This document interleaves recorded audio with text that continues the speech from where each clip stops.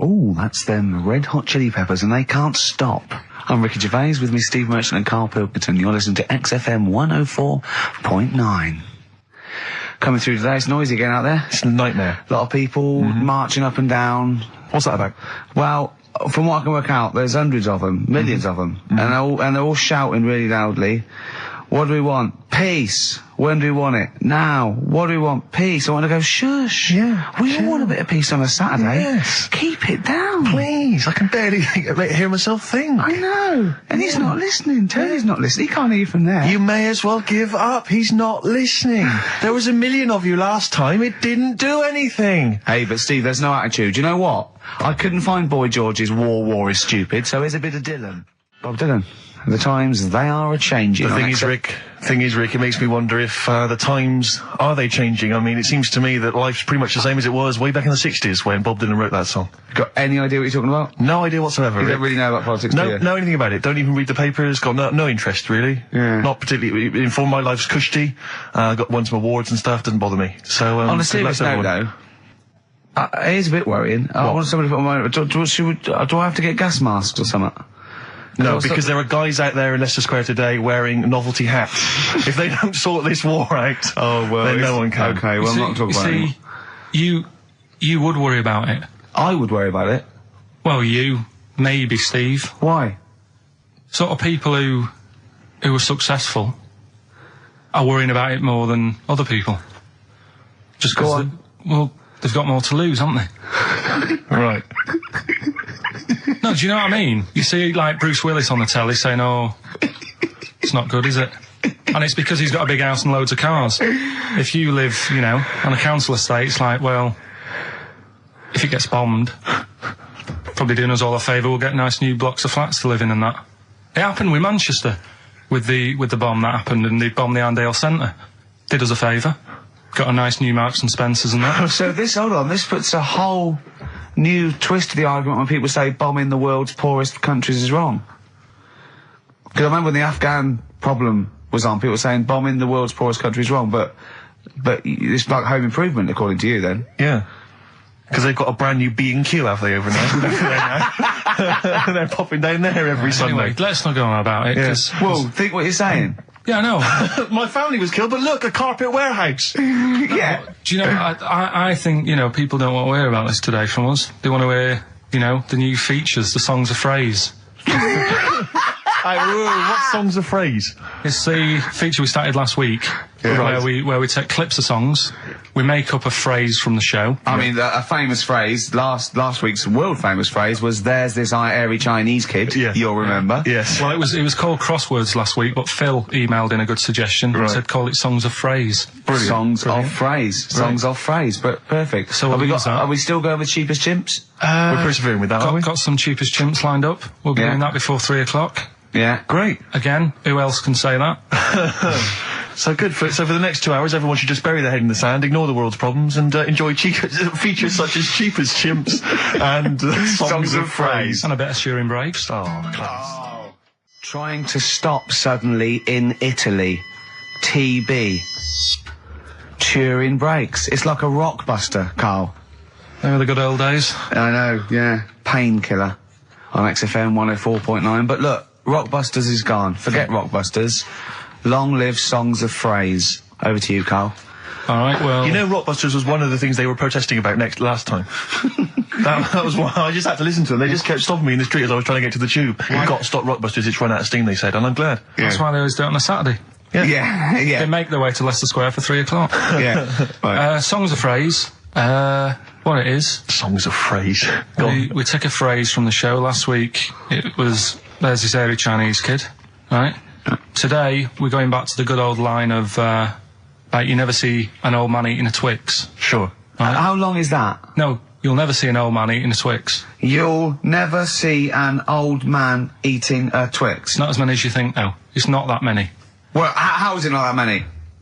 Right, well, first of all, anyway, don't worry about that. I think there's about 5, I think. Hang on a minute. Oh, God. Why do we leave him alone to do this, I don't understand. Do you know what I mean? It's like, I'll tell you what, we were flying them. 6 different songs. 6 different songs? That's a lot to get, Karl. But what happened is, I couldn't find a song with Twix, so we've changed the chocolate.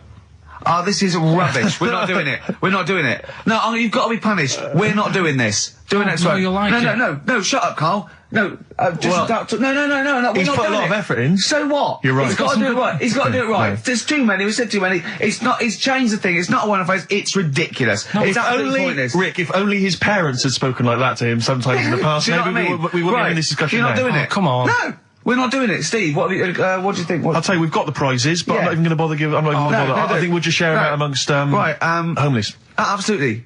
No. There's troubles in the world, and I'm not going to let you faff around doing nonsense like that. No, it's ridiculous. Well, let's do it for this let's week. play a beautiful song. What do you think? I'd love to hear a great song. Yeah, the times they are changing. We've said that. Look at Rick, Mother I'm beginning to wonder Nature if it's on the run. Look at Mother Nature on the run, Steve. Yeah. Play it. So we're not doing... No. It's your own fault. Neil Young. Beautiful. After the Gold Rush, one of the most beautiful, poignant songs ever. I Great think. lyrics in that. Look at Mother Nature on the run in the 1970s. I forget the 1970s, Rick. I'm beginning to wonder if that's just as truthful nowadays in the year 2003. I've told you before, you've got no idea, you don't know anything about the world or politics, so I don't know why you persist. I don't know why I keep saying it myself, Rick. I'm a political incompetent. I don't know why I keep spouting on with this drivel. Right. It's The Guardian, I think, that's doing it to me. It's all second-hand information. I just read it in there, and I just So think it was a good idea to I get keep on thinking, the, exactly. I keep get thinking on I the can pass it bandwagon. off. You don't Yeah. really care, do you, about anything in the world, really, as long as it doesn't affect you? I haven't exactly. Yeah. Unless I'm personally affected by these things, I don't care less. Well, I'm the same. Now, Carl, the big question, as we know at the moment, is whether we're going to let you do Songs of Phrase or not. Rick, I should tell you now, mad. there has been a flood of... Oh, no, there hasn't. Sorry, I was thinking there'd been a flood of emails, but it was people agreeing with you, Rick. I know Tony Blair has been trying to get through. Yeah, exactly. I'm just checking the emails now. There's absolutely nothing supporting you, So Carl. no one gives a side either way about No, well, that, that's not then? fair. There were a couple of phone calls, weren't there? One was a guy saying you should. I think the other one was you, Carl. Was it phoning from the kitchen? Can we do it? Can we do it? Right. No. If you don't like it, we won't do it next week, but the fact that I made it. I don't know why you did that. We thought of lots of stuff that you could do. You chose one where you have to have 10 words and 6 songs to choose. You haven't got Twix. I don't know what you've substituted Twix for. Okay, I mean, I've got to say now, I'm going to sit on the fence, so I'm quite intrigued. Okay, right. What hear it. have you substituted Twix for? Well, I can't tell you. Of course you can. No, I can't because people have to listen to it and work out. All right, let's just hear it. Let's hear it then. No. They know what they have to know what the word is. They have to tell what the song is or the I artist. prefer just to play it. No, you've got to tell them what it is because they might not even know what word they're I think looking you should for. let's hear him out, Rick. Right. Please, democracy. That's what we're fighting for. Come on. Right, you turn them up. Right, okay, I'll put the headphones on. Go on then. Right. Okay, so hang on. The phrase originally was Is you never see an old man eating a Twix. right, and we're trying to identify a number of songs which you've used to make up that phrase. And you email in xfm.co.uk/Ricky with as many as you can get, and whoever gets the most right can win It's some so stuff. complicated. This is It's so not. complicated. Right, here we go. I'm baffled by the email address. I couldn't figure What's that the out. email address again? xfm.co.uk/Ricky. Right. Right? And there's some link on there, is there? That, Yeah, that you just press and it comes through. Or Brilliant. that. Right, here we go then, right? And you'll never see an old man turn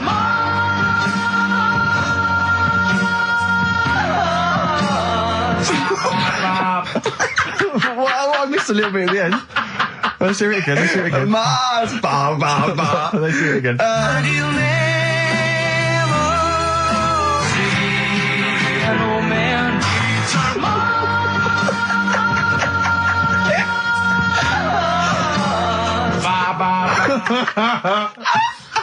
Oh, no. Oh God. Okay. Right, we'd say the prizes, Steve. Right, so how many songs were there? Do we know? I think it was 6. You think there was 6? And you'll never see an old man eat.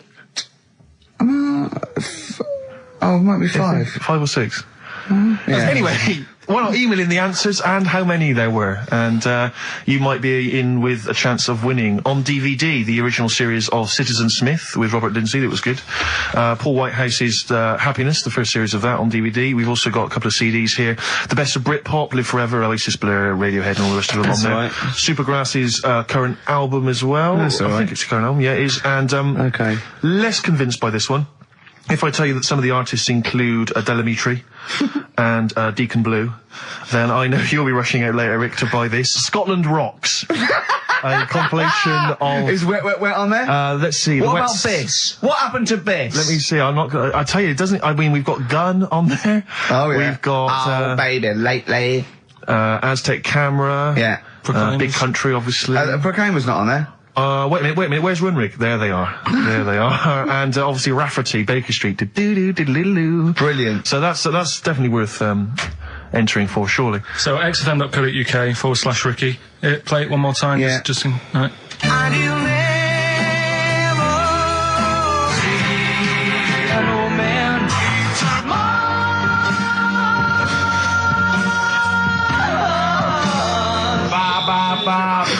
Class. Pure class. Well done. Okay. Yeah. All right, let's go to... Oasis. Stop Crying Your Heart Out on XFM 104.9. I'm Ricky Gervais, with me Stephen Merchant and Karl Pilkington. Karl's competition is in full swing now. I just will remind you, when playing songs of phrase and trying to guess the songs and artists, what do you want, songs or artists? I think songs is better. Yeah. All right. But that's ambiguous, isn't it, what a song title is? Where Yeah, if I you think know it should the be artist, artists, definitely. maybe the artist that cleans it up really. Yeah? Yeah. Should we do artists? Artists. Okay, you know if they know what it is, because that'll stop any ambiguity, won't it? And don't worry if you haven't got all of them, because the winner last week didn't have all of them, but it's the closest one. I understand when you're trying to guess what's in Karl's mind, you can only get so close. Yeah. Do you know what I mean? He wants us to bring in Darren Brown. He go, because he won't be able to read my mind. And Yeah. I think he's right. I think he might be. I think he's the one person that could outwit Darren Brown. Yeah. Now, moving on, Karl. As we have to. Should we just play it very quickly? Just play again. Just if Karl's you're okay, you competition? want to join in. Go on then, one more time. Here it is, songs of phrase. and you'll never see an old man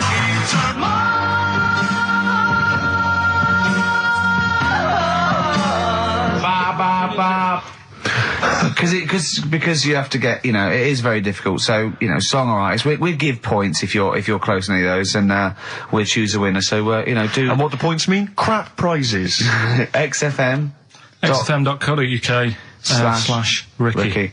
Right now, we got people to send in a little thing for you last week, didn't we? The film Freaks. little treat. You got a few sent in. You watched it, did you? Yeah. Now, I should just point out that the film Freaks, for those that don't know, was a movie that was released, I think, it was it was originally made in about 1932, something like that, and then it was Banned for delayed. about It was 50 banned years. for many years, because it did, in actual fact, feature, for want of a better phrase, real-life freaks. Yeah.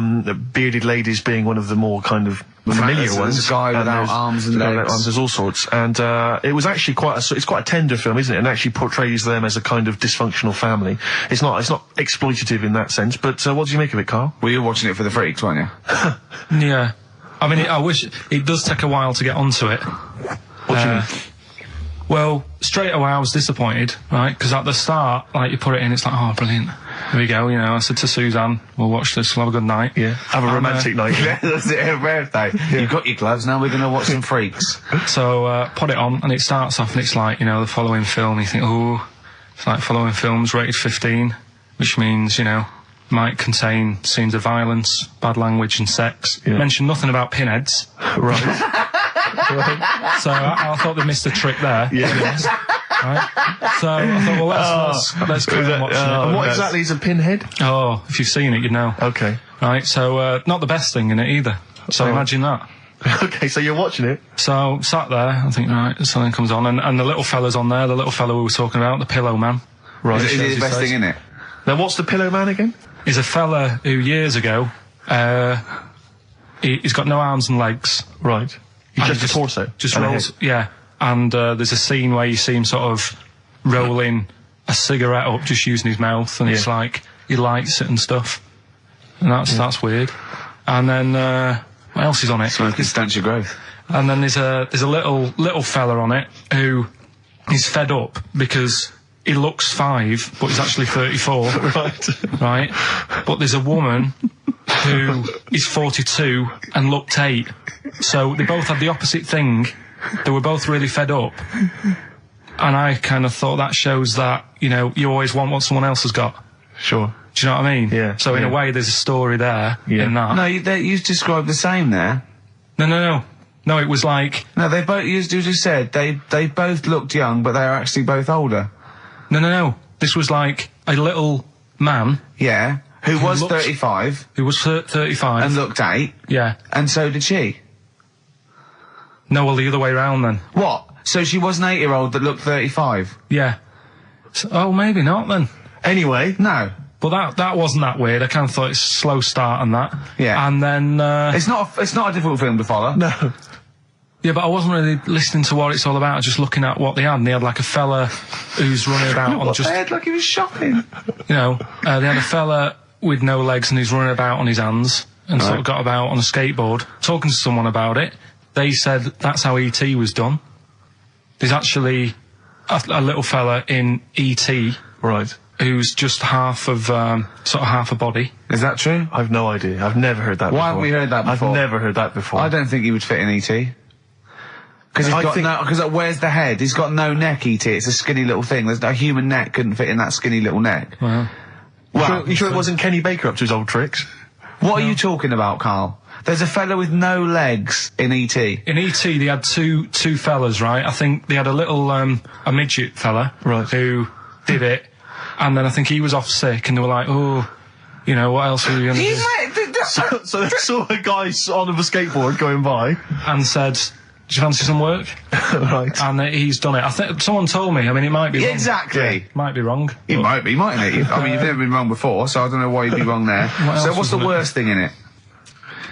Now, it's intriguing to me because here's a film called Freaks, featuring real-life freaks, and you're sort of a bit nonplussed by it. Just because it wasn't, because it's built up. If you call a video Freaks, you've got to make sure that there's some good stuff on there. Yeah. What were you disappointed about? Was it that? Because there was a few things on it, right? There was a woman who said she was half man, half woman. And it's like, well, you're not, are you? It was just like she had some makeup on. I thought, well, that's rubbish. And then there was a woman who could eat using her feet. That isn't that freaky. Do you know what I mean? She's not hungry, she looks normal. Yeah. And that's when I was thinking, I mean, I'm not being right, Steve. You know I'm not being funny. Oh, here we go. No, but I'm just saying, if that woman wasn't eating and you were sat next to her in that film, Yeah. I'd probably be sort of drawn to you more than her. I'm not... I know you hate me saying it, but there's no point sort of pretending.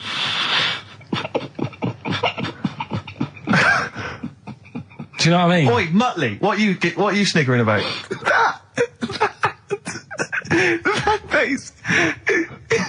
Well, you mean there were things in it that were less... What are you saying? I'm just saying... Play a record. Seriously, I'll slap you. I'm going to slap you live on air. Yeah, but you always get... Right, I'm slapping you live on air, I swear to God. Alright, play a song then. He's playing a song. I'll play the song for you. Keep the finger up.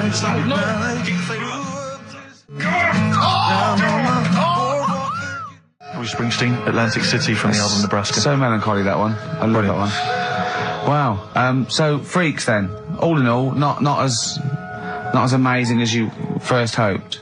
It was built up too much. Do you know what I mean? Really? It's like some films. Is that my fault for getting you excited? I just can't Probably. believe it. I hand you this thing on a plate.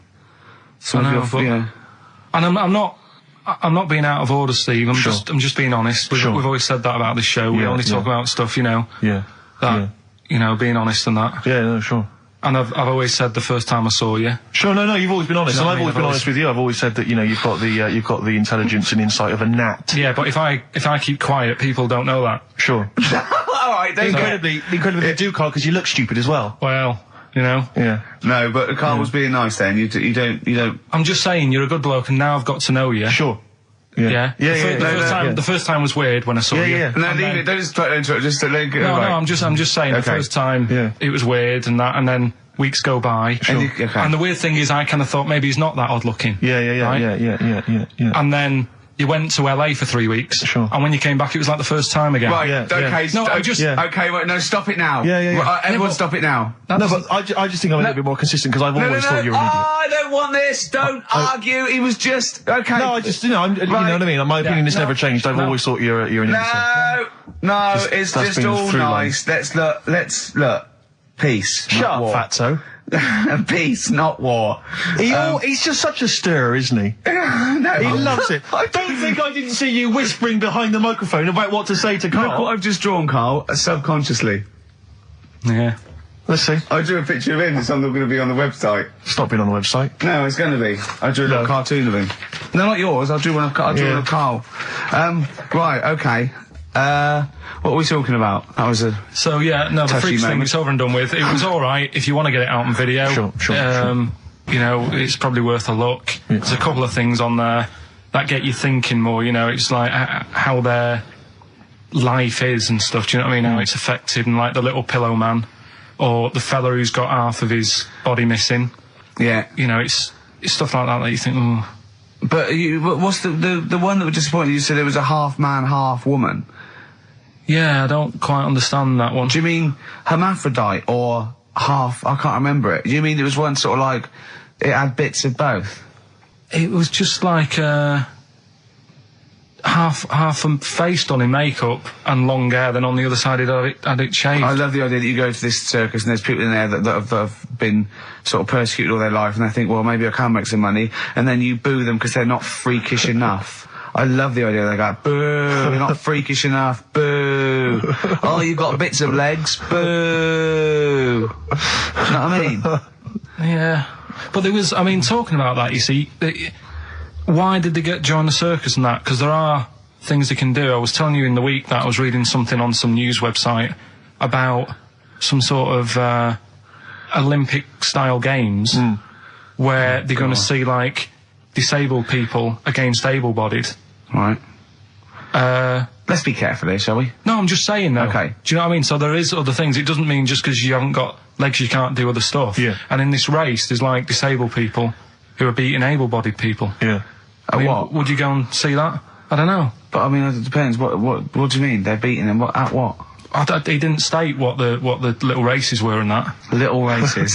Does that Can't help himself, can he? No, little races. Oh look, there's the disabled with their little races. Yeah, they're having another little race. Oh dear. Would you go? Would you go and watch that? Do you remember when Jimmy thought that Paralympics stood for Paraplegic Olympics? The Paralympics? Yeah, it means parallel Olympics. Yeah. He thought it meant paraplegic Olympics. That would be a good site, wouldn't it?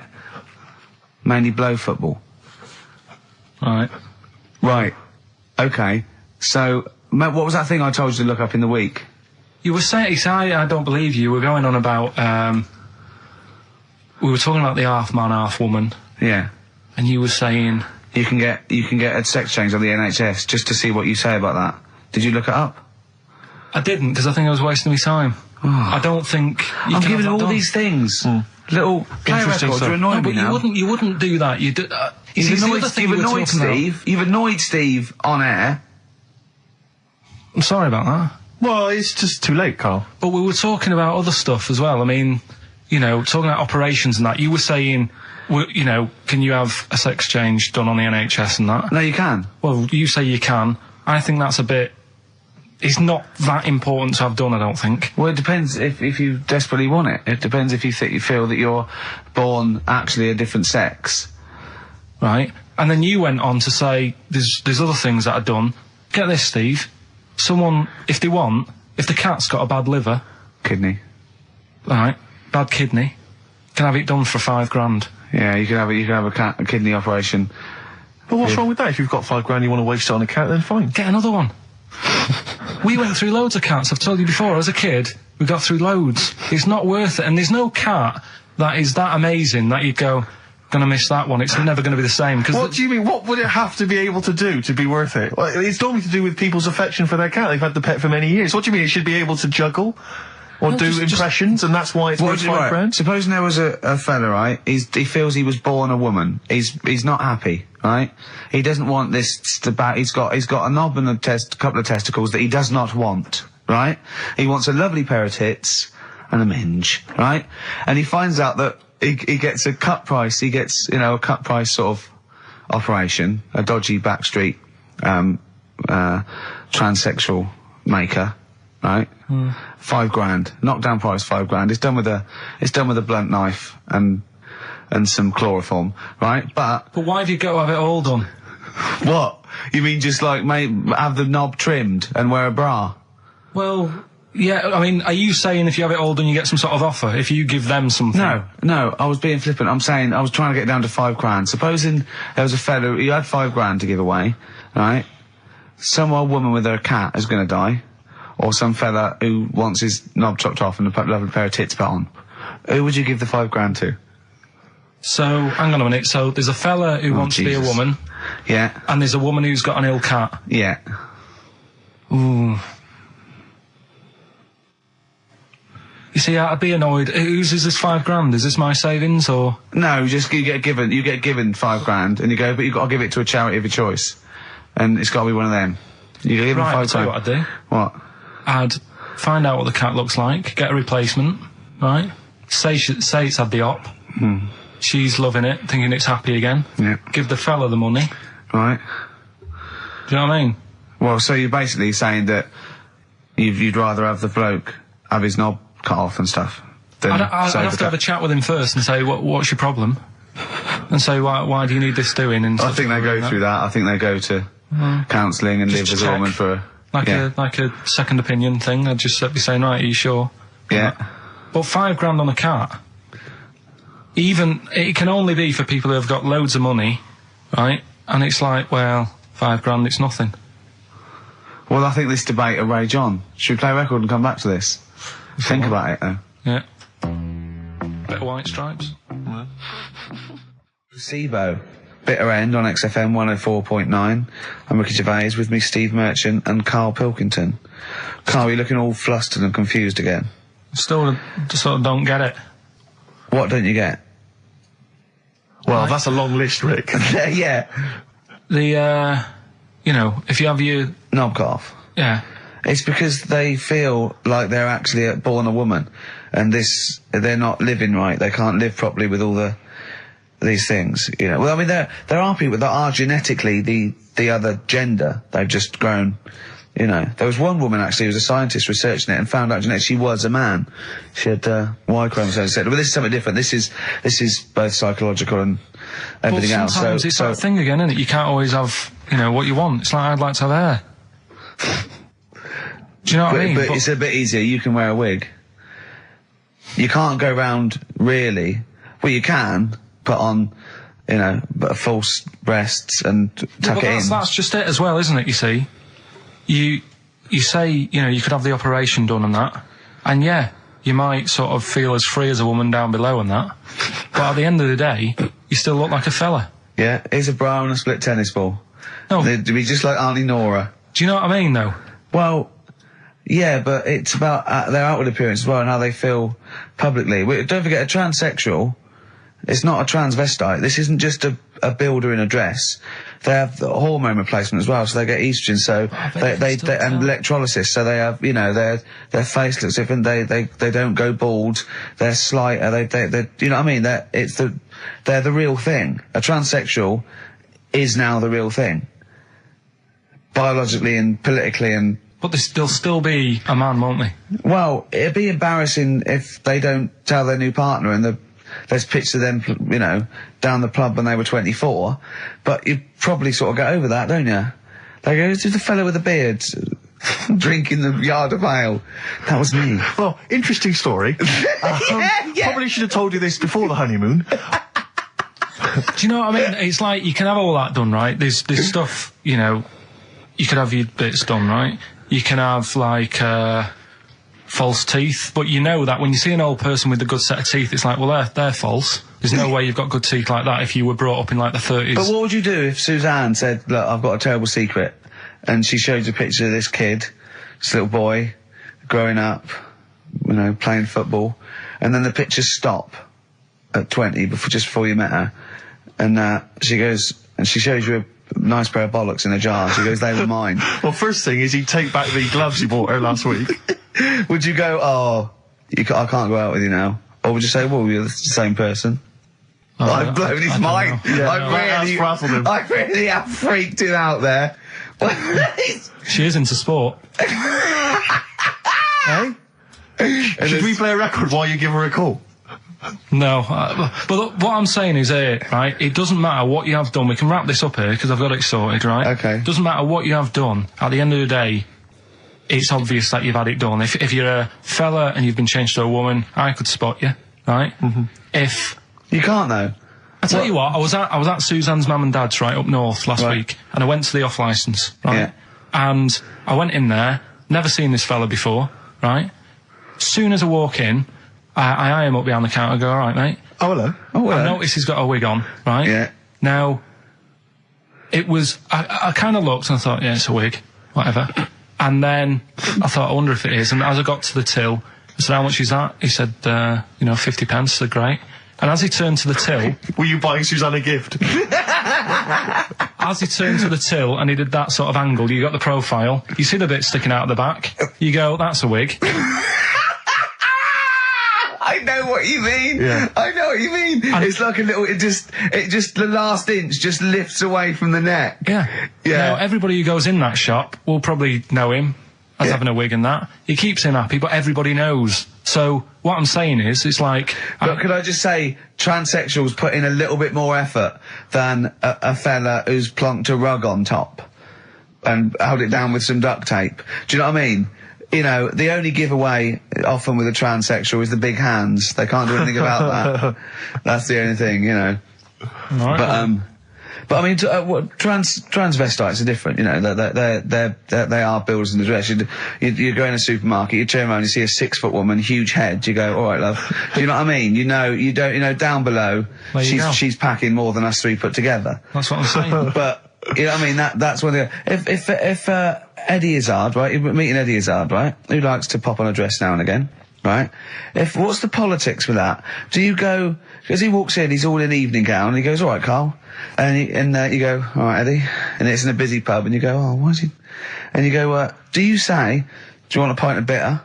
And slap him on the back like you would a mate? Or do you go, that's lovely. That's a lovely dress. Do you know what I mean? What do you do? What do you do with a transvestite? Would you compliment a transvestite? On their lovely dress? If he was wearing a nice dress? In the same way that you would if Suzanne was wearing Probably a nice in a frock? different way. I'd probably say, that dress, you know, looks nice. Be even nicer on a woman. Right. Do you know what I mean? So you try and change the way they think? Yeah. Yeah, you'd want to teach him a lesson. Yeah. Sure. In a way. Yeah. It's just, it's one of them things I can't get my head around, to be honest, right? I can handle hairy Chinese kids. Yeah. Is it true to say that you've never been able to handle a transvestite? So I'm just going to add that to the list then, Carl, of things you can't figure out. It's now 4 volumes. Snoop Doggy Dogg, obviously, in the classic What's My Name? Yes. XFM 104.9. We've done that, so that's good. We've done... So we've solved the whole transvestism issue. Yeah, let me just check. We've done hairy Chinese kids, people having their knobs cut off. I think we've touched on the war as well. We've sorted that out. We've done freaks, haven't we? We've done freaks with no arms and legs, haven't we? Take that. Just don't think there's any other areas of possible offence. Have we done Forrest Gump in a wheelie bin? Well, we touched on your Auntie Nora, but haven't mentioned her fighting for 5 minutes, or her showing you her clunge. Hold on, let me see. I don't know if we might have. I'd definitely like to hear the word clunge more often. Yeah. On this show. Her Mary. Anyway, leave that. Yeah. I'm still none the wiser on that, but we'll leave it. I love the fact you are such a you're such an old man, aren't you? You're such a reactionary old man, the way you talk.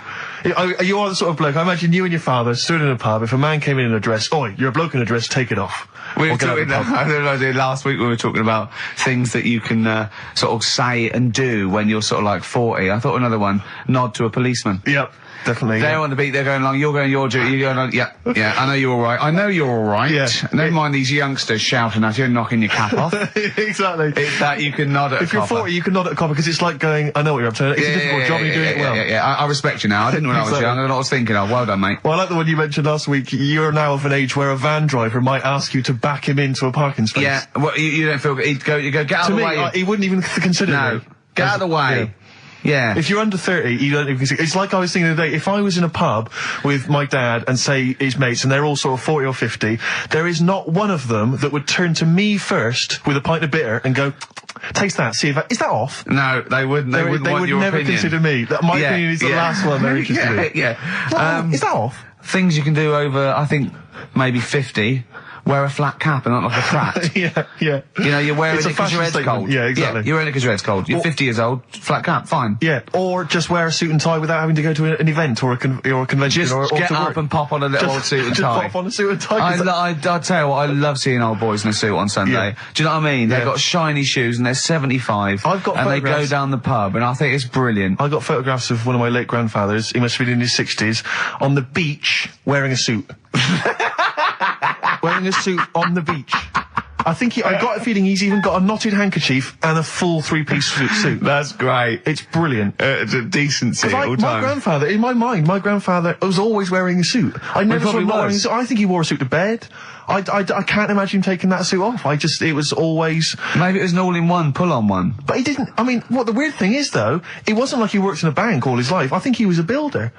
And then he retired and thought, it's time I should start wearing a suit. I know. Oh, I love it. I just, you know what I mean? It's because they've got to do something then. They've got to get up and they make an effort and they're still part of the world. Yeah, As opposed to me already just walking around in my pants. Yeah. Do you know what I mean? It's like there's no point in getting dressed. I'm not going out. Yeah. Or everything's got an elasticated waistband. Yeah. Yeah, You don't even consider a pair of trousers. It's slip-on shoes, pull-on trousers. Yeah. Just, yeah. I have never seen a man with more Velcro in his closet.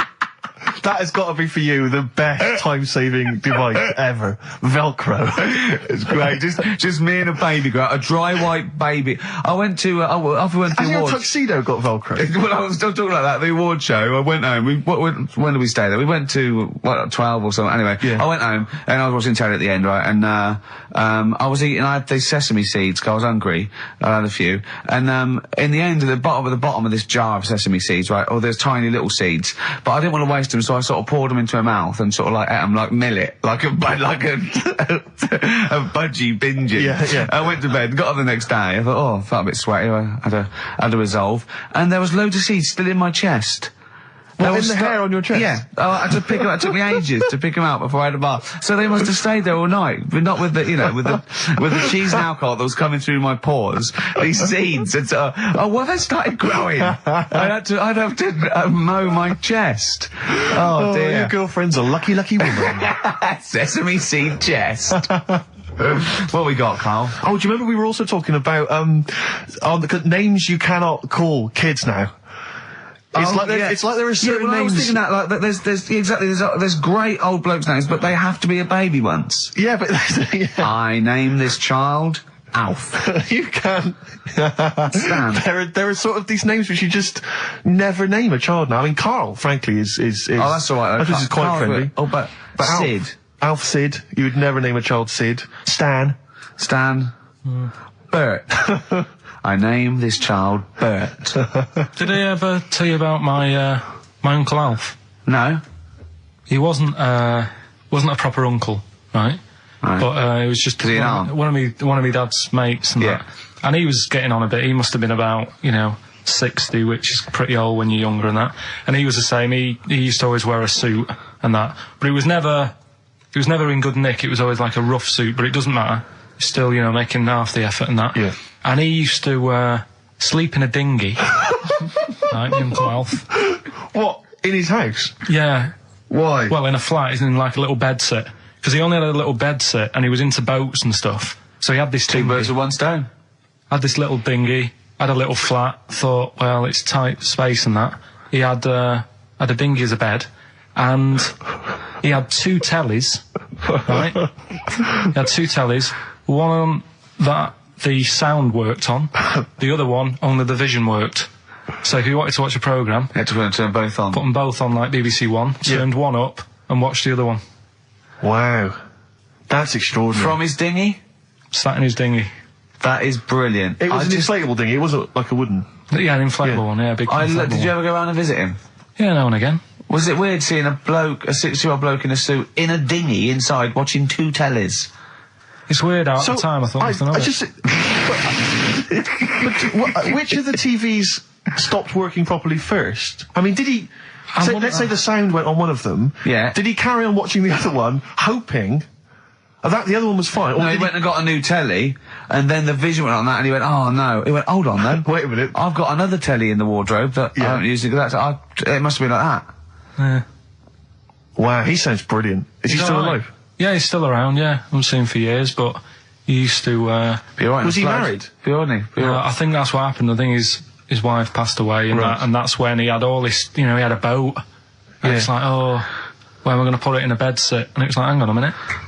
Yeah. You know what I mean? Sleep in that. So, yeah. I wonder if he ever brought any women back.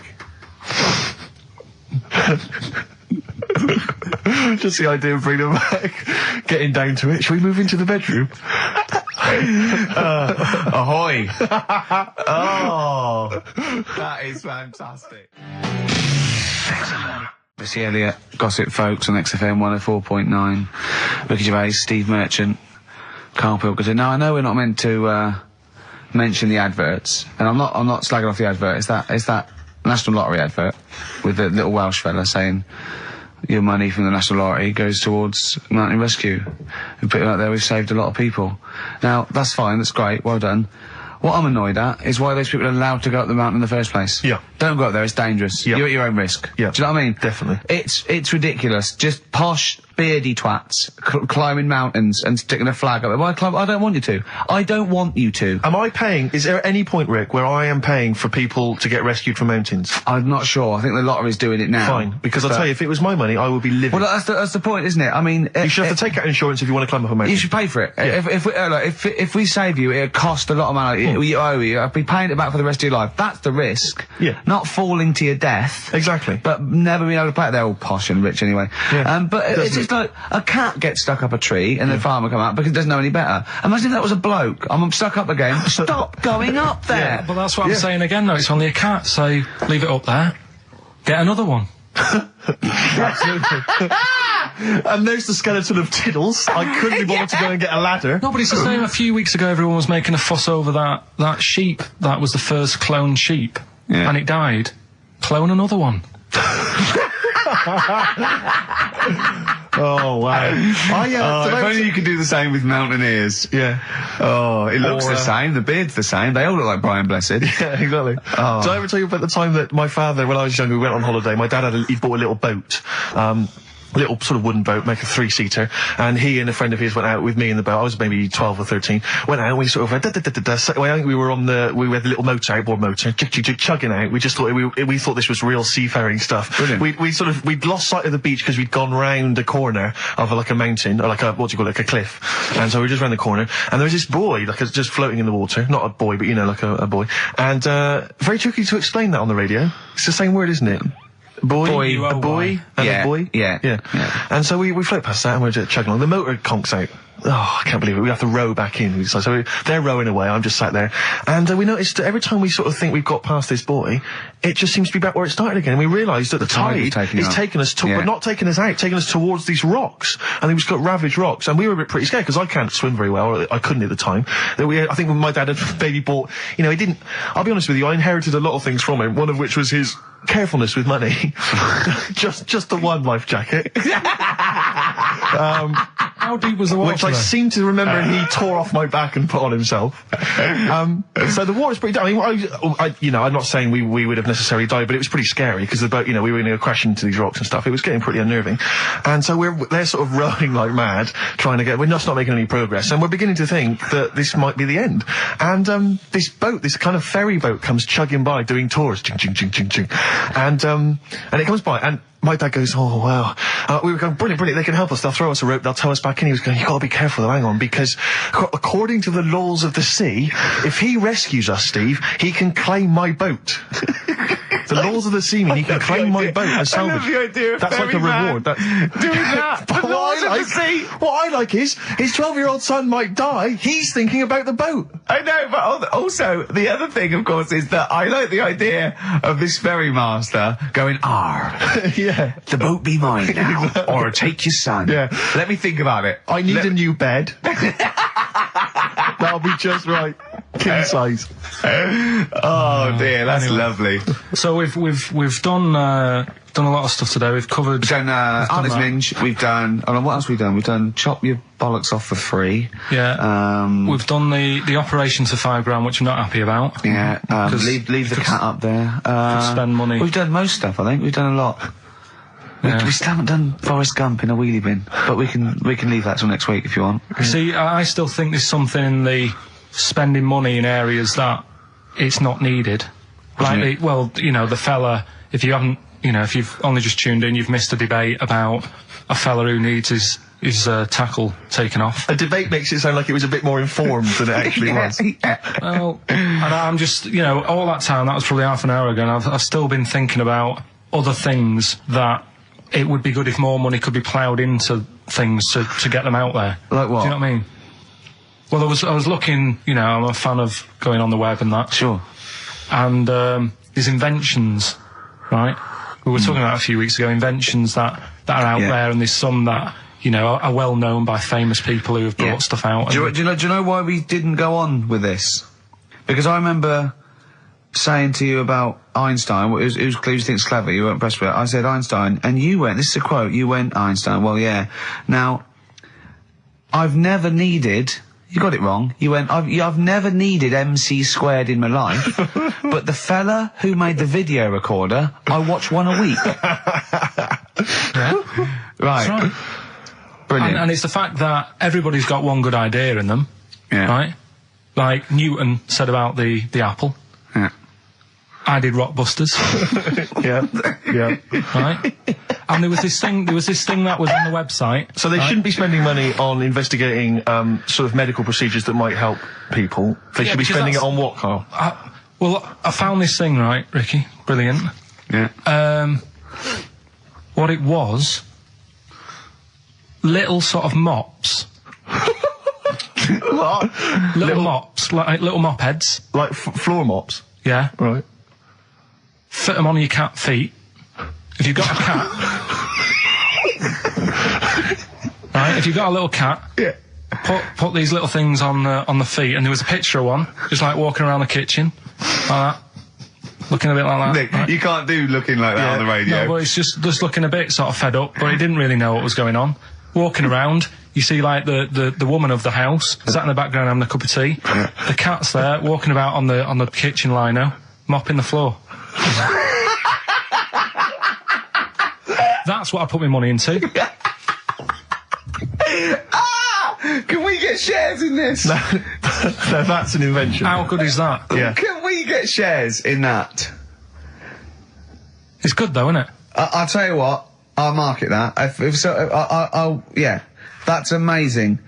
I just like the idea of people struggling with their cat to get... hold on though, wait a minute. Then, what if it had a bad kidney? Ah, well then it's worth paying $5,000. I suppose a year, because it would cost a cleaner that, wouldn't it? Yeah. So that's what I'm saying. I mean, there's loads of other things out there that gets loads of Of course, praise. you can stick a brush in its head and make it go down the toilet. It'll be genius, Carl. No, but there's loads... you see, you say that. If Newton came up with it, you'd be loving it. And there'd be loads of them out there. And everything, right? That's what annoys Imagine me. Newton coming up with that. Imagine Newton coming up with that, Carl. Think of it. Well, there's other things that gets loads of praise. Penicillin. Everyone, who came up with that? Who came up with that? Fleming, was it? Yeah, so discovered it on a... Right, I'm 30. Don't think I've ever used it. I've had Nurofen and Benylin. Right, so there's one thing. What's something else I was talking to you about in the week? Oh, God, you like video. Okay, so video recorders... Telescope was another thing you seem to think's important. Well, no, you asked me about great inventors. I know someone, so I said Alexander Graham Bell, the telephone, everything from that, linked from that. John Logie Baird, television, Marconi, the radio. I said Galileo, the I was naming you stuff. It wasn't that. I was just saying that I think those things are more important than Rockbusters. I think they're better ideas. Telescope, even telescope. Carl, play a record because there's a website. I must try and find it during this record. It's got loads of inventions. I think you're going to love it. Vicious from Lou Reed. Always a joy. Yeah. XFM 104.9. Ricky Gervais, Steve Merchant, Karl Pilkington. Carl, someone pointed me in the direction of this website, and basically, I swear to God, these are real inventions. Okay, that real inventors have applied for patents for, so that they own the copyright. Why don't I come up with one, a real one, and then you do that one, and Carl has to vote on which thing's the better invention. I think some of these, Carl, you are going to be absolutely excited by. If you love the little mops that go on cats' feet, I think you'll be excited by I'll throw one up to start with. Have you got one there ready? Yeah. The X-ray machine. All right. Oh. So we've got the X-ray machine on the one side. X-ray machine, Carl. Think of that. So you've come to me with this idea. It goes through a painting, so it doesn't need light. It excites. It can. Well, we know. You know what an X-ray machine can do. What's happening is, right? I'm sort of head of some business. I've got a load of money. Yeah. You're coming to me with an idea. Yeah. And Steve's coming with me to an idea. I've got, say, $5,000, and I've come with you. I said, look, I can do transrectal operations. You go, I'm not interested. I said, my cat needs a kidney operation. You go, I'm not interested. Right? I've come with you with an X-ray. Meanwhile, Steve walks in with. Well, firstly, I'm going to offer you, this is patent 5571247. You've got the X-ray machine. I'm going to come to you with the self-containing enclosure for protection from killer bees. Tell me more. All right. Well, it's like... Tell me more! A self-containing enclosure for protection from killer bees, comprising an enclosure formed of a flexible, transparent plastic material, basically that will protect us from any killer bees that might be in the area. Useful? Yeah. Don't decide yet. Okay, I'll come up with another one. Refrigeration. Refrigeration. The combination toy dog and vacuum cleaner. Let me read a bit more, don't judge yet. A toy dog closely resembling a real dog and having a hollow interior in which is mounted a vacuum cleaner having a suction hose which is retractable from the tail end of the dog. This enables vacuuming a dog after a haircut and grooming without causing fear to the dog. Because it thinks another dog is in the room. Sorry. This is a decoy dog to make the dog not realise it's being vacuumed, thinking it's making a friend. There's a picture of it. Carl. Do you see what we're talking about there? That's a dog that looks... It's a fake dog. Also, do you see that why the cat with the mops is on Steve's side, and why... sort of X-rays, refrigeration, things that are on my side, and Newtons and MC squared, as you... Can you see the difference in these can you see the pattern emerging and the difference? Yeah, but you see, to me, which are you impressed by? Are you impressed by the sanitary appliance for birds? I'll have a look at it. It's if you've got a domestic bird, maybe a budgerigar or something, but you're tired of it crapping everywhere. These are very tiny nappies that go on a That is real, isn't it? Look, there's a picture, there's a diagram there. Can I put the microwave up against that one? I know I need the big guns to come out now. Oh, what are you thinking? I know you're Budgie nappies or the microwave? It's weird because... Carl, are you tired of petting your dog or cat? I bet you are. That's why you need this patent pet petter. It is an arm on a piece of wood that will go up and down and stroke and pet your dog for you if you've not got time to do it. Well, I can only put up interferon, the cancer cure, against that one. Exactly. Yeah. You see, a lot of these things... These are all genuine inventions? Yeah. And if the time was right, we'd say, get 'em made. Do you know what I mean? If there was a bad swarm in London, I'd be saying, get the bee-man on. Yeah. Right? Well, lose the X-ray machines. I don't care about broken bones for now. Well, at that moment in time, that would be more important than... Do you know what I mean? We know people have been stung. We don't need to look inside them. Sure. Do you know what I mean? It's all about... It's like the telescope now. Isn't it impressive? Sure. If you want to see something in the distance, get on the transport and go and see it. Do you know what I mean? You don't need to look at things in the distance. Right, so Sure. Whereas budgie guys are shitting and pissing all over people's homes. Could we put these... I'll tell you what, Carl. So it's looking at supernova and trying to find out more about the universe, its conception and its eventual end. Forget that, Rick, because I've got the cheese-filtered cigarette. Oh, now tell me more. This is a cigarette where the filter is actually made from cheese. Apparently, cheese acts as a very good filter for tobacco, so the smoke passes through the cheese, thus you will induce a kind of smoky cheese. And also, smoking, might make you a little bit peckish, and you can just nibble that so there's no dog end lying around the pavement. Or budgie shit. It's a cleaner place, and you haven't been stung. Brilliant. Right, now listen, so that's that done. Yeah. We've done that as well. Yeah. We're running out of time. We've got like 5 minutes left. Winner for Songs of Phrase. All right, give us the answers. Right. We did this at the start. We haven't even got time for the film thing today. Oh. But we'll do that next week. Songs of Phrase. It was a phrase you never see an old man eating a Twix. I love the fact that we haven't got time. Like, we've had such important stuff, and it's been so jam-packed and interesting. Not that it's been drivel with gaps we could have filled much better. Yeah.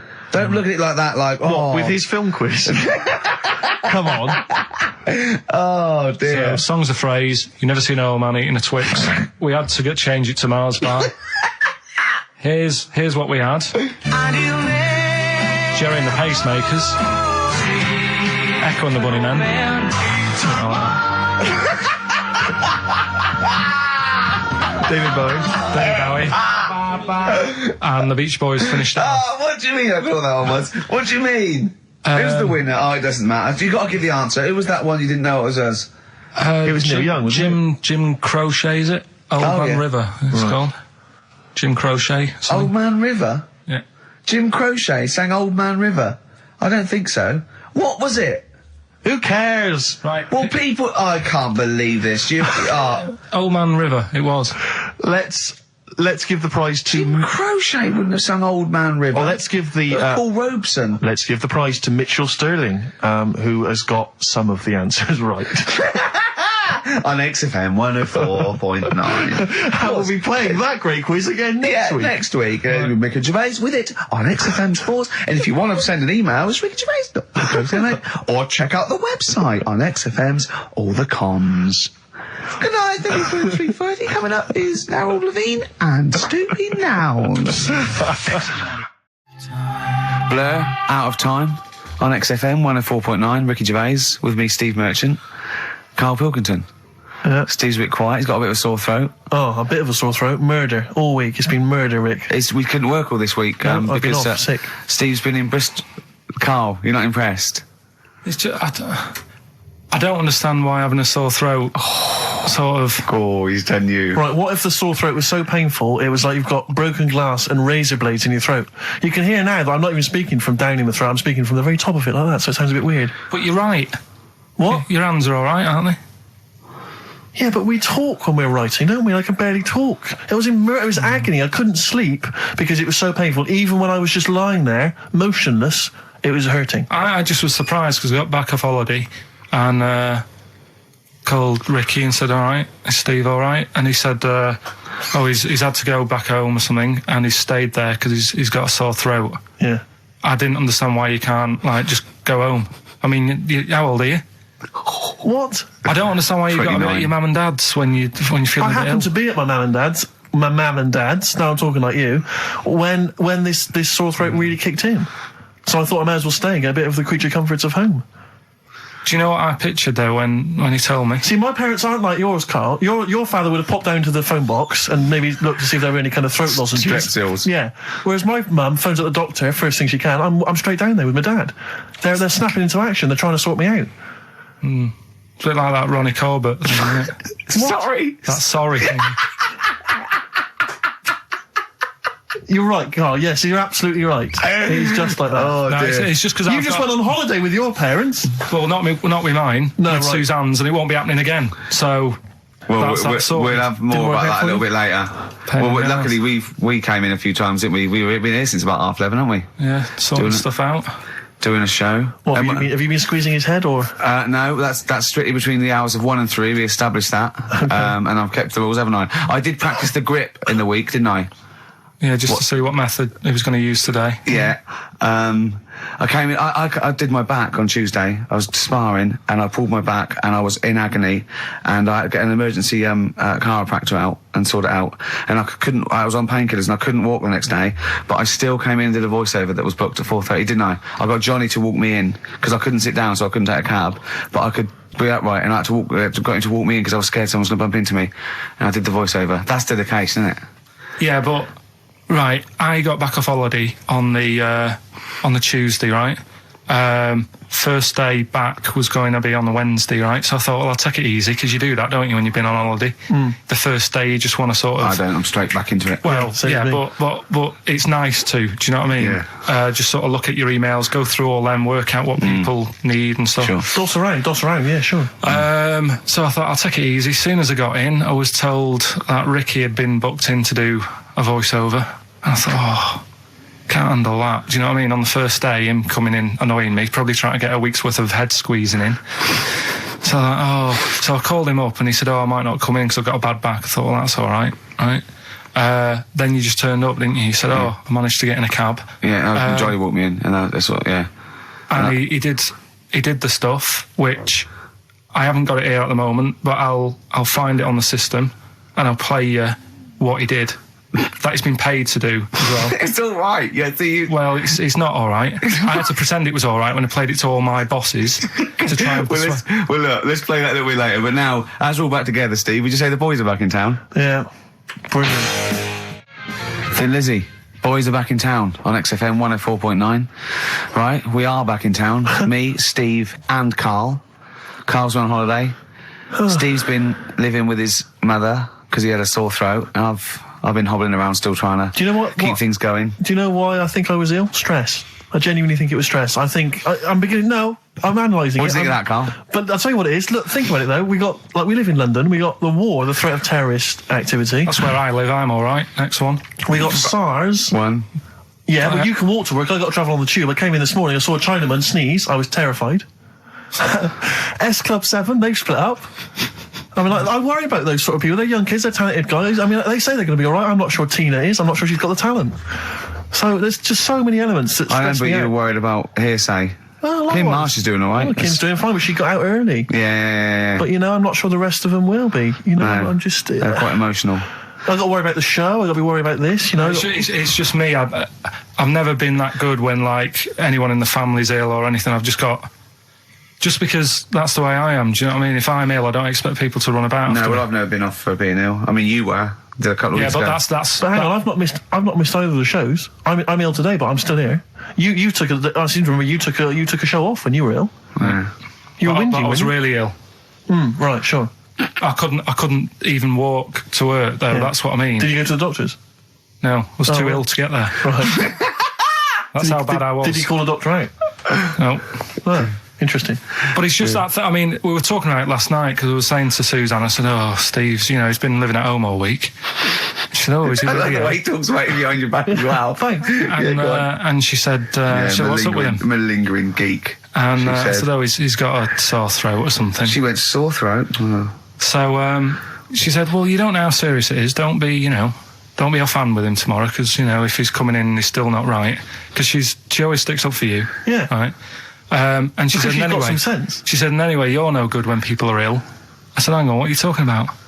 So apparently, when we first sort of started going out, the first time she was ill, she kind of thought she saw the real me because she was ill in bed and that. And I was saying, "Oh, get up." And, of course, you can drink alcohol with these. And I just was like, you make yourself feel worse if you lie in bed. I said, come on, we need to go shopping. And she said, you go shopping. I said, no, I'm not, because I'm rubbish at shopping for food. Do you know what I mean? I'm all right at getting that night's food, but once it starts, like, you've got a plan. Sure, yeah, you're dropping the bananas. I forget all sorts of stuff. Yeah, so she said, all over the floor. Well, she was like feeling out on that. She said, I've got a temperature, so we'll come to the supermarket and not hang about in the frozen chicken section, cool yourself down. Yeah, sure. And it made her worse. So now she was like, "Do you remember that?" And I was kind of like, yeah. Who's that hot woman sitting in the chicken fillets? Yeah. That's Carl's girlfriend. She's obviously ill again. Even when I was younger, do you know when I told you that I was picked at school to give old people biscuits? Right, yes. Because you had nice hands, Because they wasn't had nice nails, right? Yeah. And then because I went down a storm at that, it? Went down a storm at that. said- Bravo! Getting back with the Garibaldi's the best I've ever had. Bravo! What do you mean you went down a storm? because I'm into biscuits, so like, you knew your stuff. I was talking to him about I'm them, into biscuits. right? So then Did you make sure that they finished the first layer before you dipped into the second layer? No, there's no rules like that. Just No rules. what do you want? What do you want? What do you fancy? Yeah. So then, because I was good at that, we were going to like an old people's home where they're a bit iller, rather than just being old. They were like ill, Yeah. and I said no, not doing that. Not going there. Because they're old people. They didn't want biscuits. Well, yeah, that's the They're most too thing, old to yeah. eat. So yeah. So Did you have to dunk them in tea before you fed them to them? No, it was just like Did you feed them like Did you have to chew? pigeons? Did you have to chew their food, then stick it down their throat with your face? Like a little bird. Yeah, yeah. little trolley, right? A lad who I didn't really get on with, he had good nails as well, so he was serving the tea. Yeah. And I just had a chat and said, "Oh, do you want a biscuit with that? Yeah. What about this one? Do you like bourbons?" Yeah. Oh, you really did the whole. So, yeah. Oh, right, so you weren't just, it wasn't like their choice, you offered a selection. Well, I sort of sold them because the thing is, there's only so many, so you've got to handle the situation well. Sure. You don't want too many in one type, so it's No. like, well, you've had a bourbon. Yeah. What a great life they lead. They probably only pay about 900 quid a week to stay in that particular home. Yeah. And they get a free bourbon by a kid with clean nails. Brilliant. Whoop-de-hoo. So anyway, I found these things. Do you want to hear them? yeah. So what's this, explain this again. Right, so I got back off holiday. The first job I found out I've got to do is work with Ricky for a voiceover. I do a regular thing. I do X-Ray magazine, but I'm allowed to make the script up. And they said I could, so I did. Right, so imagine this. Well, I know you, Rick, and I know you like to put a lot of work into these things. Yeah. You want to do a good job. So he rolls up, he says, "Let's do it then." He said, "What's in the magazine?" I said, "Well, here's a selection of stuff. This is what you've got to sell." He said, "Leave it with me." He goes into the little booth, and the first one he comes up with is this little advert for it, right? X-Ray magazine. It's out now. It's £3.50 May edition. Music of Tomorrow. Dandy Warhol's picture, and there's a free CD with all the Placebo and the Donners and Smog and Nightmares on Wax and Alpine All Stars. Only £3.50. It's out now. Buy it, innit? Have you got a sore throat there? Well, that's all right, isn't it? And he was going, "You can't." I said, "We are doing that. I've done one. That is it. That's it." So I persuaded him. He went, "Right, okay, we can possibly put that on XFM, right? I'll have to see, right?" And so I wouldn't do it again. And he went, "But you need one for Capital." He said, Right. "Capital will know what I went." Right, I'll do one more for Capital. Right. Because all the stations advertise the XFM Yeah. magazine, right? So this is the one that you thought would be all right for them. Ooh, hello, you loonies in Radioland. Dr. Frog here to tell you about the new edition of X-Ray magazine. It's out now and it's only £3.50. You've not heard of it? It's a great music magazine. And you get a free CD featuring bands like Placebo. They wear makeup, but leave them alone. Gold Chains, Smog, OK Go, The Donners, and all great bands that you'll love to. Froggy here. Hello. Bye. Ribbit, ribbit, Froggy says bye it. Oh, well. So then, he says, "That's it. It's You good had to your see, money's is Dr. worth." Frog still on there? He's still on Classic. I said, "That isn't going to go out. They're not going to be happy with that." He said, "You've had your money's worth. I'm going." Yeah. So I'm left with that. I then have to get the bosses in. And because I've let him go, in a way, it's my responsibility. Yeah. So I've obviously thought I've got what I need. I had to play them to the MD. What did he say? And justify. Well, I was sort of thinking if I laugh, he might go, "Well, I don't get it," but he finds it funny. Oh, brilliant. Well done. So I was laughing. He was sort of thinking, Excellent. is that it? Brilliant. When do they go out then? I think one of them's going out at the moment. Excellent. I think the first one's going out. Brilliant. Well, let's play a great track then. Is it Dr. Frog? I'd like to see Dr. Frog feature maybe on our show more often. Okay. Oh, I've got some new comedy characters. I can't believe we're that. You know, I love the work of comedy greats like Chris Moyles and Noel Edmonds. I've got some really funny comic characters that'll be popping in and out of the studio. Save them. Okay. I'm excited. Badly drawn boy. All Possibilities on XFM 104.9. I'm Ricky Gervais, with me, Steve Merchant and Karl Pilkington, and a few new characters. Steve, I can't believe as you that. said, I know you love Moyles and his sort of wacky stuff, and Chris Moyles, Edmonds, one of the greats, one of the and greats. Edmonds, and just all Oh, no, Edmonds.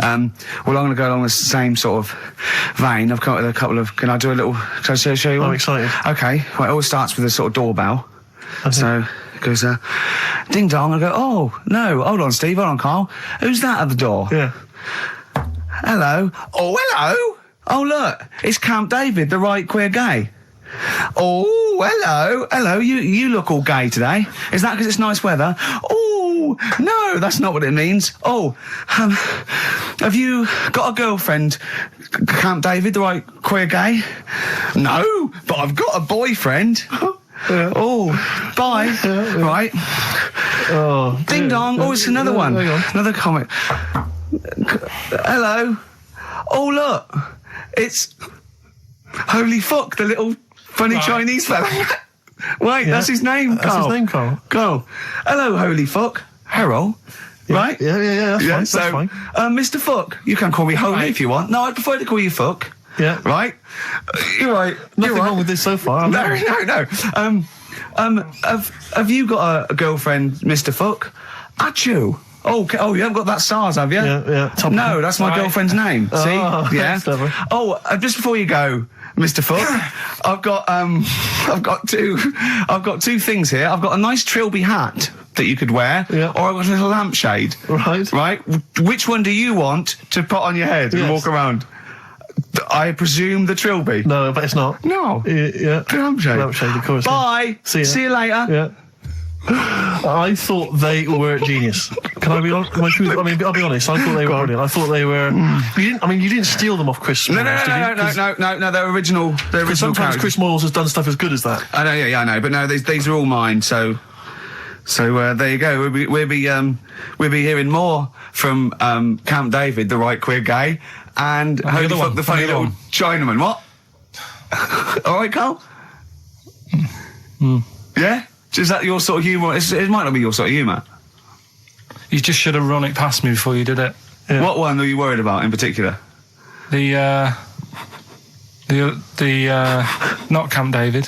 Well, No. say his name. No. Say his name.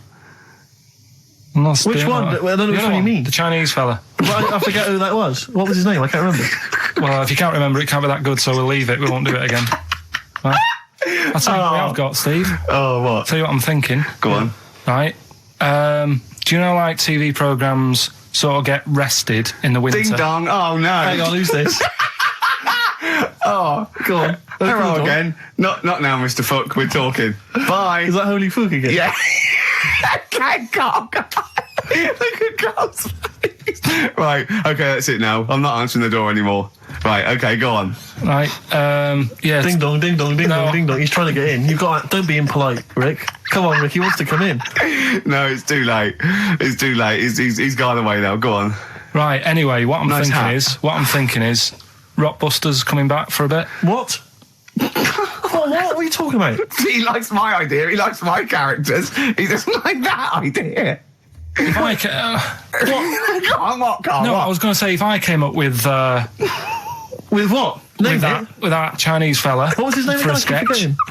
you wouldn't have liked it. Let's do Rockbusters and see how it goes. I know you weren't a fan of it, but Hang on. Yeah, I but thought- to be honest, Karl, he dissed Cheap as Chimps, and we know that's a brilliant idea. Hang on. Sorry. We all agreed that Rockbusters was a piece of old toss. no, I didn't. I said it needed And that's why resting. we stopped doing it. I said it needed resting for a bit. I don't remember that conversation. What do you mean it needed resting? We abandoned it because it was appalling. You it started off as a nice idea, but you just gone crazy. None of it made any Let's play a sense. record and come back to this, shall we? What do you want to play? Bit of sugar. Oh. Yeah. Brilliant. That'll cheer us all I up. don't know why you were thinking of bringing this back. I'm genuinely worried about this. Well, Is that the doorbell? I would be lying, Rick, if I told you that didn't feature in my list of the best singles ever. that's lovely. It's a If I can't change your mind, Sugar. great pop tune. Brilliant, absolutely brilliant. I think Karl's worried about one of the names of my characters, so I'm changing the gay fella's name to David Gray, the bent pianist. XFM. The Scientist, Coldplay, on XFM 104.9, with me, Steve Merchant, Karl Pilkington, and Ricky Gervais, obviously. So, Karl just getting a little bit frustrated there with Steve, having nothing to offer after being off for a week. Do you know what he calls you now behind your back? Oh, God, here we go. No, it's all right. He calls you the Professor, because of a picture of you in, My Media. Oh, right. What did you say? He said Did you approve it? I didn't actually know. No, you know what it is, don't you? It's, you know, when you take it from an angle, it sort of distorts one side, and they've taken a picture from a bigger picture, I think, and so it's, do you know what I mean, like he's looking in a kettle, and he went, what's going on there? He said he looks like one of those professors of BBC Two schools programmes. Well, I take that as a compliment, considering what I call you behind your back. And I say, no, it ain't the Professor. Although Carl's looking pretty good at the moment, aren't you? I'm surprised. Can I just say, I'm surprised that you got chosen for having clean nails at school to serve the biscuits. Because I always imagine you, when I look at you, I see you as a child.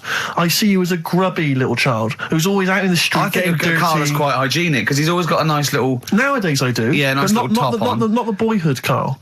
I always imagine you being quite neglected.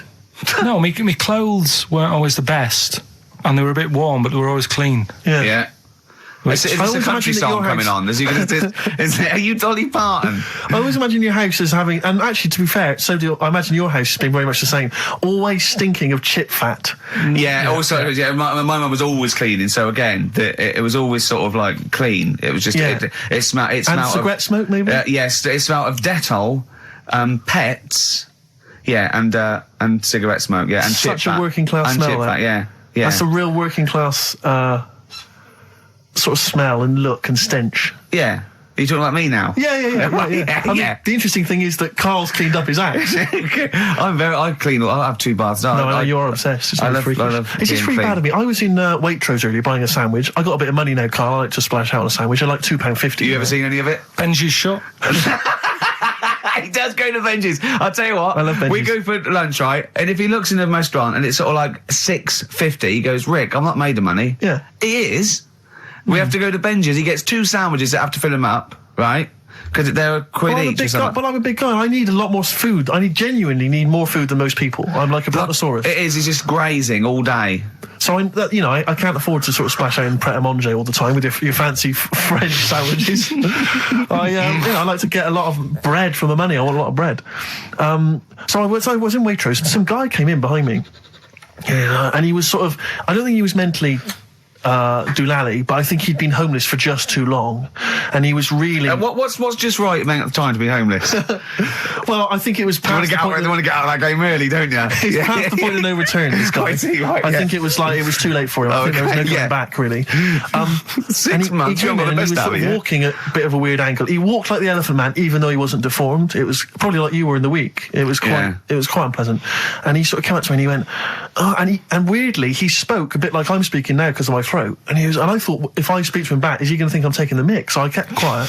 And he went, all right, what's your name? And I said, Steve. And he shook my hand. He forcibly took my hand and shook it. But he had these cuts and bruises on his face. Oh, the open sores. Yeah, and he was shaking my hand, and I was just terrified. I was just thinking, get off my hand, let go of my hand. And thankfully, did he have a bell round his neck? Well, he may as well have. I mean, seriously, and I caught the eye of a security guard. I had him thrown out. I'm all heart. This man does not have the funds to be shopping here. Please have him removed. This is part of the John Lewis partnership. And so they had him thrown out. And seriously, then I was just freaked out. I had to wash my hand as soon as I could.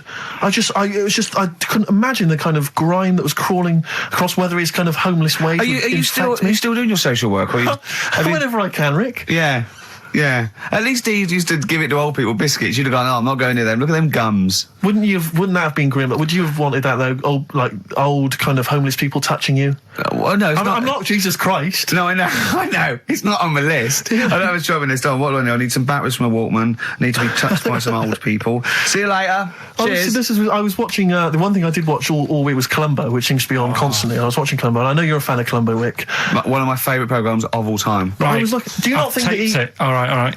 I just thought you were going to talk about it. Well, which one? They What do you mean? they Taped made it? about 90, and they're showing on about 4 channels in rotation. But it doesn't matter if I tell you who did it, because you'll find out in the first 5 yeah, minutes. exactly. You find out in the first 2 minutes I mean, anyway. let's be honest, if Robert Vaughan's the star, it's probably going to be him. Or Culp. Often Robert Culp. Yeah. Yeah, sometimes Patrick McGowan. But do you not think that Columbo looks like he smells? Would you imagine he smells a bit? He's a brilliant detective. Well, but he's got that dog, and he smokes cigars, so I imagine he I reckon smells... he stinks. I reckon he doesn't clean his clothes enough. Oh, I think he has. I think he gets up and washes, but I think he puts just on a think he's crumpled too old absent-minded. I think he's too busy thinking on solving crimes and stuff. What do you think? Do you think his wife makes him clean his pants now and again? I think they're quite a bohemian couple. I'm not sure she's really interested in that. I think she's got her own mind. Maybe she's a painter or something. No, maybe she's losing it a bit, and he's a bit embarrassed by Yeah, it. that could be true. And she's probably incontinent, so while she's ironing his trousers, she just all over them, and he goes, Yeah. "Oh God, she's shatting my pants again. I gotta wear them out." Yeah. Yeah, so that's what. Oh, ding dong! Hang Who's on, that? who's this? Oh, hello! Oh, look, it's David Gray, the bent piano player. Oh, all right. I thought it was going to be Columbo. That would be the joy. Ding dong. My wife loves you. No. Hello. Oh, I don't believe it. Look who's turned I up, can't Carl. believe that. Do you want to do Rockbusters, Steve? Now, can we? Okay, do listen. It? With the whole Rockbusters thing, I don't want to be responsible for bringing it back. So I think we should put it to the vote. You should email in. We'll give people 5 minutes to email in. I'll take a straw poll. Do you want to see the return of Rockbusters or not? We're leaving it to you, Right. the audience, to decide. Okay, Steve. I guarantee it's going to be a landslide. They are all going to want it. But why have we ever trusted our listener? We know what they're like. You've just described some of them with a bloke in Waitrose and Columbo's wife shitting herself. So that's the sort of people that, you know what I mean? Yeah. It was weird because the Waitrose guy did ask for my autograph before he was hauled away. So maybe he is a listener. But all I'm saying is maybe the posters have drawn in some fresh blood. There's some people who've maybe not heard Rockbusters before. They're the ones who probably vote for it. Anyone else who's heard it before, surely they're not going to see the return of that. No one wants to see the return of that. What's the number? No, let's email only. We don't want to speak to these freaks. Nikki.Gervais at XFM. I love the fact we don't want to speak to these freaks. We work with one of them. Yeah. God. Yeah. If you want to see the return of Rockbusters, vote yes. If not, no. Tone it down a bit. Let's not do 3. No, it's got to be 3, otherwise it's too easy. Oh. Ricky.Gervais at xfm.co.uk. Just choose the best one. The Seeker from The Who. Brilliant. Classic rock. On XFM 104.9, I'm Ricky Gervais, with me Steve Merchant, Karl Pilkington. All right, well, unsurprisingly, the overwhelming consensus is that people would like to hear the return of Rockbusters. I should, however, point out just some of the no responses. Let me see what we've got Is here. Dickie Anderson called in yet? Sadly, nothing from Dickers. I think I might make him one of my hilarious sort of comedy characters. What do you think he would sound like? What would he sound like? I sort of probably like that, I think. Ding dong. Hello. Hey, it's Dickie I Anderson. can't believe it. Your show's rubbish. Something like that? I mean, I think you should work on them perhaps before You're saying there's not a lot of substance these I'm guys? just saying that, once the novelty of the doorbell has worn off. I don't think you understand comedy on radio, I'm Steve. not sure I do, to be but, honest. Listen to Noel Evans, listen to Moyles. You'll see you don't need to riff with it. It's just, you just do the doorbell and just say they're here. Right. That's all you need to do. Sure. So, that's the main thing. Well, so we've had a couple I'm of thinking of some responses. more characters as well. We'll keep working on those. Yeah. Marcus has emailed. He says no to Rockbusters. He hasn't heard it, but it sounds rubbish. Believe me, you couldn't be more right. Well, does The Office sound good as a title? All right. This is someone else. Don't bring back Rockbusters. Please, can we have more Holy Fook? You're not pronouncing it right, Steve. I know. I was just a bit edgy there. It's Holy Fuck, the little Chinese fella. Holy Fuck, the little funny Chinese fella. No, okay, all right. Well, otherwise, Carl, other than those few negative ones, most people want to see the return of Rockbusters. So, do I Go on then. tell people what the prizes Let's are? go. Let's do it. Yeah. Are these the prizes? Yeah, they're the prizes. All right, let me have a look. We've got the new album from Goldfrapp. What's this one here? Oh, I have no idea. The Yardbirds. A new album from the Yardbirds. On VHS, Coogan's Run, the show where different characters make an appearance each week, including, I think, Pauline and Paul Calf. Good stuff. Who the hell wants this? Meglos, that? a Tom Baker Doctor Who edition. And the only decent thing really in the collection, other than Coogan's Run, is the X List, the double CD featuring lots of current indie favourites. So not bad little selection there, Carl. Yeah, well, if you are new, you haven't heard it before, I sort of give a cryptic clue and then some initials. I'd say it isn't cryptic. It's like, what am I thinking that might or might not be the initials that I'm going to say. That's how you got to think, really. Yeah. But go on. Do you want to remind them of any that spring to mind? Just as a... Exploding Pet was Atomic Kitten, doesn't really work. Yeah. What else? I fell down in a puddle in Texas. I got my legs wet. Knelt down in the puddle, got my legs wet. Wet Knee Houston doesn't work either. Whitney Houston. Jamaican swinging a fish round. D-trout spinners doesn't work in the slightest. Doesn't work in the slightest. That's an idea of how they work. So there's three of them. You email in. So here we go then. Number one, the gingerbread man has only got one leg. Right? The gingerbread man has only got one leg. Got the it. Initials there. LB. LB, right? Okay. Second one. These people from the East Midlands swear a lot. All right? These people from the East Midlands swear a lot. These people from the East Midlands swear a lot. The initials TTD. Right? And the third one, have a holiday in Italy. Right? So you've done three then? TB is the initials on that one. So quickly again, the first one, gingerbread man's only Yeah, I've got that leg. one as well. I've got that LB. one. I got two. These people from the East Midlands swear a lot. TTD. And the third one, have a holiday in Italy. TB. Email in with what the songs are and you win that stuff. ricky.gervais@xfm.co.uk. Hang on, it's not the songs, it's the artists, isn't it? Yeah. Yeah, just... Oh yeah, like he said that. Yeah. Yeah. Okay, fine. Email only, please, ricky.gervais@xfm.co.uk. So we got that going. Yeah, looking forward to the Brilliant. answers on that. Bit of Feeder would be good, wouldn't it? All right. I love this music. Forget About Tomorrow. Feeder on XFM 104.9.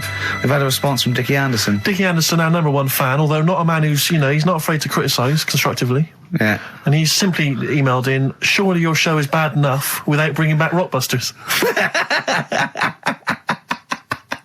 A valid point. Placebo and Bitter End. I don't want to contradict you, lads, but it's not. We've got a full hour to go on the Ricky Gervais show on XFM 104.9. I am Ricky Gervais, the aforementioned Ricky Gervais, with me, Steve Merchant and Karl Pilkington. Rockbusters. Oh, ding dong. Oh, who's that? Oh, it's a posh bloke who doesn't care about poor people. Hello, posh bloke, what are you doing? I'm in my Rolls Royce and I don't like the homeless. Oh, posh bloke, don't be a... You want to do the... Satire. That is satire. Yeah. There's nothing like So it's it. political as well. I'm getting in Oh, well, there's so political many. Don't things. even begin to show off. I mean, I the was showing that subtext. some foreigners are funny. I got in the fact that, like, if you notice that Chinese people wear different hats to us. Yes. So that's political in a sense. Yeah. The So, weird thing is, Steve, right, that is like what I imagine Ricky's house being like when people are ringing the bell. Because they're all so different. It's got a little... he's obsessed with all my friends being slightly different to each other. I've never understood it. He goes, there's no thread. There's no thread to them. All my mates have got a thread running through them. I was in literally after they walk out of the home. Yeah. But what do you mean my friends all different? Well, that could be... It wouldn't surprise me if I was round there and the bell went, and I said, do you want me to get it? And he said, yeah, and I opened it, and it's, What, holy fuck? holy, yeah, he's at the door, right? And then I'd say he's busy, close the door, bell would go again, then you got the little gay fella, David Gray. yeah? And then, do you know what I mean? Yeah. Not really, no. Because he's met some of my friends and he looks at them in a weird way. I mean, some of them are weird, but he's just... Oh, the other night, right, he's got a thing about Robin, my mate Robin, right, who's a lovely bloke, right? He's going, I can't be handling him, he talks too much, Robin sort of goes, and he talks really fast, and he's sort of riffing all the time and that, and because it does me head in. Why is he talking like that? And I said, Carl going for a drink. He went, Robin's not going to be there, is he? I went, no. And I was there with Johnny, and I'd set him up. I knew Robin was going to be there. Robin comes in, sits down and goes, hi. I go, all right. Carl goes, I'm going. And Robin sort of looks at him. I went, oh, don't be stupid. He went, no. And this is in front of Robin, who's confused. Carl goes, points at him, he goes, I said, was he going to be here? I don't like him. And Robin just... It was unbelievable. It was unbelievable. appalling. It was unbelievable, Steve. And Robin sort of looked like really genuinely sort of upset. He goes, well, shall I go? I went, no, don't. And Johnny went, oh, Karl, he's a lovely bloke, right? And Karl went, well, no, I'm less annoyed at Robin now, who's done nothing No, of course. than you. And I went, look, just have a chat. He goes, no, it's not worth it. And everyone was going, right. I go, Robin, stay. He went, no. And I made them stay. And in the end, they were getting on, weren't you? Well, yeah, in the end, I can't believe, what were you thinking, Karl? What kind of a despicable man are you? That's Why am I of the all bad the one? things you've done, Hang on a that minute. is terrible. Why am I the bad one when it's Ricky's fault that we were both there anyway? We all understand But that it's the a rule public is place. you don't say to someone in front of them, I don't like this person, I'm shooting off. I don't think I said it like that. You did. You I said, wasn't you surprised, said exactly like that. Yeah, and he was like genuinely confused, and he was sort of like sitting there thinking, "Oh, do I have to take this? What have I done?" And he was upset anyway. He just done a show that didn't. You know. are one of those typical Mancs who are arrogant and they swagger around the place like, I don't need anyone. And I'll tell you this, if you ever lose Suzanne, you are going to be one lonely man, I'll tell you, because you make no effort to maintain your friendships. You say these sort of things that he's saying to you about Liverpudlians, and I'll tell you what, I've never met a Liverpudlian as rude as you. You're like the Oasis brothers, you know, Larry, loud, rude. No, but I said no. uncivil. Robin's all right. I had a chat with him. He was a bit quieter the other night. He was fed up. I said if he's fed up all the time, I'd be happy. I said, He's fed up because you've just insulted him. And he said he was all right. He didn't talk much. I said when he was upset because he'd been in the show and he said, well, tell me next time one of his family dies, we'll have another drink. I don't know what you're like, Karl. I don't know what you're like, mate. You are I just think you're. The more The I get thing to know is, you, you're the more not a I good hate mate you. with him. You would like taking the fun out of his little thumbs that he's got. Yeah, but that's my squeezing his head to you, isn't it? I've got different mates with different parts of the body. Yeah. I like to squeeze your head. I like to look at his thumbs and that. It's weird, you know, because I was thinking of doing a bit of educating Ricky. Yeah. Right, I'm always looking for stuff, learning stuff as well as doing the other job and that. Yeah. And when we went out with Robin, and What does this mean to anyone? Yeah. I'm just having a conversation about people they don't know. Go on. well, it's enough, innit? His name's Robin. He's got really small thumbs. Right. He looks a bit like Millhouse, doesn't he? That sums it up. He's like Elephant Man. You know what you get in there, right? Robin, he's got little thumbs, right? So I came I in. wonder if he's listening. I wanted to do some research, and I thought, I wonder if there's anything on small thumbs, right? I found something. Do you know the saying, rule of thumb? Oh, is it an inch? Well, do you know what the saying Oh, means? is it hitting your wife with a stick? Yeah, Okay, apparently. come on, explain. Well, rule of thumb, do you know what that saying means if someone says... Kind of, yeah. Well, it just means a rule of thumb, it's a general rule, Yeah, yeah. exactly. Yeah. Right? Well, where it actually came from is years ago, husbands weren't allowed to sort of clout the wife with anything. What was it like in the past? I know. You Yeah. couldn't clap your missus. With anything wider than your thumb. The stick had to be the same, no bigger than your thumb. Oh, no, So I was a bit- thinking so a big Robin bloke- could do no damage if he went out with anyone. Although his is wide, he's got a little thumb like a little knob, isn't it? It's like it's truncated because it starts off normal. It looks like he's had his big toes put on his hands. Does he have to drink a pint with two hands? Yeah. And he's dropping stuff all the time. Can I just go back to the rule of thumb thing, though? The idea, what date was this? I'm not asking Karl, I'm looking at Ricky, because you're not going to have any idea, Karl. It's just going to be the past. Yeah. But I like the idea that... I think it's the same sort of day where, I don't know, you got hung for being homosexual and you could shoot I a just love Welshman. the idea that there's blokes beating their wives with shovels, logs of wood, and someone's gone, hang on a minute, everyone, Hold on, this is wait crazy. a minute. Let's have a look at your thumbs. What can we do? Wait a minute. We've got to have some kind of rule here. I'm all for beating your wife, but let's have some kind of rule. Let's give him a sporting chance, Yeah. surely. He goes, well, I'll tell you what about you can hit her with the width of your thumb? And the wife goes, make it the width of his knob. I go, no. He no. slaps her again. Yeah. Width of your thumb. All right. Better? Yeah. It's like it's like I always remember seeing in the swimming baths. There used to be those signs that would say no running, no jumping. Yeah. That makes sense. No bombing. Fair enough. No petting. No petting. It's like you're not allowed to kiss in Yeah. the swimming Yeah, baths. well- And I love the idea that it's probably some kind of lifeguard who sort of maybe saw his ex-girlfriend getting off with some bloke in the water and thought, Yeah. right, there's no petting anymore in here. What do you mean? No petting. You're not allowed to kiss her or no one. You're not doing this just because No, you used to go... nothing. There's not a problem. Okay. Not a problem. Just leave and don't kiss. You want to swim, but don't kiss. There's no petting. Did you just write that on in Yeah. yourself in biro? Yeah. No. What's this no fiddling downstairs in or out the swimming pool? No. No fiddling with her dancers? No. Right. It does annoy me though. I was saying to Ricky the other night when we were walking somewhere. No people taking who, her for a drink afterwards. You can't enforce that. people who kiss and that in the street. That annoys me. Yeah, people showing their affection for one another. No, they can hold their hand and that. Yeah. Sure. But it was just. Yeah, just I annoying. agree, yeah. I see two people eating each other, like, in a restaurant or something. Two people eating each other? You know, snogging in right, public, yeah. So that's that. Answers for Rockbusters, are we doing them now? Yeah, well, come on then. Well, Well, no, I think let's play a record. Let's come back with apparently we've got what about a bit of Cure? Do you want a bit of cow? Yeah. So we're going to go wrong. We're going to go wrong. Ding dong. Oh, here you are. Oh, it's a fat fellow with lipstick. Hello. A Forest, The Cure, XFM 104.9. Good track, isn't it? Oh, yeah. Going all the way back. All the way back there. Wow, Rockbusters, the results. You've had a few real answers, proper answers, I hear. So, either I'm wrong or people do think like you. I've got two of them. What are the clues again? Right. First one was the gingerbread man has only got one leg. I got that. That was LB. Limp Bizkit. Right. Yeah, the that third works. one. The third one that I think you worked out. Yeah. Have a holiday in Italy. Chewing Breaks. TB. Chewing breaks. Yeah, this is the one I can't get. If there's a reason why I can't get this, we're not doing Rockbusters Can I again. give the answer to this one? Yeah. What's the clue? The clue? These people from the East Midlands swear a lot. Yeah. TTB. TTB. The answer. TDD. Yeah, go on. Give the clue again. These people from the East Midlands swear a lot. Tourette's Trent D'Arby. Right, you're never doing Rockbusters again. Tourette's Trent D'Arby.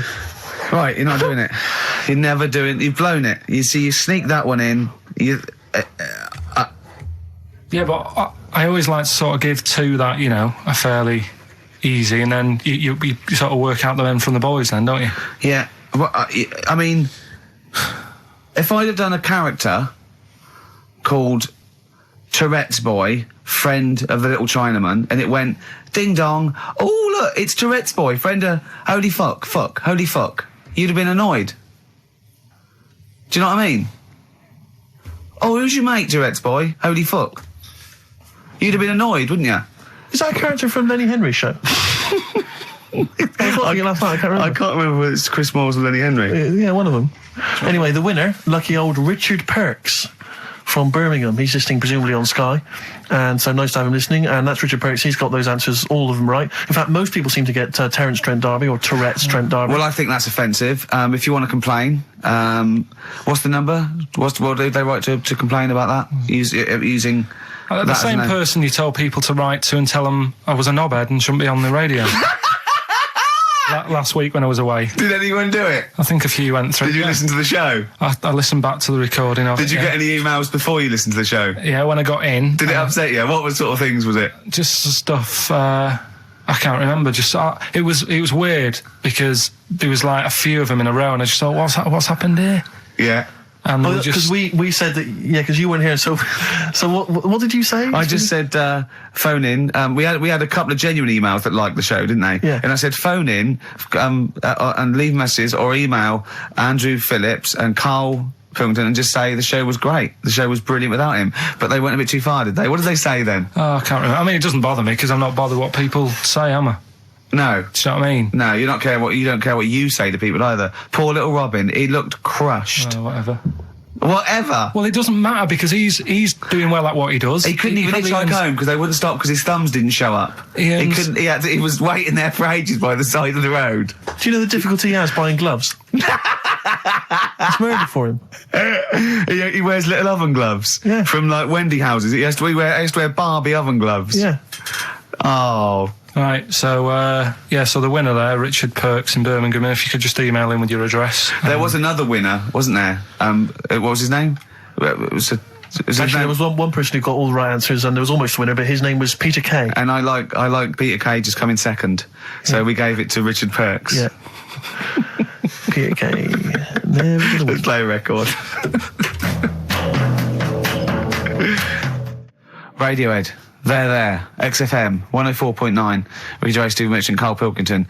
Right, Rockbusters. Well, you shot yourself in the foot with that. So, Tourette's Trent D'Arby. Amazing.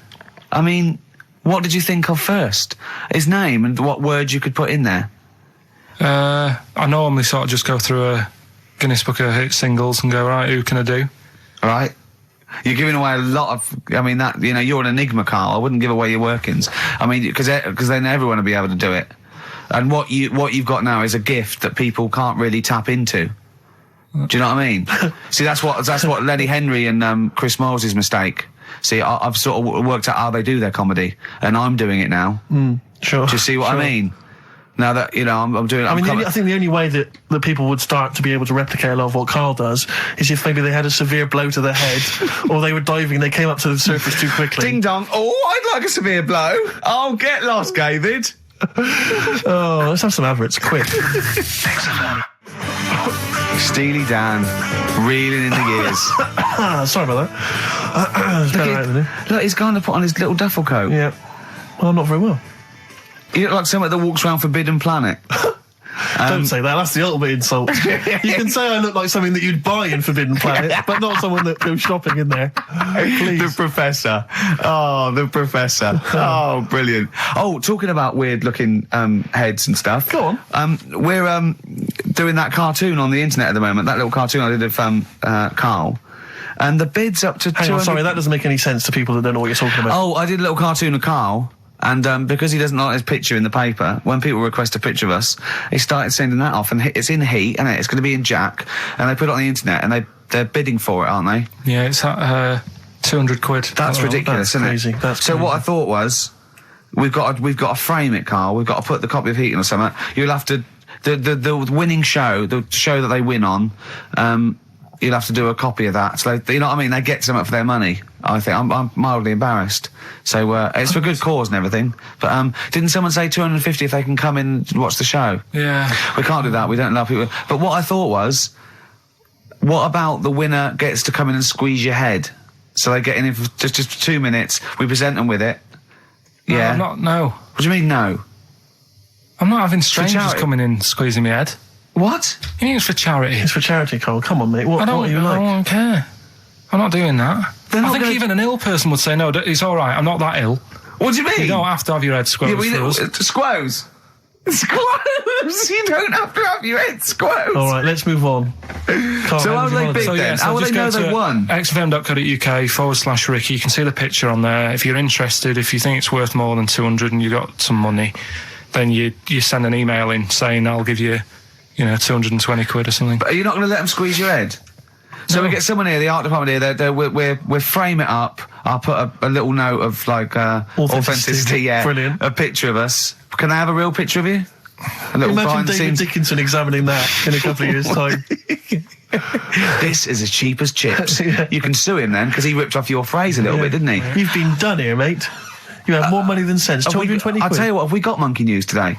We might not get to it, mate. We are running out of time. No, we're doing it. What do you mean we're doing it?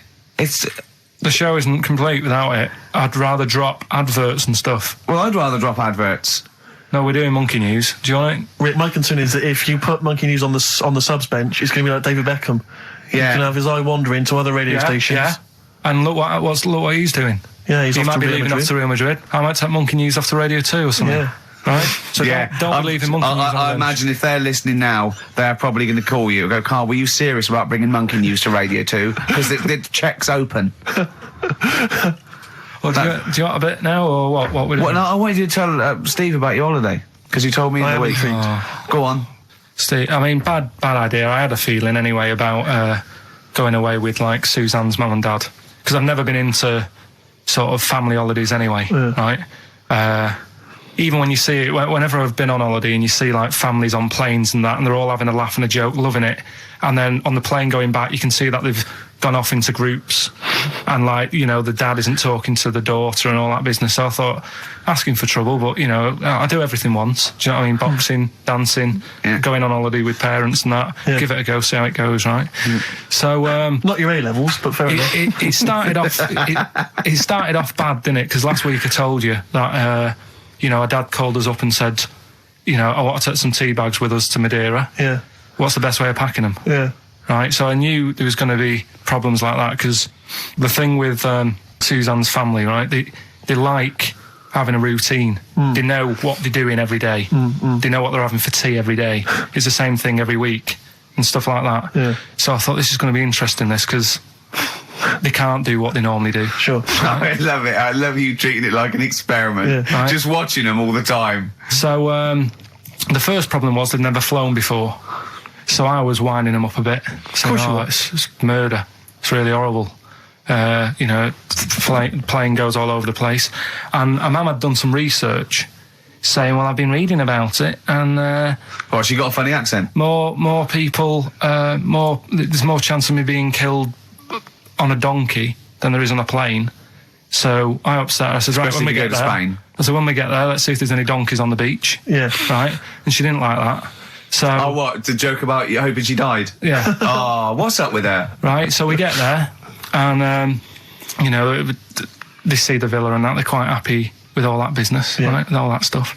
And then, as time went on, I was getting a bit sort of fed up with them being around us all the time, because Yeah, sure. I think you should have your own time when you go on holiday with the family. You should say, right, you go off and do your thing, Yeah.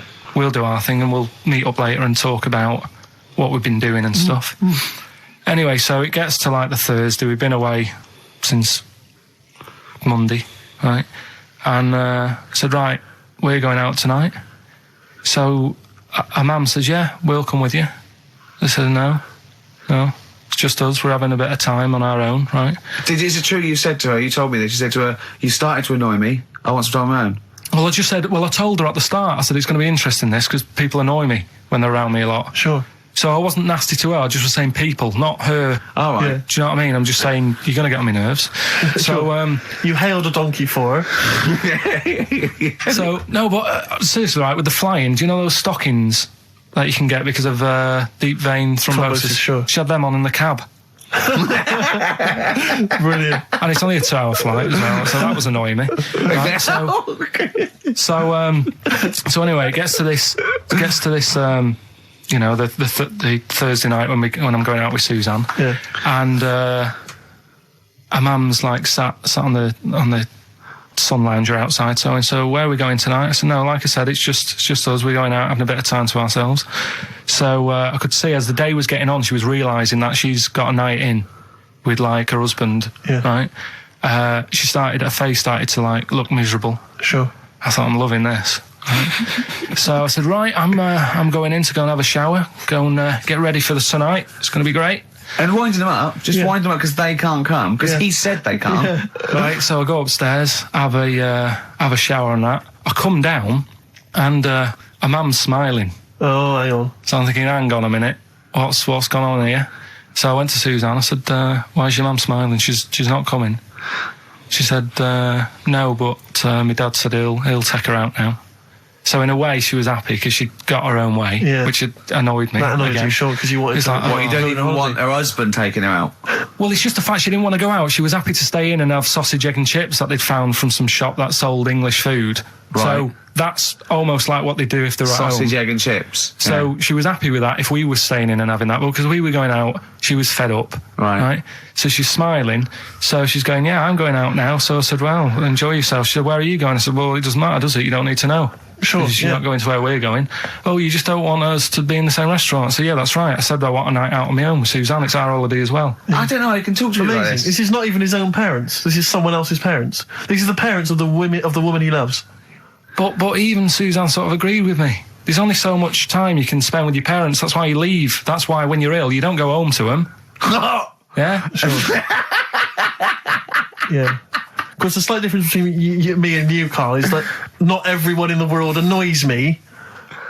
Well, not everyone does. Just... I can see what I felt a bit guilty that week when he said I was annoying him, but I realise it's not my fault now. No, everyone annoys him. Yeah. So, yeah, it was an all right holiday. It was good to get back. Brilliant. Won't be doing it again. No. And what now would you say is your relationship with Suzanne's parents? Is it a frosty one? No, I just think they know that I don't like to put up with them for a long time. Yeah. I mean, Just when we were packing, her mum was upset because, like, she really liked the place where we were staying, right? Because it was quite a big villa, because there was a few of us. There was a brother as well with us, right? Yeah. So, our mum said, oh, I love it here. She said, I'm definitely going to book this place again. I said, it's a bit big for two of you, isn't it? Just being sarky, like, we're definitely... I said, because, I won't be coming again. You're like, I don't know what you're like, Carl. You're a monster.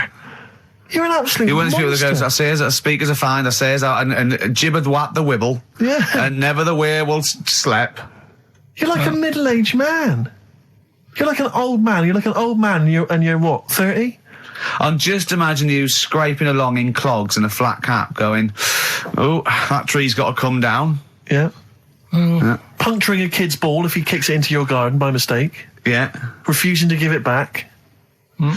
Yeah, gather round. Yeah, there were once Chinese kid as hairy as that cow, which is weird because there's not many Chinese people that hairy, but this one, I tell you, it were back in 1990. Grandad, are you eating a Twix? Well, that's you too, with or without you, but we've got to cut it a little bit short because we're actually running out of time. It's so jam-packed, this show. We've got monkey news on the bench. Carl just remembered, we've got Cheeky Freak of the Week to fit in. I don't know what to do. What's your Cheeky Freak of the Week, quickly? Just throw that away. Right, well, it's just like, we look at cheeky freaks. Is this show offensive in any way to some people, do you think? Ding dong. Got any buns? Oh, it's the Elephant Man. Go on. Right, well, it's a bit of a problem for you, this one, Steve, right? I'm chucking it forward to you. Remember the Cheeky Freak of the Week that we were talking about?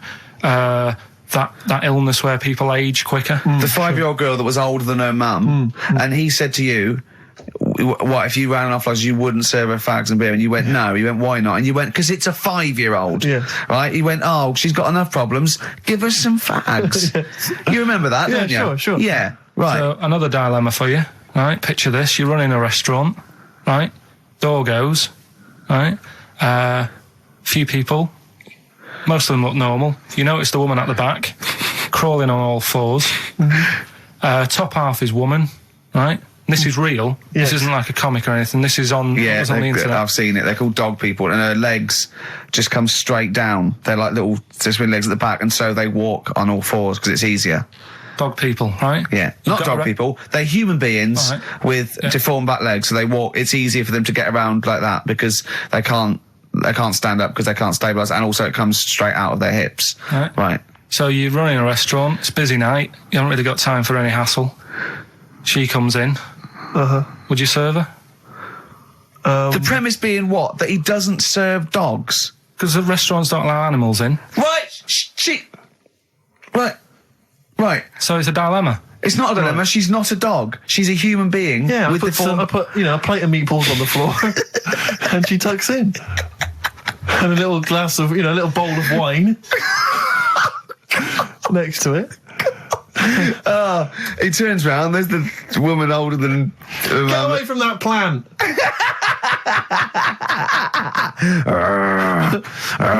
Is service included? Oh dear. Okay, so monkey news, please. All right then. Let's hear the jingle. Oh, chimpanzee that monkey news. Right. Now, before and again. Go on. Oh, chimpanzee that monkey news. Brilliant. All right. Right. Before I went away, I told you about Alfred. He was the monkey where there was a robbery going on in a bank. And then he nicked the robber's loot and backed out with a gun. Yeah, He sort of stole. He robbed the robber, didn't he? Yeah. Did he take his gun as well? He took the weapons. He took all the weapons. There was like a couple of robbers. He managed, because they were so amazed that a monkey was coming in. It was like, don't talk shite twice. Right. Anyway, got a follow up to that. Okay. Now, what was that monkey's name? Alfred. That was Alfred. So anyway, because a lot of people wanted to know, well, what did he do? Did he go off and have a holiday? Did he? No. Right, so the follow up is, what happened is the monkey had the guns, had the cash, which was $250,000. Sure. Right. It went back to the zoo. Right. All right, Carl, you're talking shit. Ricky, I get angry with you when you won't let him finish his monkey news. Right. Can't we just get out the official Imagine thing? if people were interrupting Trevor McDonald. It wouldn't happen. I want to make sure I don't get anything wrong. No, of course not. So yeah. check the internet. So the monkey goes back to the zoo, right, where all the zookeepers come out and go, get him. He's got the guns. Yeah. He hands out a couple of guns to his mates. What? His monkey mates? His monkey mates, so they've all got a couple of guns each. Oh, Carl, Steve, I can't, mate. I cannot Just stand let it. me- Honestly, I want to scream. Please, I really get annoyed with you. They tried to do him a deal. They said, how about if... I'm going. Tell him that. I'm Right. not going. No, I can't. Step out for a minute. Okay, we'll just do it. 'cause Look, it's don't listen, step out and I'll paraphrase what I hear for you when you come back in. Step out. Now, please, I need to hear the end of this. listen out, This is yeah. monkey news. This is important stuff. Right. Right, Ricky now has left the room. He cannot bear to hear, which is surprising to me. Right, so anyway, so yeah, they've got the money, and they say to the zookeepers, how about we give you some cash? Yes. And they go, Sorry, hang on. Sorry, the zookeeper said that to the monkeys. yeah. Right. No, the monkeys who have got the £250,000 Right. say to the zookeepers, we'll sort you some money out if you let us go. Sorry, Right? the monkeys say to the zookeepers, we'll give you some money. Yeah. You don't see any problem with that? Right, listen. Okay. It's nearly finished. Right, I'm listening out there. This is ridiculous. Go. What do you mean the monkeys say? What do you mean the monkeys say to the zookeeper? They were probably holding the money out, like kind of going, look, we'll do your deal. Right, okay, come on. And what happened is, I think they were happy with that. I think they left, and that was that. They wanted to get out of the zoo because they didn't like it in there. There's the thing. Right, I don't... Just have a look. Right, Carl, think. Right, how did they get out in the first place, this one? Just let Steve have a... So why did he go... So he went and robbed... He thought... he knew there was going to be a robbery that day, did he? He might have been getting some money before they went to escape, and then that happened, and they had more money. They might have been withdrawing some stuff out. What do you mean? If he was planning on leaving the zoo, he's going to get his savings. What are you talking about? What have you read there, Steve? I've got a feeling this is a review of one of the Planet of the Apes films. I think it's Escape from the Planet of the Apes. I'm not certain. It could be Beneath the Planet of the Apes. Right, Carl, think, please think, right?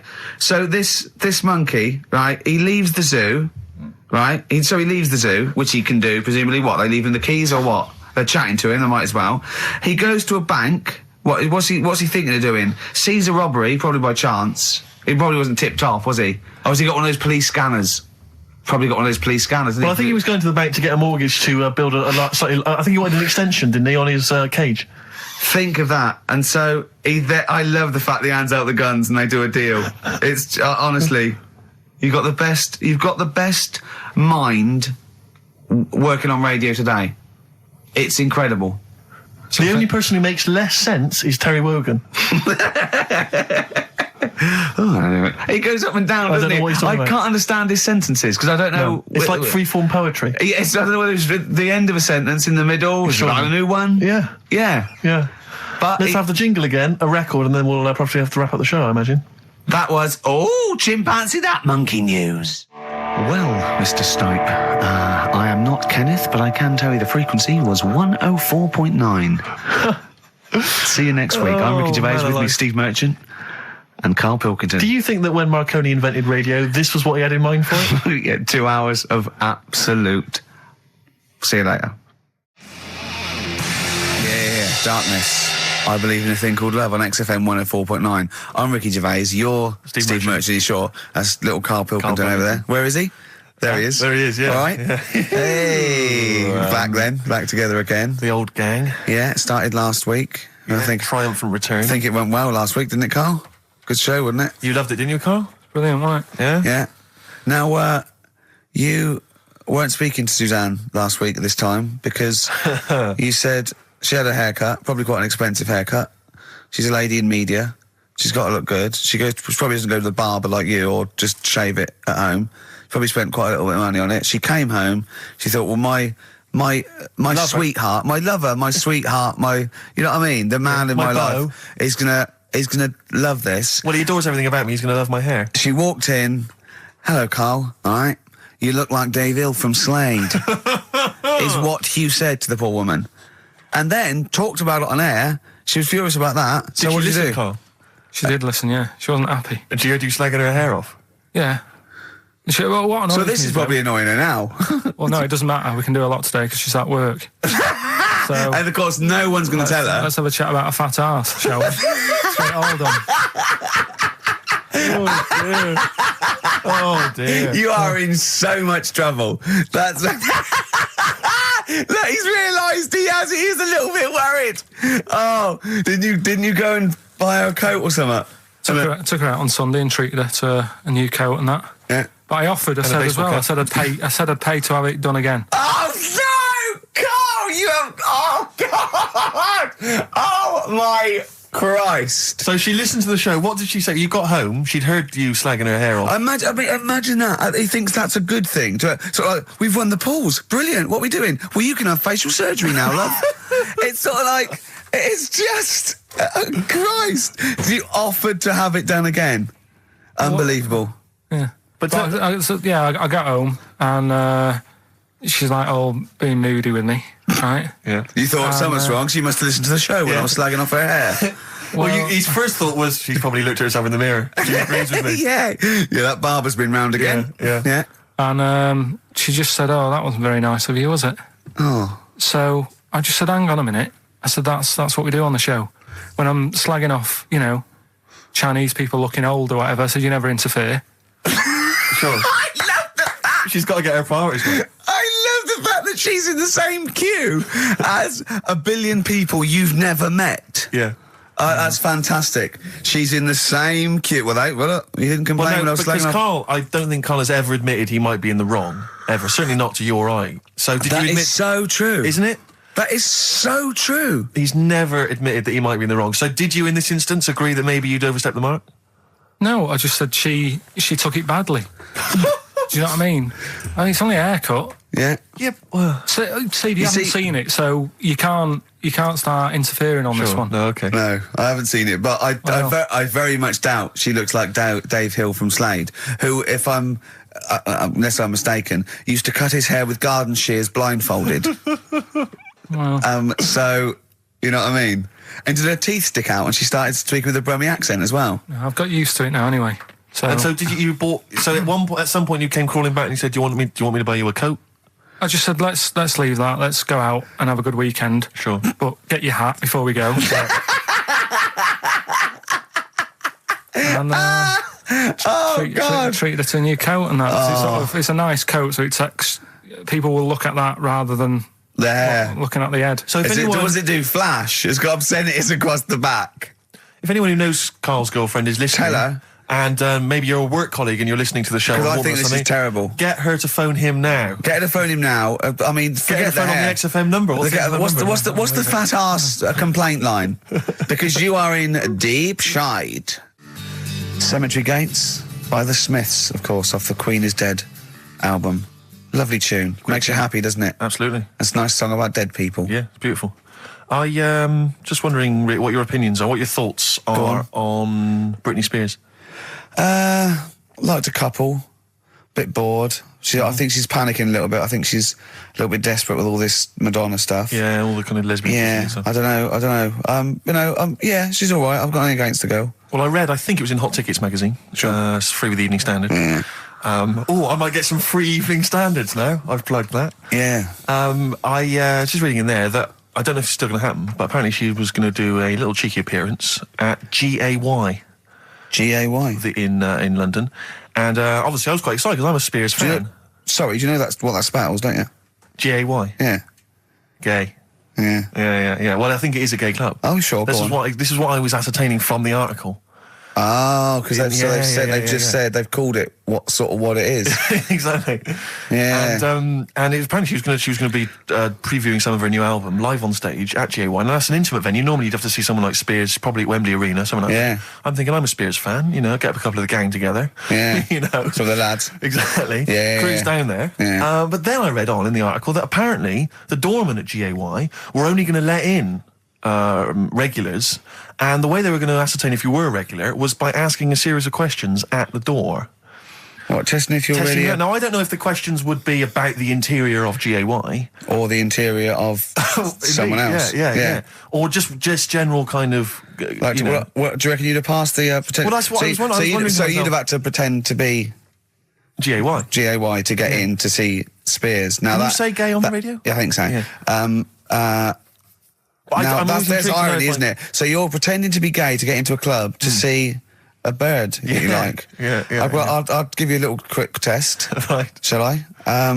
All right. Sorry, what's your name, mate? Paolo. All right, Paolo. Yeah. You haven't done a lot with your hair. You just sort of let it grow out. I mean, would you be putting product on a bit later? Because I mean, you don't look very. You look sort of quite masculine, quite. Yeah, well, sort of like you didn't care. Like you have no care about how you look. Like you're. Normally it would be shaved. Of course. Oh, okay. Yeah. We would say normally that looks about like 3 months growth there. Why haven't you? I've been ill. Nothing serious? Nothing serious. Okay. No, that's why I let it grow. So it's grown. Okay. So what time would you normally be going out then, Paolo? Normally I'd go out about I'd go out about 8-ish. 8 o'clock in the evening you've got? No. Because that sounds a bit early. That's what... No, I'd go out about 3 in the morning normally. Right. So I take them yeah. Okay. Right. So that's right. Yeah. Where'd you go? Down sort of... Down Old GAY, Compton Street for a coffee and then onto Yeah. GAY Something like with that, your little shaved head. Okay. Well, you're doing Sounding fine. pretty gay. Sounding pretty good. Can I just ask you one final question? 20 bender points? It's 20 bender points. So I'm just going to let you in. Okay, I'm just going to tell the guys to let you in. But I've got one more question. Yeah. Do you prefer knobs or tits, Paolo? Knobs. Knobs. You love knobs, do you? Absolutely. Can't get enough knobs. So you hate tits, I assume? Loathe them. You hate tits, do you? Yes. Okay. What? Even Liza Minnelli's? I don't know what to say. I love hers. But not in a straight way. In a straight way. In a gay So way. okay. So you love knobs more than I tits, love right? knobs more than tits. Okay. I love knobs. In you go. Thanks very much. Brittany's on, do you? Oh, she is so sexy. Oh. See, that's what would give me away. It'd be like the Great Escape. It's just the last. Yeah. You just... Well, I think you're probably a bit bi. Right. Yeah, okay. but I mean, go in anyway. Thanks very much. Okay, the drinks are quite expensive. Oh, I thought so. Pop your shirt off, will you? Hey, Outcast on XFM 104.9. I'm Ricky Gervais, Steve Merchant, Karl Pilkington. You all right, Karl? Yeah, not bad. Yeah. Just when you were talking just now about like the gay stuff, Yeah. right? I don't know if you saw the thing the other week about the fella who's on that quiz show. Oh. Sort of Oh, right. Okay. gay Who? fella, straight, sort of man, woman thing. What are you talking about? Tell me what did you see? Tell me what you saw. It's This is like a kid come running in and he's seeing something frightening. Could be an alien, could be a ghost, could be a paedophile, and you've got to get exactly what actually saw out of him. Right, what did you actually see? It's just this fella who's a woman. Right. Right, okay, right, try and talk like a human being. Right. It's a quiz show that's coming on the telly, and it's this woman. Right, is it a fella who's a woman, or is it a woman? Bit of both. That's why I'm talking about it. But what do you mean? Is it a pre-op? Is it a transsexual, a transvestite? Is it a ladyboy? Is it an hermaphrodite? What is I'll tell it? you about it. Well, tell me. I'm telling you. It's a woman. Well, it's a man. Oh, forget it. Listen. Play a record. No, listen. come on. What? It is a man. He is a man. Well, Oh, Christ's sake! it's a TV program where they've got this man who's Transvestite or television? It is a transvestite, yeah. So- but the problem is, I'll tell you, just because you don't know about it, the program is... I don't know. I still don't know about it. I don't know anything about it. Still, I don't know. It's a woman, man, woman, TV program. Look, TV. No, it's a man who is now sort of half a woman. And... A man who is now half a woman. No, well, this is what's weird about it. He's got the top half, but not the bottom half. What do you sorted mean? out. He's got breasts and a wig, but he's still got his boys downstairs. Why do you do that? His caps and the boys What are do you do still that there for? with his wide fronts. Why but is that? upstairs, he's got a lovely pair of dumplings. Why do that? Well, he's halfway through. But why not get it all done in one go? Maybe you couldn't afford it. Well, wait until you've got all the money. That just looks a mess.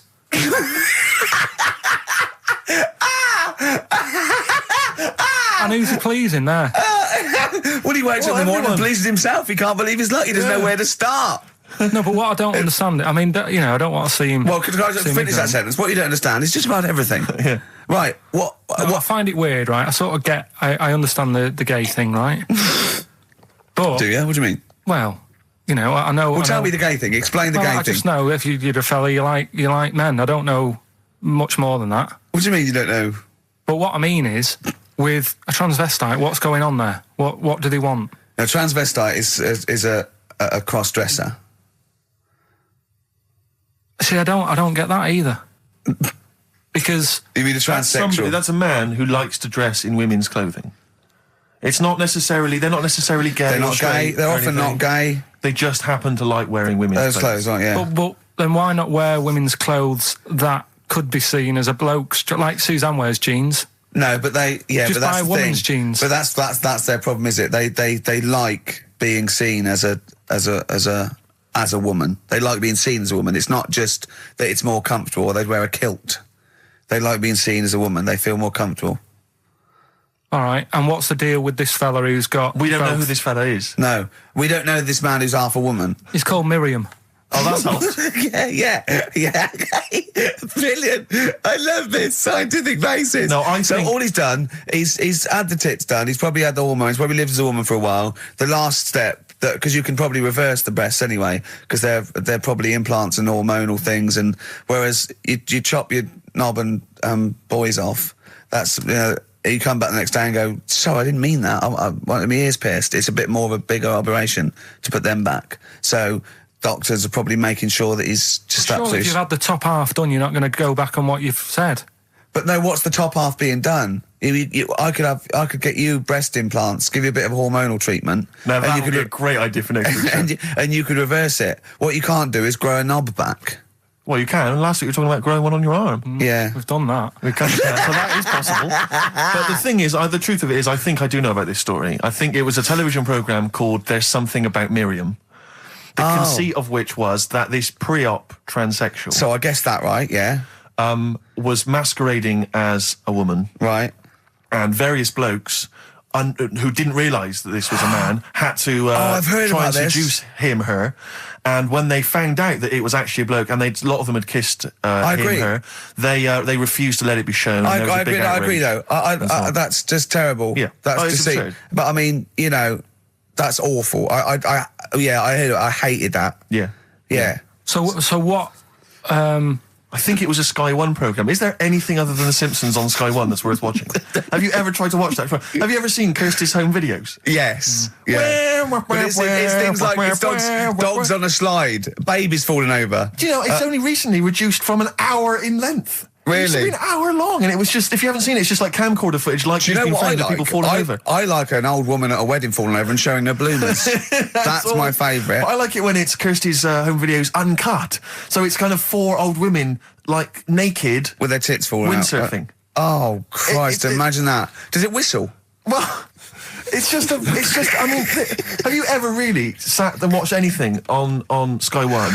No. That wasn't The Simpsons or or Star Trek? I think that's what I watch on... I think that's pretty much what I watch. Wrestling? They have WWF wrestling, cartoons, and just the worst programmes. I mean, I've seen a bit of the wrestling. It's hilarious. It's hilarious. It's like a station that's made by a 14-year-old boy. Yeah. Well, I think that's probably what it is, isn't it? Yeah. I mean, that's exactly the demographic. Do you like Sky One, Carl? I haven't got satellite ever, so... Why not? I thought you'd have loved that. No, I would love it. Discovery Channel's all about no. slugs and that and weird stuff like that. I know. Chimps. I was reading about slugs the other day. There's a thing on one of the channels called Monkey Business. Yeah, I watched that.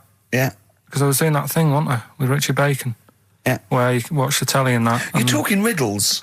You're actually talking riddles and forget a play record. You should be the gatekeeper in some kind of Dungeons and Dragons kind of quiz game. All right, yeah. Let me enter. Right, yeah, but I was doing that thing with Richard Bacon. What can he mean? What can he mean? He is the wise There's one. a man Just who's play also a record. woman. Yeah. The upper half is, but is the bottom. Yeah, play a record. Bit of Clash. Oh, yeah. Come on. Train in Vain, XFM 104.9. The Clash, Train in Vain on XFM 104.9. Ricky Gervais, Steve Merchant, Karl Pilkington. Coming up after the ads, the return of Rockbusters. How excited are you, Rick? Pretty good. And he's got another one as well. His return of, when he appears in a little film. Sure. He's done that. So if you've got some shopping or something to do, I can pop out now. Shoot off now. XFM. Johnny Cash hurt on XFM 104.9. That's brilliant, isn't it? Good. I'm Ricky Gervais, Steve Merchant, Karl Pilkington.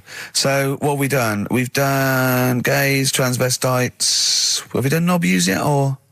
It's nice that you can talk about pre-op transsexuals nowadays on the radio. I know. You know, without the fear of complaints or I know. listeners. Listeners, that's the thing. If we had any listeners, we'd get complaints, really wouldn't we? We really would. We'd get some serious complaints if anyone cared enough. That's to why we pick up haven't the gone phone. to a decent station with, you know, a big We would audience. never do on a real radio station. We could never do this. Could No. we? Why We'd not? have- Why not? See, I'm not doing this to like mess about and offend anyone. I think it's an interesting topic. What? You talking gobbledygook, not really knowing what on Yeah, earth I you're can't going on afford about. it. Carl, for the first 5 minutes, you couldn't talk. What? Okay, look, Although, with who's the biggest, most professional person in radio? It's probably Terry Wogan, isn't it?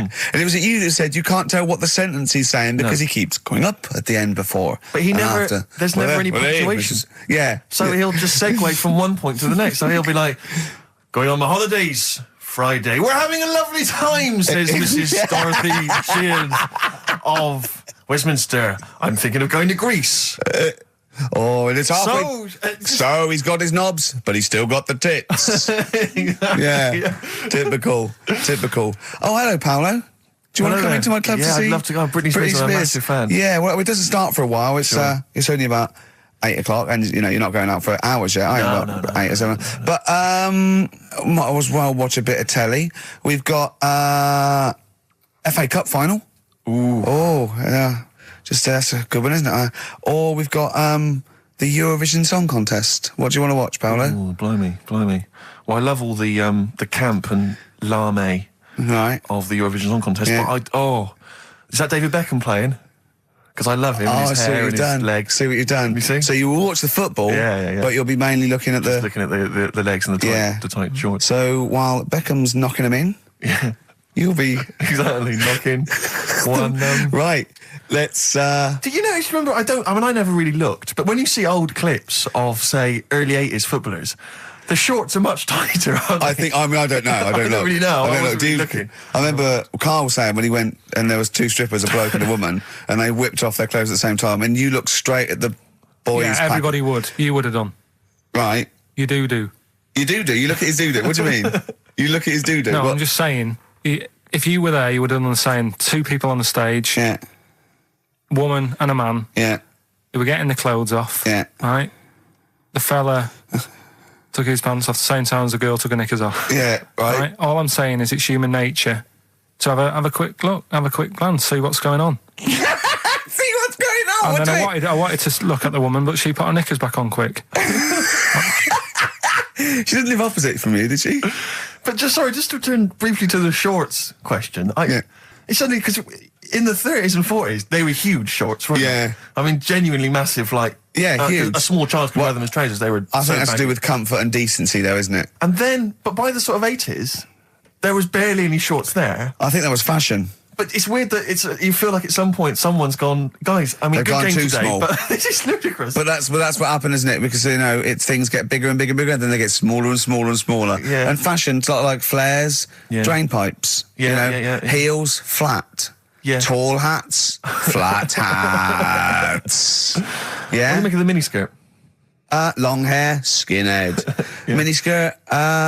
Again, I don't know. I'm sure there's been 10 resurgences of miniskirts since 65, whatever it was. Yeah. It's fashion, so the short... you know what? Do you know what I think, Steve? I think the shorts will get smaller again before we die. I think we'll see one more tight little packet of Premiership footballers running round with their offal squeezed like the last chicken in a butcher's window. Almost protruding. Wrapped up, yeah. Yeah, Well, definitely. imagine if they just wore cling film shorts so you could see what was happening there, Carl. Where would you look then? Because you like football, don't you? We're doing Rockbusters. I should have done Go on Rockbusters. then. Oh, Right, we brought it back. This is where I give a cryptic clue Well, and some initials, and you work it out and you win some stuff. I was going to tell you what the prizes are. Needless to say, they're mediocre prizes for a mediocre quiz. sure, okay, yeah. Oh, Well, it's all right, colour DVDs and videos, VHS, DVDs, yeah, VHS, who's still got that? Right, so there's three of them, and what you can do now, we've tweaked it a bit. Okay. You can text in. Mm-hmm. Right, so you can email or text. We've tweaked it a bit. Right? 83XFM is the text, or it's ricky.gervais@xfm.co.uk. Is that what it is? 83 XFM? That's it. That is good, though, and it's convenient, because who's got their laptop up and running and Exactly. texting? On the So move. just through your phone. Brilliant. All right. Mine So- couldn't do that. I don't know how to do that on my phone. I don't know how to get... What do you mean? Huh? What do you mean? My brother wanted my postcode. He said text it to me. I couldn't work out how to do WC and That's 1. 'cause you're an old man. It's So I technology. had to write out WC1. Oh, for goodness sake. I didn't know how to do it. Pathetic. It won't do it for me. Pathetic. It's ridiculous. Go on. Well, it's 83936 if you have that problem. Right? Right, come on, we get on with the quiz. I Right, don't know. There's too many numbers now. Three clues. Here we go. First one is this Teletubby has got lice. Right? This Teletubby has got lice. This Teletubby has got lice. Right. The initial there is P, so it's a band or an artist Yeah. that starts with P, and the clue is this Teletubby has got lice. Right? Yep. Second one. I'm really already not holding out much hope for this. I know. Working out. Go on. Right. Second one. I've just messed that first one up. Thing, right? Oh, for Christ. But when I give it out later, I'll sneak it in without, right? Just don't repeat anything I say. You're an idiot. Listen. You Play a really record. are No, an man. idiot. No, Play a record. No, Play a we've record. got Play a someone. record. You're a fool. Play a No, record. let me just- No. Press the button, press You've the ruined it. You're an idiot. It's off. Ludicrous. Red Vines by Amy Mann. Brilliant, that, isn't it? Very good. On XFM 104.9. Well, Carl mucked up Blockbusters, as usual. I mean, you know what? I like it when he mucks up early, because it doesn't waste people's lives for 40 minutes, realising he's mucked it up at the end. Yeah. So, obviously, people already, they know what it is. They know what it is already. They've said, well, it's police, isn't it? You meant to say nits instead of lice. Yeah. You're an idiot. So that one's gone. So what have you got next? Right, so that's just an idea. If you haven't heard it before, that's how my head works. Right, this Teletubby has got nits. So Poe. P, so Poe is a Teletubby. Yeah. So when he says cryptic, it's not only what the answer is, it's what the question was meant to be. Sure. So All right, so there's only two, so you've got even a better chance of winning than that. Well. So, the second one is, I'm saving that money to buy condoms. All right? Think about it. easy, too easy. Right? JC. Yeah, right, well, that's too, so everyone's got that one. I feel like saying it now. Yeah, but So don't. Well, that's say it now. rubbish. Yeah, but you've got to have an easy one in there, otherwise people get bored, don't First one was easy. We gave them the answer. they? Yeah, but hang on. That's the easiest one we've ever had. Police. and the second one is, Yeah. when you're making bread, add a little bit of colour for a change. All right? When you're initials? making bread, add a little bit of colour. Just change things a little bit. What are the initials? Right? D. Just D. Just D. Right? So, what you've got there, I'm saving that money to buy condoms. The initials JC. Yeah, that's easy. Yeah. Next. And when you're making some bread, just chuck some colour in there. Sure. You know what I mean? Change it a bit. Like the clue. The clue changes every time. The clue changes every time. Unlike the Times crossword, the clue changes every time it's said. 83XFM if you want to text it, or it's ricky.gervais@xfm.co.uk. And win some Rubbish. stuff on that. Pointless. David Bowie and Waterloo Sunset.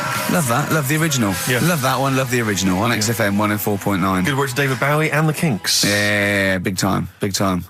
Reading the paper there, Yeah, Steve. well, I don't normally read the paper, but I was having a glance through the Daily Express. Does anyone read the Express? Well, you do at the moment, look. Well, true. Live on air. Yeah. Read it out, and then about 400 people know what's in it. I just read. I was obviously attracted by this little news item: gun Go on. raid by 3 Saddams. 3 armed men. Oh, they're up to their old tricks again, are they? Yeah. 3 armed men wearing Saddam Hussein masks were on the run last night after robbing a corner shop. The raiders threatened the worker with a handgun and knife, ordering him to open the till, blah, blah, blah, get the money out. And it says that they also tried to rob an earlier shop earlier in the day. Police said, we are linking the raids because the descriptions of the offenders are very similar. What did the first one not quite get right? Yeah. Well, they looked very similar. I think it was Gaddafi, 3 Gaddafis. Right, because that's weird, because we've had 3 Saddam Husseins down a Oh, shop so down the road. that's what I meant. Is it Saddam the same Hussein. guys? Because I don't Well, wanna, I assume so. I wouldn't have thought. I don't want to, get the it's Gaddafi almost guys on the Saddam Hussein charge. I'm almost sure it'd be the same way. I didn't know. One's got a moustache, haven't they? And one like they all got a moustache. I don't know. But I mean, there was 3 blokes with masks, Middle Eastern appearance. I don't know. But I mean, I imagine it's the same. I am, because I've only ever seen really robberies being planned in films. Sure. So I don't know how it works. I assume that. So you say. Yeah. But I assume at some point someone's got to get together. One of them, the ringleader's got to get together and go, okay, well, we need to wear masks, obviously, to disguise our faces. Yeah. I'm thinking of going with the regular stockings. No. I'll tell you what would be funny. Well, I don't want to be funny. Well, no. We want to strike fear into the hearts of people Yeah, who are but robbing. I mean, kill two birds with one stone. We get the robbery and we have a laugh with it. Fear? Do you say you want to strike fear? Well, wear a mask of someone who's really scary. Who's the scariest bloke in the world? Well, I don't know, Saddam Hussein? I've got three of them. Well, why? I've got three of them. Let's all wear Saddam Hussein one. It'd be a laugh. Well, it's not. I don't want it to be a laugh. I'm No, robbing but a it bank. don't hurt if we're having a laugh, and that's what I want to make money and have a laugh. Why? That's not, I'm only in the money. I'm only in it for the money. The laugh's not important to me. No, it's Fear, I want to strike fear. We could also make a political point. I don't want to make a political no, point. you just want the money. I'm a thug. I'm not. We could have a clever, laugh and we can make a political point. Why you not? know. What political point? The We're point not where we're, maybe we're sort of stealing from the rich. We're and not giving, like Robin Hood. Well, never mind Robin Hood. Let's rob Barclays. That's Why are you making jokes? Well, I mean, don't worry. We're I'm robbers. going to do my stuff. I'm going to do my stuff. You're a comedian. You don't. I'm not sure you let's should be just in wear this the gang. masks. Let's wear the masks. How did it happen? Did they go and buy them? It's separately, look, spread out. Look, you go to the joke shop in Covent Garden. Yeah. I'll go to the one in Southampton Row. Yeah. Brilliant. See, because it's so often the case that they're using masks. It used to be Reagan, Thatcher. They were always. If I was the guy selling them, it's like when three guys came in, three shifty-looking blokes to buy Yeah. three identical masks. Yeah, in stockings. In stockings. Just so they don't know who we are. Sorry, Yeah. can I just check? You're not going to rob Definitely anyone not. with these masks. But just think of the police looking at those robbers. Every time they go past one of those awful sort of gift shops, they think that, oh no, it's just in the window there with Michael Jackson and Shirley Bassey. Yeah, and George Bush. Oh, Paolo, can I ask you something? I know you love knobs and that, and you hate tits. Yeah. What about Shirley Bassey's tits? Well, I mean, I'm a fan of them because I'm a fan of Shirley, but I don't like them. They're not cool, they're not sexy. Yeah, you're pretty bent. You are pretty bent. Pretty Come good. in. Thanks very much. Britain is on in 7 hours. Excellent. Yeah, what are you doing out at this time? No. I just came out to get some milk. Yeah, Get some knob action. cock in the toilet. Carl. Plenty of answers, Carl, so far for your I'd say Yeah. quiz. I'm not sure that's really valid. Yeah, loads coming in. We're giving away some more stuff later as well with that film thing. That's coming up. That's when you put yourself into a famous film and you act out. Is that it? You've done The Graduate, haven't you? Done The Graduate, done Silence of the Lambs, Yeah. done Billy Elliot. I liked it. What was your one? Sixth Sense. I see weird stuff. Yeah, the Sixth Sense was good. So that's coming up later. We're doing that later. We'll look forward to that. Look forward to We're that. all pretty excited about that. Yeah. I'm assuming we've got some great music as well still lined up. Thorns, yeah. Thorns. Oh, I'm obsessed with this now. This is the Thorns, and I can't remember on XFM 104.9. Brilliant. The Thorns. I can't remember. Isn't that beautiful? Lovely. On XFM 104.9, I'm Ricky Gervais. With me are Steve Merchant and Karl Pilkington, two for the price of one. All right, so there you go. Okay, still to come, Carl appears in a film that's marginally distracting. That'll occupy about 30 That'll seconds. kill 20 seconds, Exactly. and you can win some more shit. With some more crap. Plus, we got- Every other DJ in the country got sent because they're trying to get rid of them. yeah, I guarantee you'll also hear the phrase, "Oh, shut up, Carl, play a record." In fact, shut up, Carl, play some ads. All right. Don't you want to? Oh, all right. Yeah, just ads. I'd rather Ads are ads, better mate. than that. Ads are better than what you had to say. Yeah. Strokes, 12:51 on XFM 104.9. I'm Ricky Gervais, Steve Merchant, and Karl Pilkington. Not done a lot. Maybe you should earn your money as you get to Mondays off for this 2 hours of nonsense. What are you on about? Done loads of stuff. Go on, what? Slag Suzanne off. Yeah, brilliant. First link. Yeah, Talks about trannies. yeah, But same old. yeah. Let's have something new, something Come on. fresh. Well, I've been looking around, right, on the internet for stuff. Yeah. On the internet. Yeah. Your Bible, where you get all your information about the world and the universe and morality from. And you know, like how I always say to you, I don't really read that much of it. I just read the headline, Perfect. right? Yeah. Anna Nova have sort of nicked that idea to grab you. Nicked what idea? Well, to sort of get to the meat straight away at the top. Do you know what I mean? The headline to the story and everything. What? Right, these are But stories. the headlines already existed. That was why you thought that was a good not idea? like this, though. All right. Headline. Well, these are all headlines, right? Vibrating shoes could stop elderly falling. Do you know what I mean? Oh, God. You don't need... Vibrating shoes could stop elderly falling. Yeah, that's the story. You don't need to read on. That's what I'm saying. Well, Right, could you we're read busy. that anyway? Can't be bothered. You know Read what I on mean? anyway. Well, Read- you have a look at that in a bit, right? All right, So, well, it's okay, so what- interesting. This is frustrating radio if you're sitting at home. No, well, but it's not on. They've turned it off. If you want to know more, you know where to go. That's what I'm saying. That's what they should do in the news. Get the news done in a minute. There's a good story about Iraq. Right. Bong. Have a- look it up. Look it up on the internet. Alan Over. Give us another bong.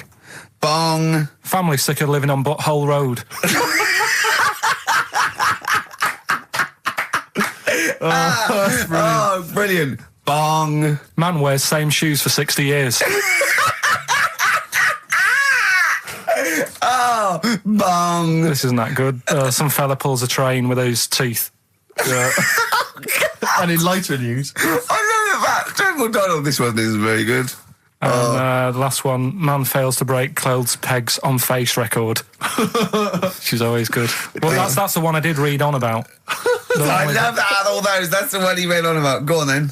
Just Why is that news? He fails to make a record. So did I today. I know, yeah. I failed the long jump record today. yeah, didn't even take part. No, I was rubbish. But what are the rules on world records and that? I don't know if there are rules. There are certain things you can't.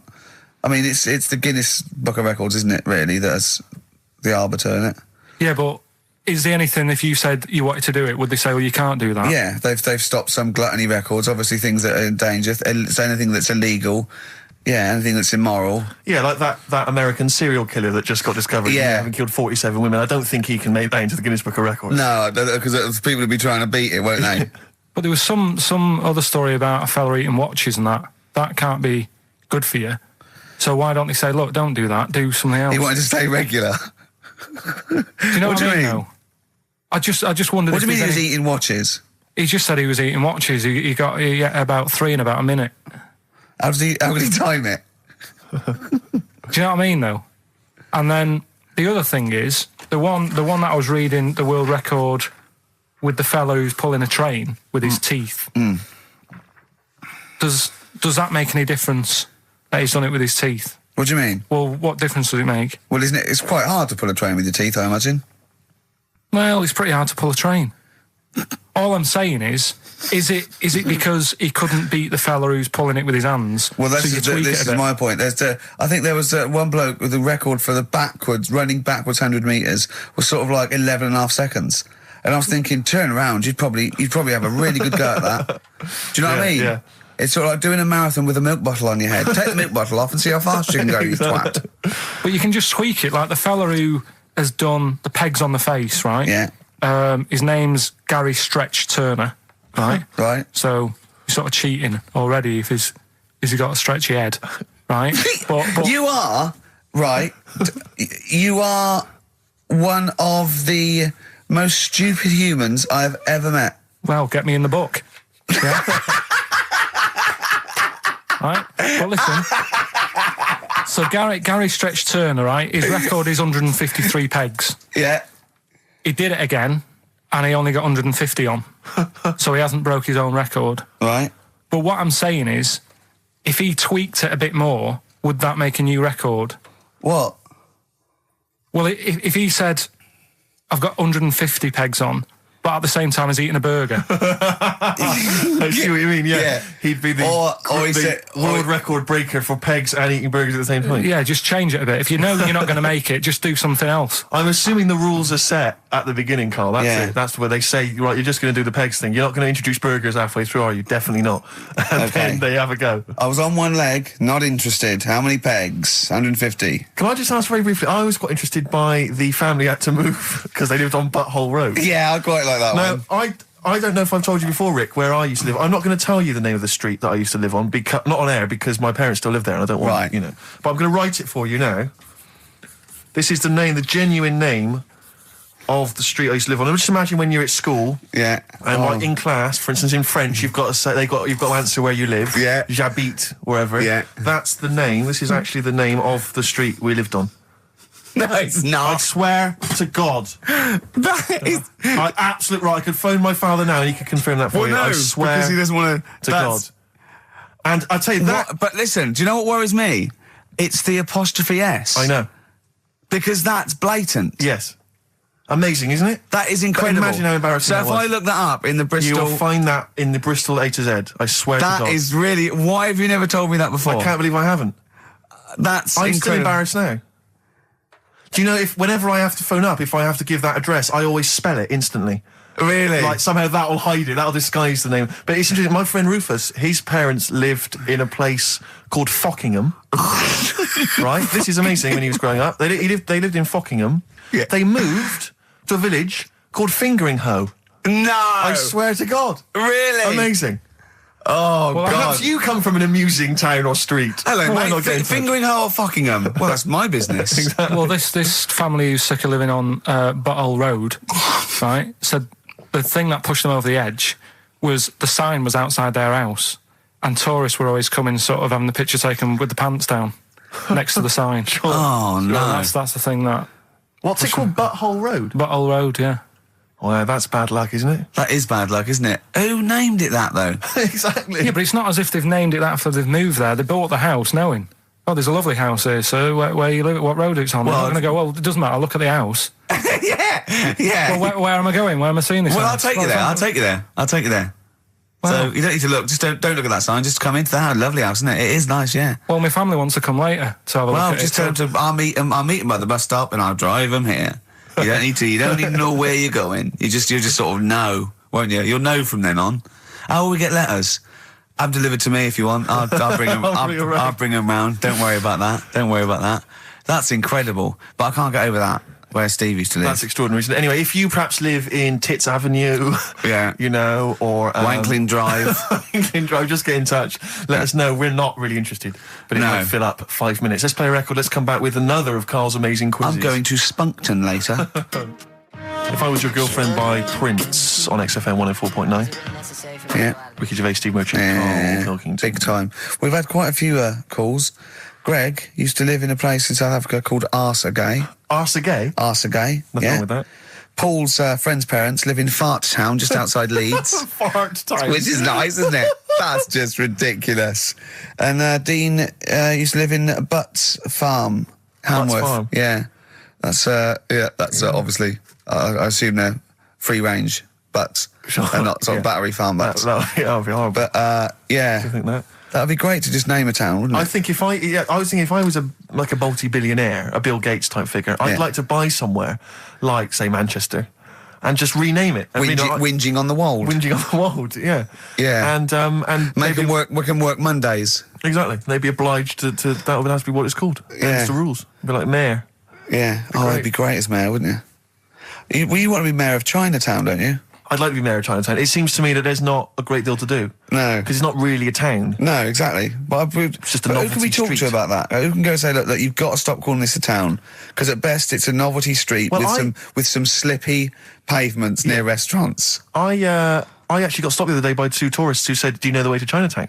And I really wanted to say to him, "It's a disappointment. It's not a town. Seriously, it's not worth it. Pop in a record shop. Do something else. Yeah. Pop in Garfunkel's. have some delicious sausage and mash. But you'll get to Chinatown and you'll go, this is not a town. Yeah. Yeah. Well, have you got a town hall? Got a betting shop? Yeah. Not really a town. I don't think you can build a town entirely out of restaurants. It's not enough. You need more stuff. Oh, dear. A lot of old people I've noticed there, Carl. Aren't there? Let's leave that, eh? What? We'll leave it. Leave What? the old... Leave what? To Scott John, who's just emailed in, he said my secondary school was on a street simply called Bell End. That's Bell End, really? Yep. Oh, that's great. There's a road in Cricklewood somewhere called Clitterhouse Drive. Clitterhouse. Yeah, I don't think you can really get that. You can't get them on that. That's fine. No, that's fine. No, that guy's just having a laugh, just taking the mick. Get a lot of that sort of thing. There's a place in America, apparently. Ben's emailed this in. There's a place in America called My Anus. My anus? Yeah. I think I've heard that. Yeah. Yeah. My anus, yes, I have heard of that.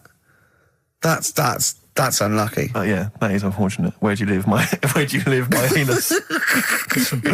I've got a letter for you. Where shall I... Where shall I send this? All right, don't get cheeky. Anyway, just rather than reading out the A to Z, right, are we doing Rockbusters answers? Oh, yeah. Go on then. Right, Listen, this has got Chris Moyles, The Breakfast Show, on Radio 1. This sort of stuff. well, listen, Go on. have we got a winner, Steve? We have. I'll check that in a minute. All right, Yeah, all right, got well, this, you find a good winner. Yeah. The Rockbusters clues. The first one was this Teletubby has got No. mitts. Well, we know this one. We've done that. That was Police. Yeah. Yeah, Right. rubbish. You ruined it. Right, the second one. I'm saving that money to buy condoms. Too easy. Johnny Cash. That was Johnny Yeah. Cash. Rubbish. And the third one was when you're making bread, add a bit of colour for a change and sort of, change the colour of it. Right. Right? That was Dido. They got that.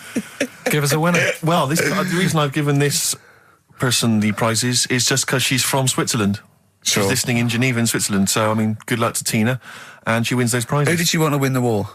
Don't know. I don't think she had an opinion. Really? You sure? Yeah, They as say usual. that, but I reckon they wanted us to win, really. think so? I reckon so. Do you think that was true of all the wars? They were always on our side, really. I'd get her to just, if she's still in, who did most Swiss people, maybe sort of like over 50, want to win the war? The England or recent war Germany? or the original war? The Second World War. The best war. Yeah, The the big main, one. the main The one. main one, yeah. But, so just as a poll, in her opinion, so ask people over sort of like 50 or 60, right? Just quickly do it in the next 10 minutes. Who did they really? Are they neutral? But who did they really want to win? Yeah. England, Yeah, we know you were neutral, but yeah, it's but who 50 do you odd want? years England or later. Germany?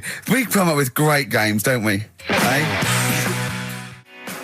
Learn to Fly by Foo Fighters on XFM 104.9. Ricky Gervais, Steve Merchant, and Karl Pilkington. Well, Karl, I think it's time for another competition, isn't it? We've got some great prizes to give away, and you've got your film quiz. Yeah, we'll be doing that in a bit. Take a classic film. My favourite film ever, this one, probably. Okay. Sort of edit it, I'm in it, and you have to listen to it carefully in that, because there's a question at the end of it. Okay. You win some stuff in that, so we'll be doing that. I've just got some ads and that to get rid of. Oh, brilliant. Brilliant. Yeah. Dynamism. XFM. Bad Day and REM on XFM 104.9. Karl's quiz. It's a classic film. He's done some jiggery pokery. He's in the film. It's his favourite film of all time. I thought The Elephant Man was your favourite film of all time. It's up there, but this is like this film's got everything. It's got hilarious bits in it. It's got sad bits in it. I've got the headphones on because I've got to hear it, and I don't usually wear headphones. But I just realised how noisy I am. Does that go out when I'm course sort of it rap? Does it really? Yes. So when I'm sort of like tapping and writing and that, because it's really clear. Everyone can hear that. Really? Yeah. The thing about that microphone, Rick, is it doesn't just pick up your voice. It picks up all the sounds. Oh, that must be Like you scratching now. For instance, I don't know what it is you've That got there, must some kind be- of rash. Well, look, it's eczema. I think. Look, what's that? Oh, Eczema, yeah. Oh God, and what's that one then? That's just Oh. one of your enormous that- fat What's tits. that? But yeah, that must be irritating to listen to at home. Oh, yeah. Yeah, sure. If your voice weren't bad enough, Yeah, I've got. And moving the mic. I moving the mic realised. then, that Yeah. makes a noise. Leave that. Eating sandwiches, drinking coffee. Yeah. Right, come on then, Karl. Right. So the film is Kes. You got to listen to it properly. At the end, there'll be a question about what's happened in there, so Yeah. you got to listen, take it all I in. love the fact that in pole position, in positions 1 and 2 of his favourite films of all time, is The Elephant Man and Kes. Yeah. That's brilliant. Yeah. Go on. All right. Am I leaving the mics open a bit when this is going out? Or what? Yeah, let's have a listen. Yeah. All right. So don't talk then, right? Just put that hot dog down, Rick. And this is the bit in Kes where it's the teacher and he gets up and he has to Glover. talk. What's his name? Is it Brian Glover? No. No. No, it's the What's other teacher. The other one. Anyway. All right, go on. All right. So here we go. Things that had actually happened. I've got Oh, yeah. another one. What about you, Casper? Casper! All right. All right? All right. You haven't been listening to a word I've said, have you? Yeah, I heard some of it. Yeah, you Some of it? just. Stand up. Always somebody, isn't there, eh? Right, now you're going to tell us a story about yourself. What sort of story? I want you to think of an incident that's happened to you sometime in the past that is true and that you think will interest the rest of the class. All right? Right. What about I work on a radio show at the weekend. Well, are you going to tell us about it? I'll just do. It's 2 hours, and it's with Ricky Gervais and Stephen Merchant, and just sort of play music and tell stories and stuff. What kind of stories? Well, whatever. Like last week it was science. We were talking about this lad who was growing a knob on his arm, so it's weird. It's tricky, sir, because like with Ricky, he gets bored quick and he won't listen to the stories and he'll start squeezing my head. All right, I'm not interested in what he does. That isn't normal, is it, sir? That, I mean, it sure is a bit gay. Is he? Just messes about, though. Do you know what I mean? I try and like come up with good stuff, like monkey news and like quizzes and stuff. But then he'll just, Ricky will just mess about. I mean, on Saturday he did it again. He squoze me head. How do you spell that? Squoze. S-Q. I'm going to show it on the board. This is a new word to me. Squoze is S-Q-U-O-Z-E. Now tell us what it is. It's when he gets me head and he puts one hand on the back of it, right? And he puts the other hand on the front of it and he just sort of swivels it. Swivel, right down the front. Oh, swivel's not, it's spelled S-W-I-V-R. How many times a day? How many times a day does he swells it? It depends what time he gets in. If he gets in about 12:30, he could get a good 3 in. But I think, I don't really want to talk about. Don't you? Well done, Billy. Big round of applause. That is the effort. Yeah. Wow. That's the best thing you've ever done, Carl. So that's Kez, right? Yeah. Got some good prizes there. Not bad, yeah, good stuff. Question is, how many times did I say Ricky can get? How many head squeezes can he get in before the start of the show?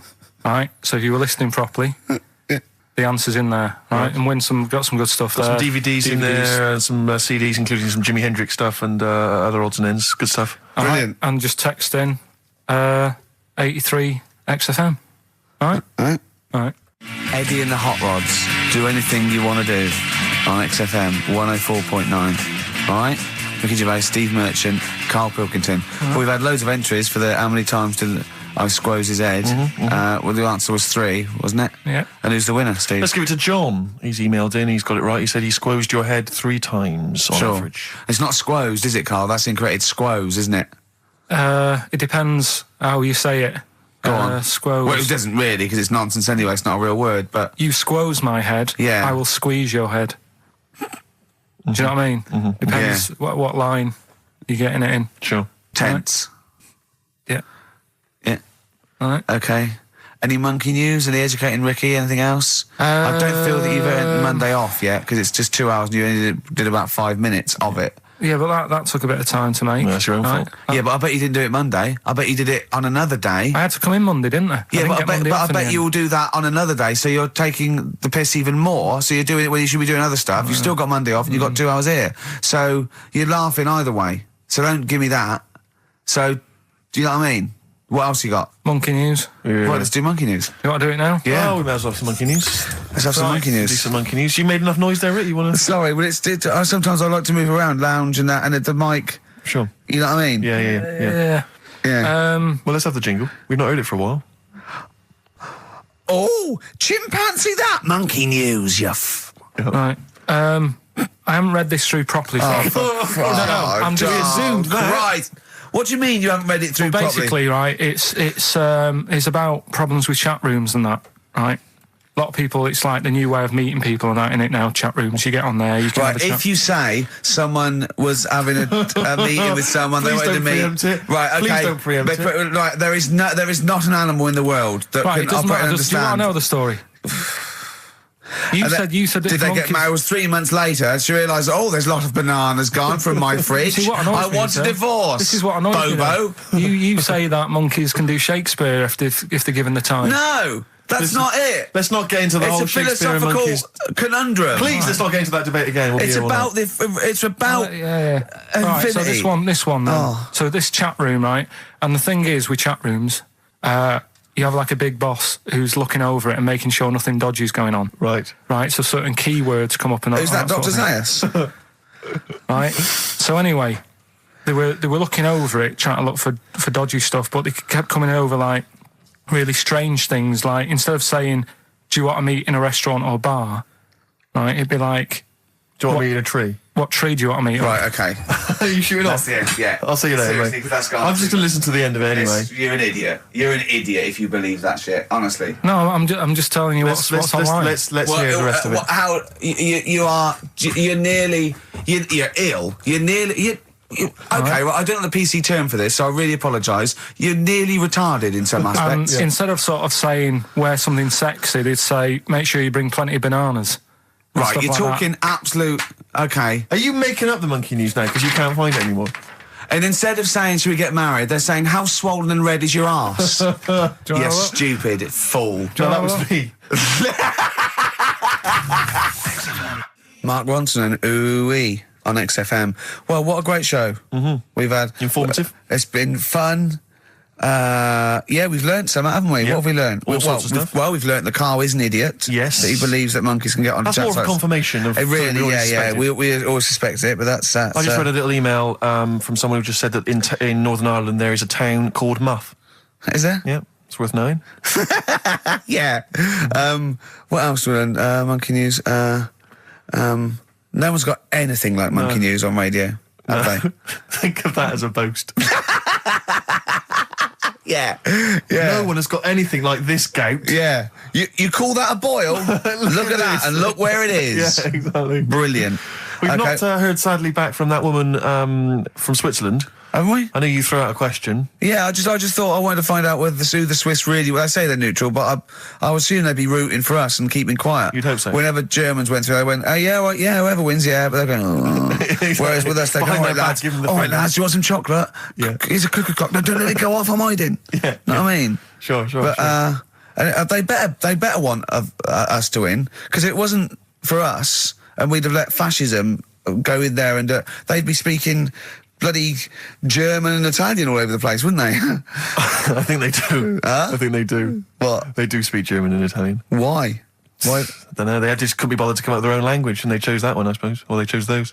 What's the point of being foreign if you don't speak English? I've no idea. You'd have to ask them. That's mental. I don't know. What would I do if I went there? You wouldn't. Why would you go? They don't speak the language. If you're going to have to choose a language to speak, choose English. Even the Dutch, they got their own language, but they don't speak it because it sounds silly. Yeah. So they speak English. Of course they do. You see, Dutch people, so in Amsterdam, with clogs on, they'd be chatting in English. In English, yeah. I'm proud of it. Yeah. Oh God, I was there once, and there was a mouse. Right. It's just there on the stair. It was a little mouse with clogs on. Yeah. Where? On there. On the stair, yeah. Oh. Yeah, so, that's language. We learned about languages, didn't we? I'm not a linguist, but I pretty much think that's what happens. I'll tell you something I learned in the week. Go on. Yeah. This will be one thing. He did definitely learn only one thing this week. It's a good one, though. Don't insult Suzanne's hair. I learned two things this week. Yeah. Right. Don't put your trousers on over your head. Because I know you were persevering with that for a while. Mercury may look nice, but bad for you. Go on. There are more moves on a chessboard than particles in the universe. That puts you off learning it, doesn't it? Well, no, it's a possibility. No, they said it is. It is. It said that's... Yes, that's right. It's a possibility because it's basically that it tends towards infinity because no two games are the same. So it's not that you've got to learn that many moves. It's not that good. I don't wish to criticise Rick, because I know you were trying to inform him then. It's a good job you're not a teacher, because as you gabbled the phrase, it tends towards infinity, it kind of came out as... Okay, yeah. Imagine if you're one of those kind of foreign students who's gone out to study, and they, sometimes they put the tape recorder by the lecturer. Yeah. Listen back to that, remember. It's something towards infinity, I'm not sure. It tends towards infinity. It's talking about tense. I not understand. Cuckoo. So we've had a good time. We've all had a good few. We've had a great time. Can I just say to everyone, have a great Saturday. All right, see you later. You like the Thorns. You played the Thorns. I think you'll enjoy this. It's an old track from Hawksley Workman. Brilliant. Bad name, good song. See you next week. Now, it reminds me, talking of gnomes, he said to me in the week, he went, did you see that programme on telly last night about dwarves and fellas without legs nicking cars? And I went, no. He went, oh, it's amazing, right? Because they haven't got legs and that. They scoot along and they can nip into a car like the Dukes of Hazzard. Explain more, Carl. No, you see, I didn't see it. Someone else told me about it. Oh! That's what I said to you. I said, did you see it? Because I missed it. And it's about these little fellas who specialise in car nicking. And the thing I wanted to know is, because this lad who sort of only watched half of it. Is he like you? Well, I said, I can understand how it's easy to get in, but then how do you get away? Because you can't reach the pedals. Yeah. Can there be two of them? But presumably he opens the car for someone else. What is it? What do you mean? What, so he's steering and he's like, right, press the brake a bit. And then there's one that's just legs, but without the top half. I don't understand how this helps them, though. Why does this make it easier for them to steal Because they can cars? just get through the window really quickly, like in the Dukes of Hazzard. What? Because their legs don't get in the way. Right. Do they just run? And just... But what do you mean, the window? I mean, what? So someone's driving along... No, I didn't see it. And This is leaves why the I'm window asking open? you. I didn't see Do they it. leap in when there's someone still driving the car? I don't know. Well, there's too many things left unanswered here. I can't go maybe over someone's seen Christmas it and they and can not know. email in. But that's sort of... This panicked you anyway, I imagine. I bet you were gutted you missed that programme, weren't you? Well, I'm interested in stuff like that. Because I like learning, which gets us on to educating Ricky. Oh, excellent. We've had a good year of stuff, teaching We have, stuff. well, yeah, I've learned a lot. Can you remember any of the Of course I highlights? can. There was a deaf girl and she hit her head and she could hear. Yeah. There was also some people who ate tomatoes thought they were poisonous on lead. There was also a doctor who gave a blood transfusion with some parrots from the pet store. Yeah. Because the doctor in America, and it was the olden days when the lines were bad, said give him his parents' blood, and the doctor this side said give him some parrot's blood. So that was true, and that educated me. That was fact. What have you got for us? Well, we've only got two, because I've taught you about jellyfish today, that we need them, so we've only got two things to go at, and I give them a little headline so you remember them to make them snappy. The two headlines you've got, oh, what a catastrophe. Okay. And the second one is, well, you'd think it'd be Bughead, wouldn't you? What? Well, you'd think it'd be Bughead, wouldn't you? You'd think it beat No, you'd think it'd be... Yeah. You'd think it'd be Buggered, wouldn't you? Bughead. Bughead. This can't be. If this is anything with a bug living without a head, I'm not interested. Because we've done it. All you've done is fun. Let's just do what a catastrophe. So it is that. Do I do that give one us first? the Bughead one. Which one are we No, doing? do the Bughead one. Right, well, the Bughead one. Well, we've talked a lot about animals and that, haven't we, without heads. Surprisingly, we have. I think a disproportionate amount on it. If you're a new listener and this is the first time you listen, you'd be surprised. Yeah, we've done all that. We've covered worms, the way if you cut their head off it grows back if you don't cut too high above its neck. We've covered The chicken. the fella who blinked. Yeah. I can't go into it again. Right. Let's not go into it again. We've had the chicken with no head that lived for 8 months. Yeah. And we've had And we've had the cockroaches. cockroaches living for a week without an head. Right, okay. Well, it's a bit more on the cockroach front, really. Right. They've found, right, that if you get a cockroach and you cut its head off, Yeah. right, and then you find a cockroach that's still got its head, but it hasn't got any legs, Right.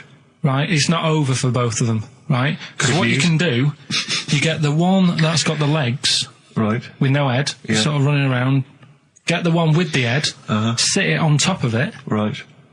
get a little tube Okay.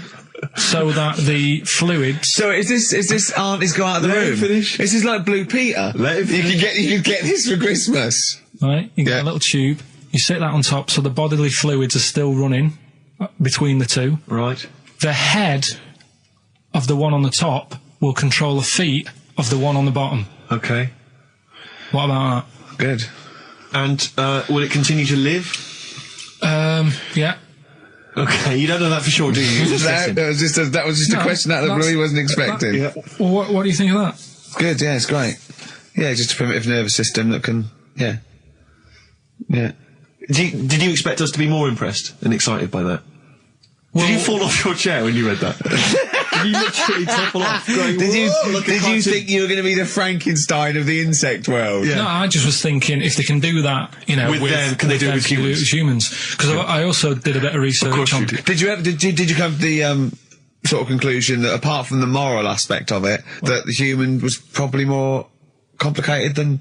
Yeah, but do you know what I mean? Things move on, don't they? Do you know what I mean? Science, Rick. You know, I had Binatone as a kid. Now they've got PlayStation 2, and the difference in 10 years They is have amazing. found that if you lose your head, a cockroach can live normally on your body, but not the other way around. Your head on it cannot control its legs because it's too complicated for your brain. Well, So, yeah. Well, then other research, because I thought if you don't learn from that, I'll give you something else for free, right? Go on. Free. That they can clone people. The only reason they don't do it, right? Say if like Ricky needed a lung, right? They could clone you and make you the same. But the only reason they don't want to do it is because it'd be a bit horrible, wouldn't it? So and it would take sort of 18 years for me to get an adult lung. And there's all kinds of moral implications. Yeah. What do you mean, yeah? You hadn't thought of that? So, sorry, because lest we forget, Rick, he ended with the only reason they don't do it is because it's a bit horrible and that. Which scientist said that? Right, let's That's a quote. Right. That's tune. not it. That's not the other one. That's it. No. That was just, you know. We've got another one to come. Oh, I Teach us can't wait. the headline again. What was the headline The again? headline, oh, what a catastrophe. Looking forward to that. Mark. Yeah, a bit more counsel. This is from his covers album. This is called Snowbird. Here's the first one. They're not fascinating, Carl, but I'm just interested on your take, really. Yeah. What do you make of Cilla Black quitting Blind Date after her husband sent a message from beyond the grave? Are you familiar with this I didn't story? know that. What's that? She went to see a medium, and supposedly her husband passed on information through the medium, which was incredibly vague, but persuaded her to quit live on air. Well, it's about time, isn't it? If even dead people are saying, enough's enough. But I'll tell you what, though, talking about ghosts and that, do you know how I'm into them? Yeah. Right? How weird do you think this is, right? Well, it's not true. Before you say it, play a record. No, go on. Go on. Right, it's this woman. I don't even know if it's ghost, really. It's just a bit weird. Sure. Yeah, sure. There's this woman, and she's not a woman, she's a kid. Sure. Okay.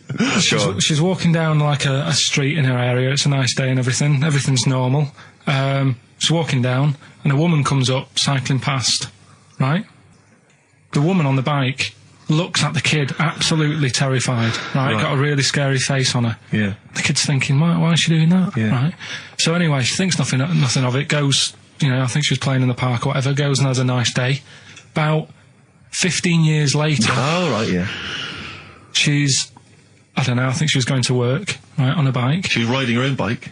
Riding her own bike, cycling down the road. Oh, yeah. Looks at the kid. That's the thing that happened, like, 15, 20 years ago. Right. It's her on the bike looking at her as a kid.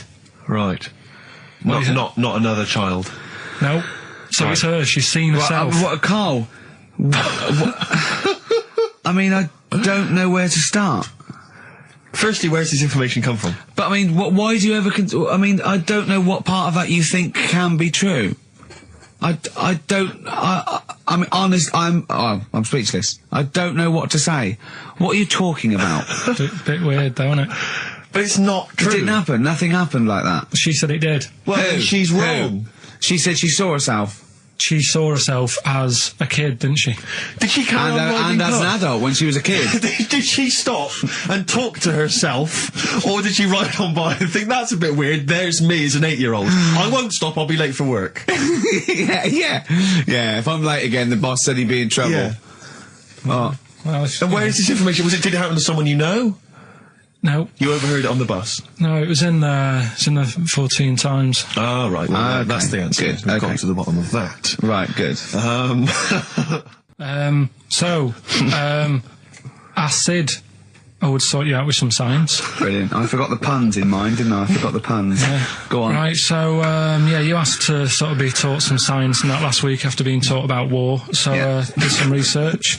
And, there's a few things. I think we'll just cover one of them now. Go on. We talked a lot about hairy kids.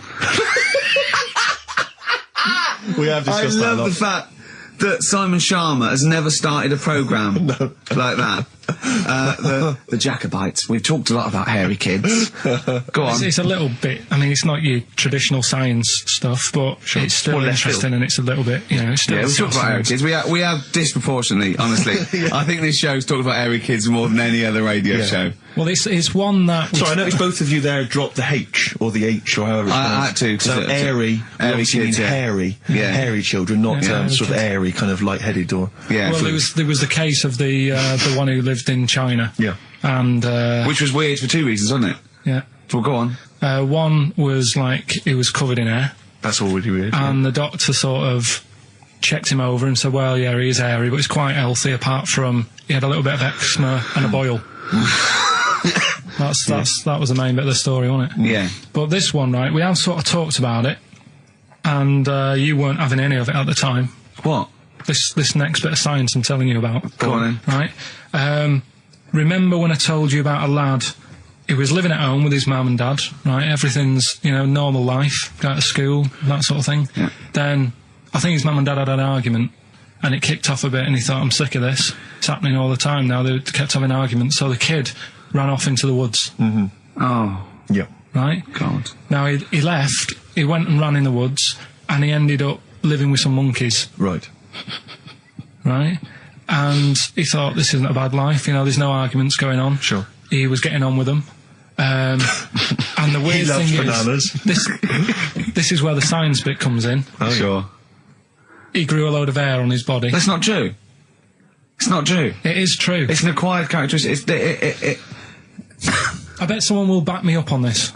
But no, you can't. You can't grow hair like that. You might get a little bit more down here. They might, the erectile tissue might, they won't fall out as much.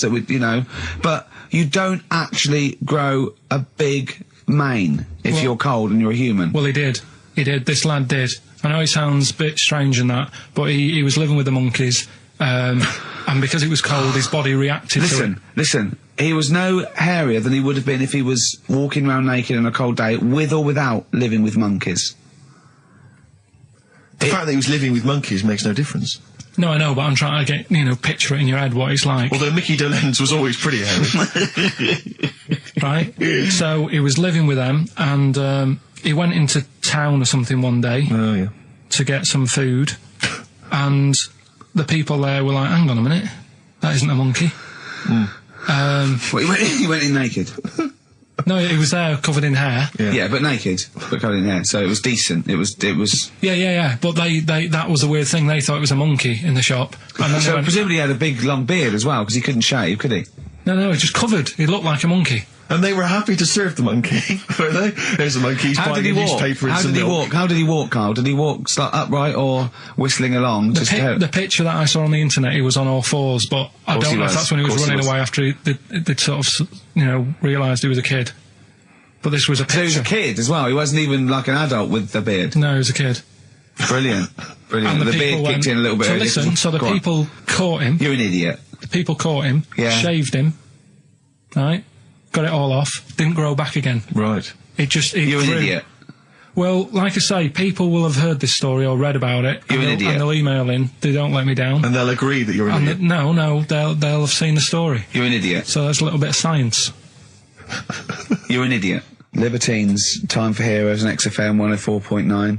Right, okay, so have you got anything that is science as opposed to nonsense? Well, Kid went off with some monkeys, grew hair, came back, shaved him, it didn't grow back. I mean, just think.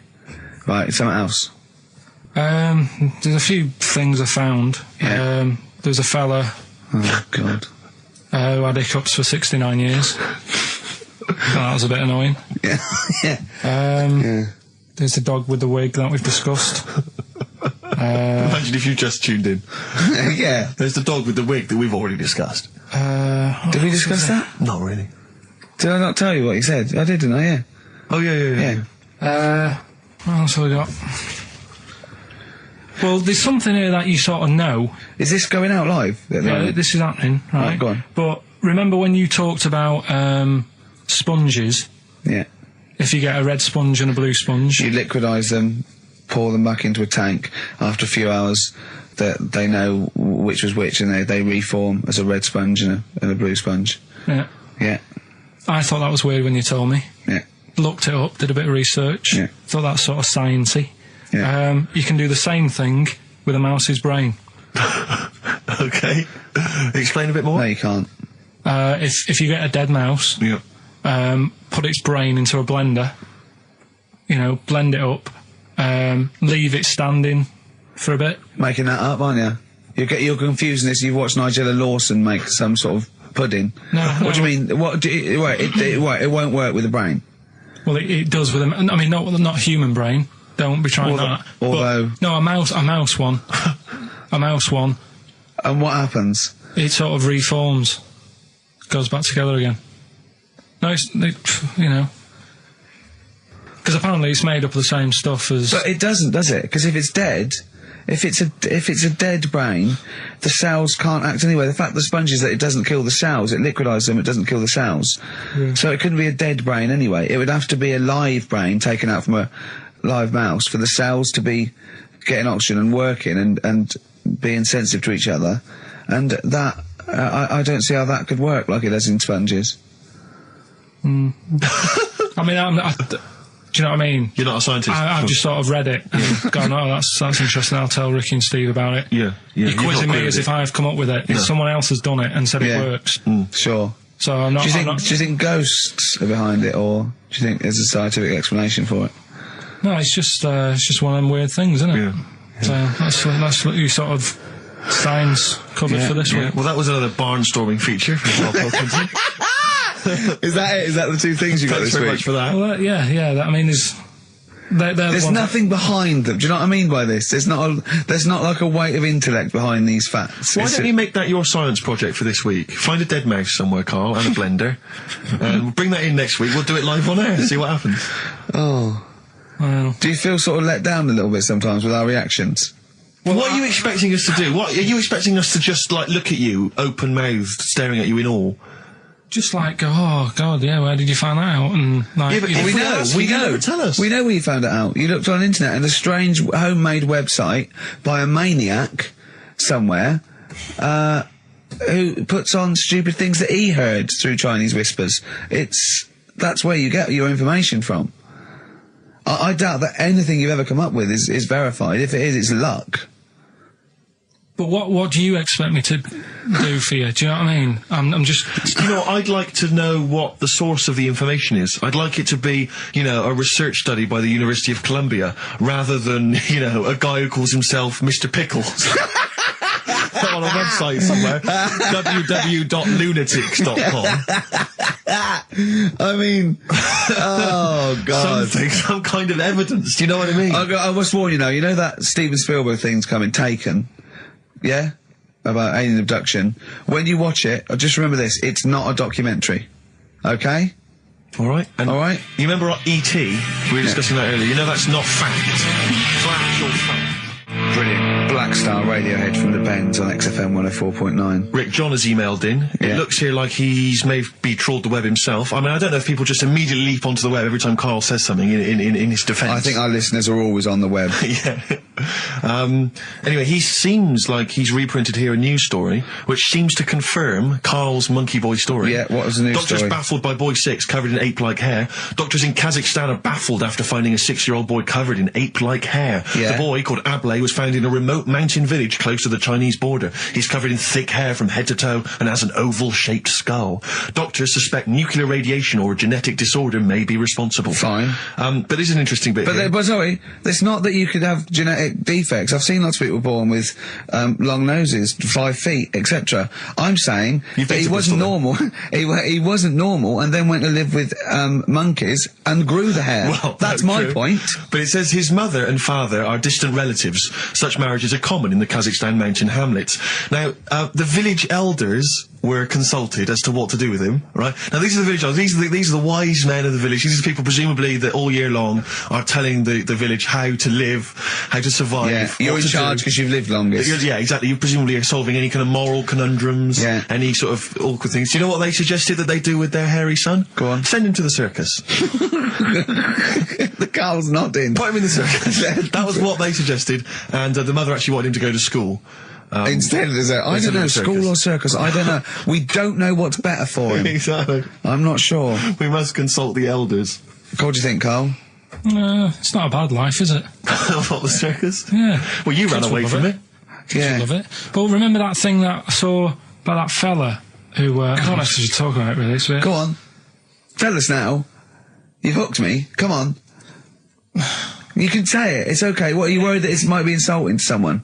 Well, it's not nice, but... Well, you're not taking the mickey out of it. You're telling us... Go on. It's just, it was in that book again that you got me. You know, the book full of weird people. Go on. And things that are wrong with them, and airy people, and... Yeah. Lad with 3 legs and that. There's a fella... basically just a head and a little body on a skateboard. Yeah. Right? Picture of him having a shave. And he was shaving with his mouth bit. With his tongue. Like that on the radio. Yeah. Just like- Carl is now doing an impression of a man shaving with his mouth. Yeah. Well, it's just a head, bear in mind. He's doing an impression. Imagine a head with a very tiny body on a skateboard shaving with its tongue. That's what Carl was doing. And he was depressed because he kept getting hats for Christmas. But if you were him, you would just grow a beard, wouldn't you, rather than... Oh, Well, rather than go through all But that you get hassle. it caught in the wheels of his skateboard. For its own good. I do want to trial this new film quiz we've got, because it's. I mean, I'm excited. I think it's the best competition we've come up with, to be quite honest. I mean, Carl, you agree, don't you? It's all right, yeah. Yeah. It's a film-based quiz. Right. We'll play you a clip from a classic film. I can tell you the film we're going to play. It's The Sixth Sense. Right. And there'll be a question afterwards, and you can win The Sixth Sense. On DVD. Yeah. Not the ability to sort of tell when someone's behind you, but just No. a film. You know. Do you believe in sort of like extrasensory sort of perception and stuff, Carl? Ghosts and that. Yeah. Yeah. Of course you do. Of course you do. Not ghosts, no, the fact that people maybe can sense, beings. There was a woman in on the Christian's breakfast show, right? Yeah. Blind woman. Right. Clairvoyant. Her name? Forgot. But she was a bit useless. She's a bit useless. I'm always worried about what's going to come out of I'm Carl's worried mouth. what you mean. What? Do you know what I mean? She's a bit rubbish at being a clairvoyant. Yeah. Right. I mean, I think if you're not that good at something, don't go on the radio and do it. Carl, you better leave. So, what... Sorry. Well, she was saying, So, like, what was the relevance of her being blind? What was that for? What did you I tell me? just thought it was a bit weird. I think she was using that because the fact that she can't see living people, but she can contact the dead ones. Yeah. It's a bit I'm weird. sorry. This is XFM 104.9. No, but I'm just not Once listening again, to you. Carl's opinions do not necessarily reflect anyone. Those of any human being. Any other person alive today. Sorry, Yeah, Carl. but So listen. how did she demonstrate her clairvoyance? she And why was it not very convincing? She was sat in the chair you're at, right? And people called up and said... I sensed that. Weird. They called up and they said, right, can you have a word with me, Gran? Yeah. And she goes, yeah, she's dead, isn't she? And it's like, yeah. He goes, oh, and everyone's like, oh, she knows her stuff.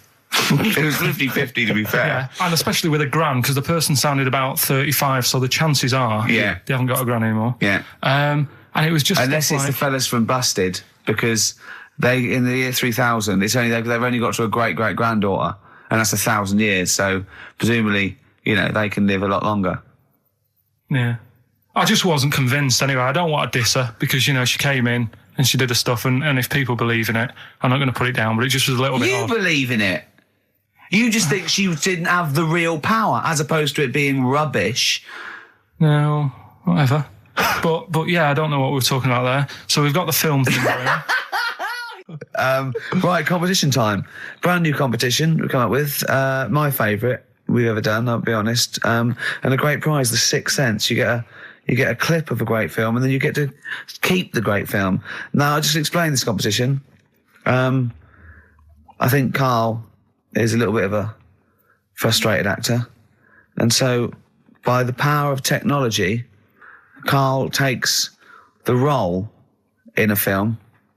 And there's a question about it afterwards. This is a scene starring Karl Pilkington from The Sixth Sense.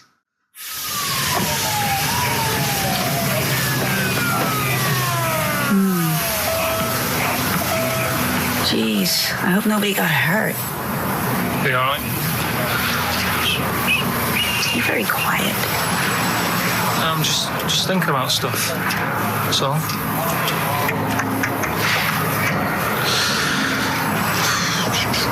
You're mad I missed the play, aren't you? A little bit annoyed, to be honest. Went down a storm playing the drums in Little Donkey, but your loss. I'd give anything to have been there. Well, you wouldn't, because you didn't. But like I say, it's your loss, isn't it? Anyway, I'm just quiet because I'm thinking about stuff, like I said. Right? I'll make a big deal out of it. What is it? Well, I was just thinking, what would happen, right, if you put a chameleon on a mirror? How would it handle that? It's a bit weird, isn't it? Oh, you're scaring me. That's scaring you. This'll scare you, right? The other day, saw two old men sat there having a Twix. You never see that, do you? Old fella having a Twix. You see ghosts, Cole? No, just the old fellas having a Twix, but... They talk to you? No. They tell you to do things? No, because they were too busy eating, but... What's that got to do... What are you looking like that for? Do you think I'm some sort of freak or something? Is that... I would never think that about you. Well... Ever. No. Got it? All right. Well... it's a very chilling scene, that. That is great. Oh, that is fantastic. It's a very spooky scene from the film The Sixth Sense. Rick, I think you've got a question. Well, yeah, I mean, Karl played it wonderfully there, the role of the child that sees weird stuff. But who played the original role? What was the name of the child actor who played the original role? It's email only, ricky.gervais@xfm.co.uk. You can win a copy of The Sixth Sense.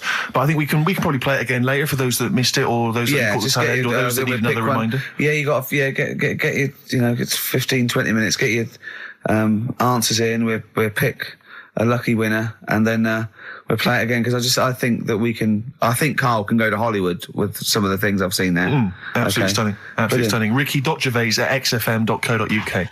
I'm going to play a track now. We tried to play it a couple of weeks ago, but it jumped. So I got a new CD of it. It's Papa Garcia, and this is Natalie and Nusi. Letter to Hermione, David Bowie off Space Oddity album, XFM 104.9. See, I don't know where. I thought you'd sort of learnt a little bit, Karl, what is an interesting fact and what might just be a mentalist online. Do you know what I mean? Do you know what point we're making here? Why the truth is so much more even a little bit, even something that's just, mild, but is definitely the truth, is so much more interesting than just wish fulfillment of truth. To me, if it starts with there was this ghost, right, it's not interesting. You could say anything. There was this ghost that could turn custard into wine. It doesn't matter. There was this ghost that had 9 heads. Doesn't matter. Doesn't matter. There was this Carl's looking at you going, there's a ghost that can turn custard into wine. Yeah, it doesn't matter what you say after that. There's a ghost that can swallow alligators whole. The premise means it's not true to me. Do you know what I mean? It's like people say, you know what? God, right? He's incredible. I'll stop you there. The fact that he can make the earth in 7 days, well, you've lost me already. Do you know what I mean? Whereas someone says something like, a cockroach can live 5 days without a head, that's interesting. That's interesting. Right. Do you think when you die, they say, you're a ghost, this is going to amaze you. You can go and you can spook people out. Yeah. Do you like custard? Come over here. No. Well, if you don't, you don't. Do you like wine? Of course I do. Oh, you are going to love it. You're going to love being dead. I've lost all my loved ones. Yeah. Do you see what I mean? It's what your sort of beliefs are based on. Mine are sort of on, I suppose, logic and science. And so I'm amazed by the world. And so the Iceman, why does that amaze you? What's like, ooh... Well, they found some part of our preserved past. It's interesting. Again, I'm amazed by anthropology and evolution. Yeah, it's just that line on its own like that. They found an Iceman is great, but then it went on, and it's going on about they've had to get different people involved to find out how old it was. Because first of all, the story started off right, an old fellow on holiday somewhere. Where did they find it? In Sweden or something? and he was walking in the hills. And He was walking in the hills. in heels. Was he a transvestite? In the mountains. Oh, right. In the hills. Yeah. Yeah. So he's walking about, and he sees this body in the snow, and he thinks, oh.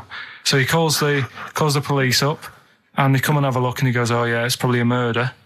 So then they dig it up and find out he's got hold of a spear in his hand. Right, and he's dressed like Fred Flintstone. Yeah. Right. And they realise it's probably not a recent murder. Right. His knuckles are dragging on the floor. He's a Neanderthal man. They think, hang on, Karl Pilkington.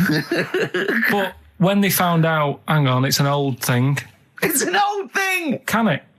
If it was a murder recent, then you'd go, hang on, how did this happen? Who does he belong to? Yeah. Well, the chances are whoever murdered him is also dead. 5,000 years ago, probably, yeah. So leave it. Just bury it. I don't think it's a murder investigation. No, but they are. It's not Quincy going, this was before my time. It's not a murder investigation. Yeah, just one thing bothers me, sir. Just one final thing. My wife loves you, but this guy. That's how they were Why treating would him. he have a spear and a leopard skin? I just can't. I can't get over this. What are you talking about? That's what I'm saying.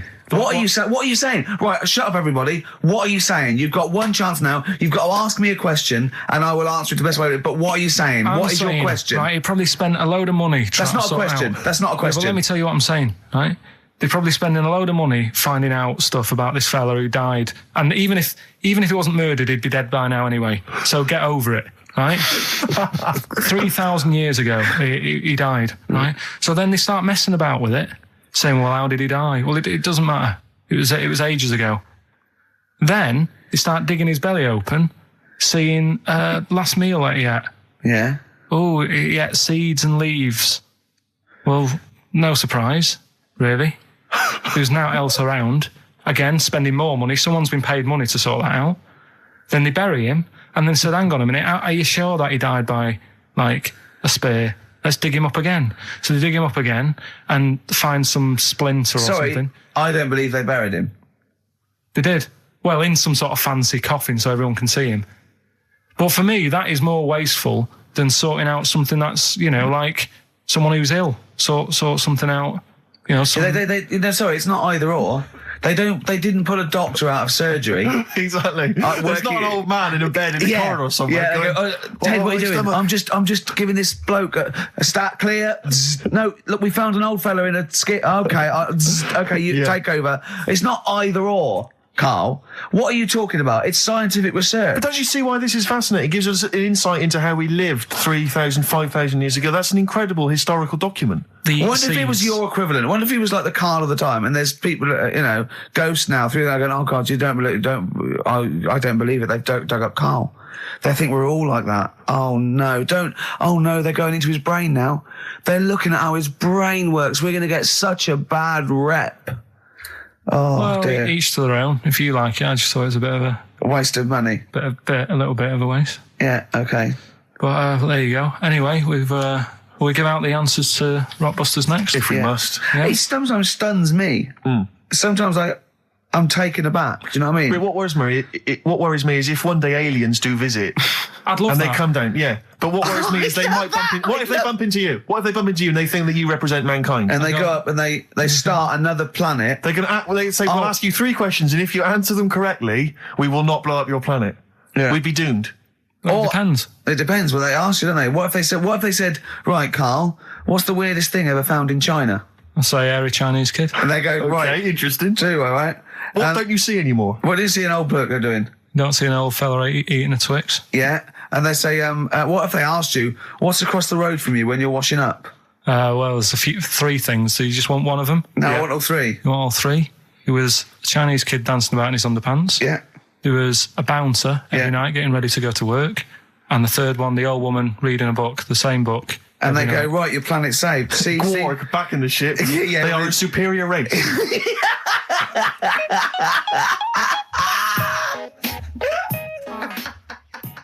I just always find that thing that if, you're used to living with someone, one of you will go, let's go to bed, then you'll go, all right.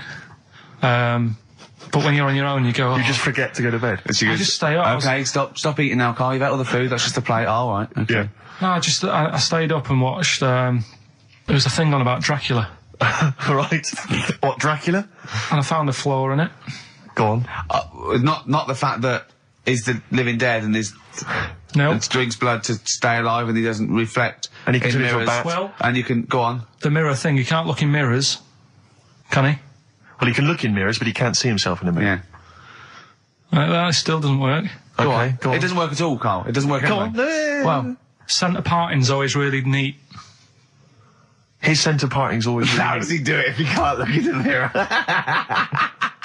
Blood on the floor or something it was called. Rubbish. I love the flaw in the Dracula film is that his centre parting's too neat. How did he do it without a mirror? Oh. Was it a documentary about Dracula? No, Yeah, it was the real it's Dracula. The real Dracula. Is it? Yeah, the real Dracula, the It's true just a film. It had blood on the floor or something. It's called. Yeah. It's rubbish. From 1970. Yeah. Right, but you know- say that and watch that. You know there aren't Yeah, really that's right. vampires in that sense. Yeah.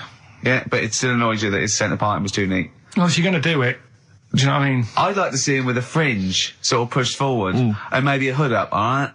Come to suck your blood and that, alright? Yeah, just bits of tissue paper all over his face where he's cut himself shaving. I can't see bloody mirrors annoying me, alright? I'd love to see that. A little mank Drac. That'd be great, wouldn't it? Well, that might be a film that we do in our movie. Mancula. Just getting onto that. Mancula. Count Mancula. Alright? You got any rave? You got any rave music? Huh? Got any Oasis like that? That'd be brilliant. He came from Manchester. Please welcome Mancula. Alright? That'd be great, wouldn't it? His hair's a mess. Well, I can't see in the mirror, can I? I told him about this thing. I don't know if any of you out there know about this, but there's an experiment they did in the 50s, a clinical psychology experiment where your two hemispheres of the brain, okay, they're joined by a thing called the corpus callosum, right, which is just a little flap of skin, like a little scarlet lead that joins your two hemispheres. And what they did, they cut that in half, and they thought it was a cure for schizophrenia, but what it turned out to be, or epilepsy, I think, I can't remember, was that your two sides of your brains didn't function together. You couldn't get information. I was telling Carl all this thing, and one of the things I told him was that they did it on a monkey, and it fought itself over a nut. Like its right arm was connected, by its left lobe of the brain, and it was fighting over itself. And Carl went, instead of like thinking this is amazing experiment, he went, would it have been happy if you'd given it two nuts? Yeah, I know. Well, you started off by explaining it, and I remember you mentioned, because I was watching the two of you as you were describing it to me, you said, of course, one side of the brain deals with symbolism, and as you said the word symbolism, I noticed Carl drift away from looking at you, pick up his mobile phone, and start pressing buttons randomly. And I thought it was the word symbolism that got him. And I noticed it took you just a moment longer, and I think the first thing you said was, when did I lose you? Yeah, I knew I'd lost him. It's extraordinary, and he doesn't even try I to think I disguise said it. nomenclature at one point as well. Right, yeah. And I knew I was dicing with death there. Yeah. But, Yeah. but I told you tried to look it up, didn't you, on the web? You didn't find anything about it, Yeah, did you? the spelling of it's what is it again? What's the word? Corpus callosum. Yeah, so I couldn't do it. No, it's no point. Yeah. Don't bother. Give up. Don't bother. Give up. So if anyone knows any interesting facts about that, But yours hasn't been cut in half, has it, Carl? That would, again, might explain something. I'll tell you what we will be talking about later. I don't know if you're sort of aware of them, Steve. Go on. Bonobos. Oh, I don't know much about bonobos. I told him about he was looking for stuff. I said put in bonobo. He was having no luck with chimp, and they're a form of chimpanzee, but they're even closer to us, evolutionary speaking. They've got their social groups are more like ours. They're more intelligent, and he was loving it, weren't you? So is it human bonobo Carl? Is that how it works on the evolutionary ladder? Chimp Carl. Yeah. Yeah.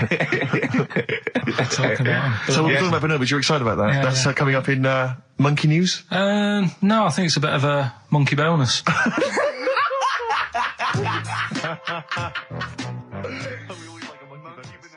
Okay, this is Carl in the classic The Shining. And what's the question? Well, we might ask that afterwards. Okay then.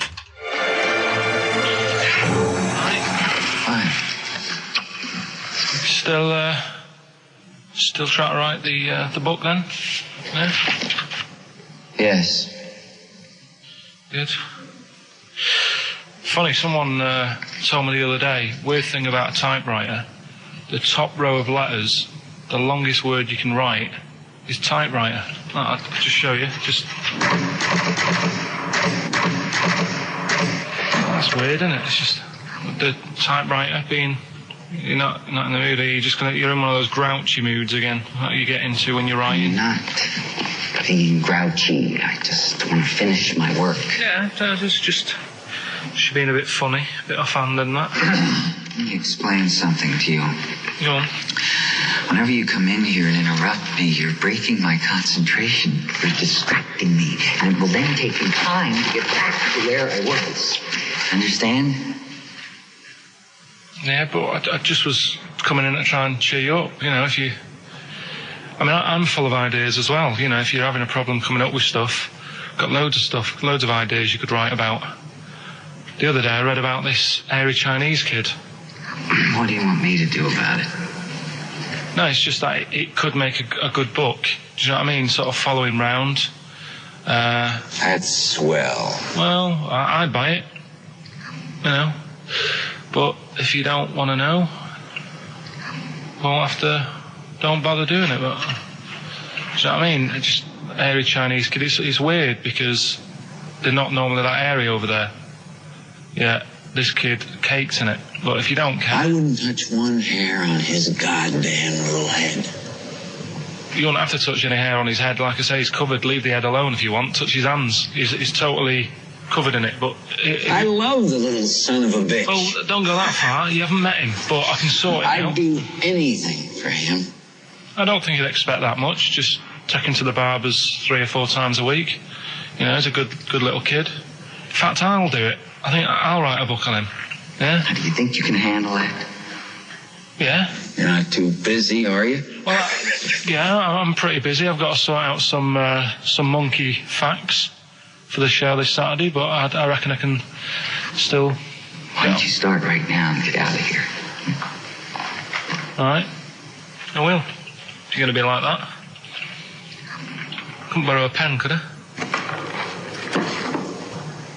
See you later. There you Haunting. go. Haunting stuff there. Karl Pilkington in The Shining. You know, in the film, Jack Nicholson goes crazy because the suggestion is he's maybe possessed by demons that maybe are in the hotel. But, you know, if I was stranded in a desolate hotel, removed from all human contact with Karl, I'd go mental with an axe without being possessed by demons. That's more chilling to me, trying to get some work done and you keep wandering in. I'm trying to get Karl to spend a couple of days in the caravan with me, just for the head of it, and he won't. I've offered him money, won't I? I think it'd be a great laugh, won't it, Karl? Oh yeah, great. That would be terrifying. No, I want to film it. I just want to film it. Like a little video diary. There's Karl there, he's just waking up. Well, if I was stranded in that would be like being... I may as well be with Freddy Krueger and Jason Voorhees. That's more scary. The thing is, Ricky doesn't mess you about as much as he messes me about. No, you see, you've given him an inch. You've given him an inch and he's taken a yard. 12:30 you got in today. In 30 minutes between 12:30 and 1. The old bin lid on the head. He wanted to do that again. Yep. Squeezing my head, think he had a go at. And karate chop on the back of the neck. Yeah. All in 30 minutes. Yeah. Who else can say that? Who else can say that? Who else can say? What do you mean? Anyway, have we got a question then? Yeah, to win a copy of, I'm so embarrassed to say it, The Shining on VHS is worth $5.99 and it will have already been watched by Karl Pilkington, probably not even rewound. Yeah, to win that. And a little bit of tripe and cow eels just slipped into his dinner. A barm cake outside. As he was reading the back of the box trying to figure out what was going on. The ingredients. What about this, right? Here's a question. I've got a question. No, go on. No, I want to hear Karl's first. Okay. No, it's about the film. Because when I was whizzing through it, I saw something and thought, oh, that's good. The kid who's in it, he was writing something on the back of a door with lipstick. What was it? Well, that's a tricky question. I can't remember. Nor can I. Right. So the kid in it was writing something on the back of the door. Is that going to be too hard for anyone? Let's see if... I mean, I wouldn't be surprised if there's somebody... Right, the phones are going, so it might be. Yeah, but this is email, isn't it? All right, Ricky.Gervais at xfm.co.uk. What was being scrawled on the back of the door by the little kid in The Shining? To be honest, if you know that, it means you've probably already got it and you've watched it about 8 times. Yeah. Fair enough, though. All right. It's something, when I was looking on the web, found something out. Go on. It's a story about a woman who had a baby. What are you talking about? What? a woman Yeah. who had a baby who was having a baby. It was no clearer when you repeated it. No, Carl, I don't know what to do. I don't know what to do for the common good, right? Pursue this line of inquiry, right? Because I don't know where it's going, or play a record. I'm actually torn. I don't know what to do. No, I remember seeing it and thinking, I've got to tell Ricky about that. It's brilliant. What should we do? Should we go with it? It's entering into the abyss. It's opening Pandora's box. It's peeking. It's going down to the cellar. I've got a couple of questions, though. Go on then. Well, come down there with me. Come down in the cellar with me. Okay, right, Carl. What? First of all, it was on the way. What do you mean? The baby was what? Had another? Was it? She didn't give birth. They didn't. The doctor didn't find one of those set of Chinese dolls up her. Russian dolls, whatever they're called. That's what I pictured it like. Those dolls where you take the head off and there's another one in there that all look the same. But no, the story was there's a woman who's... No, don't just say it again. That's a headline. That's not a story. There was a woman who had a baby who had a baby. That's not a story. Imagine handing that in as a thesis to loads of the BMA. There you go, and read that. That's a children's rhyme. Yeah. There was a woman who had a baby who had a baby. What do you mean? So she had a baby, right? Yeah. And that bit's fine. We're okay with that. That's normal. That's normal. A woman had a child. Yeah, totally normal. She gave birth. Fine. Yeah. Next.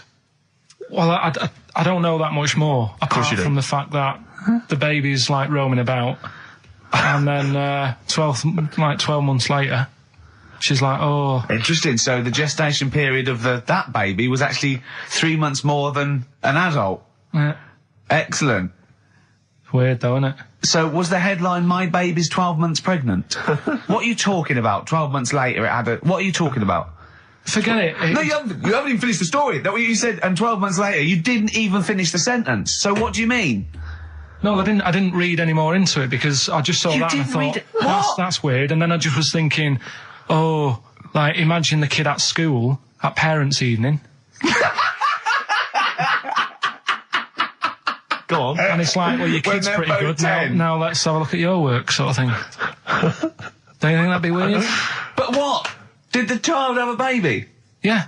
Of course it didn't! Play a record! We shouldn't have gone down in the cellar. We should have just left the cellar door closed. I never learned.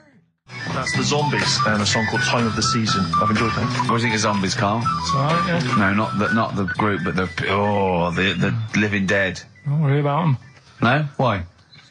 Not about, are they? Couldn't happen. You don't believe in that? Listen, right? You don't believe in zombies? So, but you do believe online, a baby had a baby? Yeah. On you go. On you go. Are you still saying that didn't happen? Yes. Right, well, I'll find the thing again, I'll print it off, and then you'll read it. All I'm saying is there's more information that we need. Yeah, but it always annoys me that when I do get the information, you'll go, yeah, but it's named Sally, you didn't say that, and make out... as if... No, don't make it look like we're over-inquisitive or over-cynical. You come out with the most abominable things man has ever uttered, and you expect us to accept them. Usually headlines, usually illogical, not just probably wrong. So, fleas are born pregnant. Are they? Interesting. Yeah. Right. Okay. See? On we go. So, see, that's true, and you're not impressed, because it doesn't involve a little werewolf child. Or half man, half shark. And you're just not, it's not good enough for you. No, but if I read the first line of something, and it's not that interesting, I go next, right, and I move on. Now, when I saw a woman had a baby, and it had a baby, but you still didn't read on. No, but alright, I didn't read on, but it got me thinking. Like I said, you wonder about the parents' evening. I was thinking about, is it a good thing? Because you're going to spend more time with the kid. Do you know what I mean? There's a lot of mums who have to go to work and that. She's going to be a great mum. Grew up with her, literally. Yeah. Do you know what I mean? So she's going to be a great mum. I just wonder if, I know it sounds weird, but if was it the baby that woman had, was that a girl or a boy? Oh, it would have been a girl, wouldn't it? Of course it would. It'd be mental, wouldn't it, if it wasn't? Right. It would have been a weird story, wouldn't it? So anyway, that reminded me, because we were talking about other amazing stuff that Ricky told me to find out about. Steve, are you aware of bonobos? We mentioned them earlier. I'm not particularly familiar with bonobos. Right. It sounds like a cream cake. No, they were a sort of a chimpanzee, but more advanced than the traditional chimpanzee. They live in one sort of particular area, and you know, it's the sort of closest animal to the missing link. They're very intelligent. They take on a lot of social aspects of human. They have sex for pleasure and no other. Steve's looking annoyed. He's done, yeah. Yeah, what did you find out about apparently, I found out it's 98% not human, this kind of thing. It's nearly human, but it's not. We share 98% of DNA with it. Yeah, 98%. It's a higher percentage than you. They have sex for pleasure. They do look a bit like him, though. They've got a little round head, haven't they? But, and they're much more upright than the, you know, got a more flexible. I sort of get bored with animals that are like classed as being intelligent, right? So when you told me, I get bored with them because they're not doing enough. They're not playing Nintendo. Do you know, like that? People always rave on about dolphins, saying, "Oh, they're really bright and that." Yeah. You know, I was having an argument with Suzanne about it, and she goes, "Oh yeah, dolphins are really intelligent." And I said, "But what? What have they done?" So she said, "Well, they use them in wars. They strap bombs to the back to go out to boats, to then blow up the boats." Yeah, they're trained. Yeah. Well, that isn't that bright. If it was really bright, it'd go, "I'm not doing that." Well, no, they leave them. They don't blow themselves up. Anyway, but right. Well, so bonobos, really bright and that. Now, I was looking at them, and they are, you know, they're saying they're just like humans, basically, right? But what I was thinking is, I didn't have a chance to ask you, if you got a mentalist, right, and put the bonobo in an exam. What do you mean a mentalist? What do you mean? Well, you know, someone who's, you know, just a little bit slower than me, and put them in an exam. What would happen? Right, okay, you've got to be clearer here, Carl. What are you saying? Are you saying pit the wits of a bonobo against someone who's educationally subnormal? Yeah. What do you reckon? Again, I don't know where to start. No, but if they're that good, why aren't they being used in labour and stuff? Do you know what I mean? What in the late? What do you mean in the government? Like, you know, like some jobs that they could do. Why hasn't someone caught onto it and thought, well, hang on a minute? Sorry, I'm not familiar with the bonobo. Seriously, could it do a job of work? How advanced are these creatures? Lots of animals do job of work. I think Carl wants this bonobo to start going to work with an umbrella and a bowler hat and have sort of like rudimentary language skills like morning. So I couldn't employ the bonobo to be my PA. It's not. I mean, how advanced are they? Could I teach you to go in the shops and collect something and bring it in? But you can teach a dog to do that. Yeah. It depends what you mean by intelligence, social interaction, also dexterity capability, you know. Could it produce this show? Yes, I'd have thought it could, randomly. Yeah, just by pressing the buttons it can do a better job. It depends what you're asking, Carl. What you mean is, could a chimp beat a thick human at an intelligence test? Yeah, that's what I'm saying. But it depends on what the problem with the human is, doesn't it? Right. First of all, mental illness has nothing to do with intelligence. Let's get that straight. That's one thing. Mental people aren't necessarily less or intelligent than people. Now, is that the clinical term? Well, exactly. A mentalist. A mentalist. Sometimes I don't know what to do. I don't know whether to start with where he's going wrong with the question, to answer it, to find out what he really means, because it's just like if that did happen, right?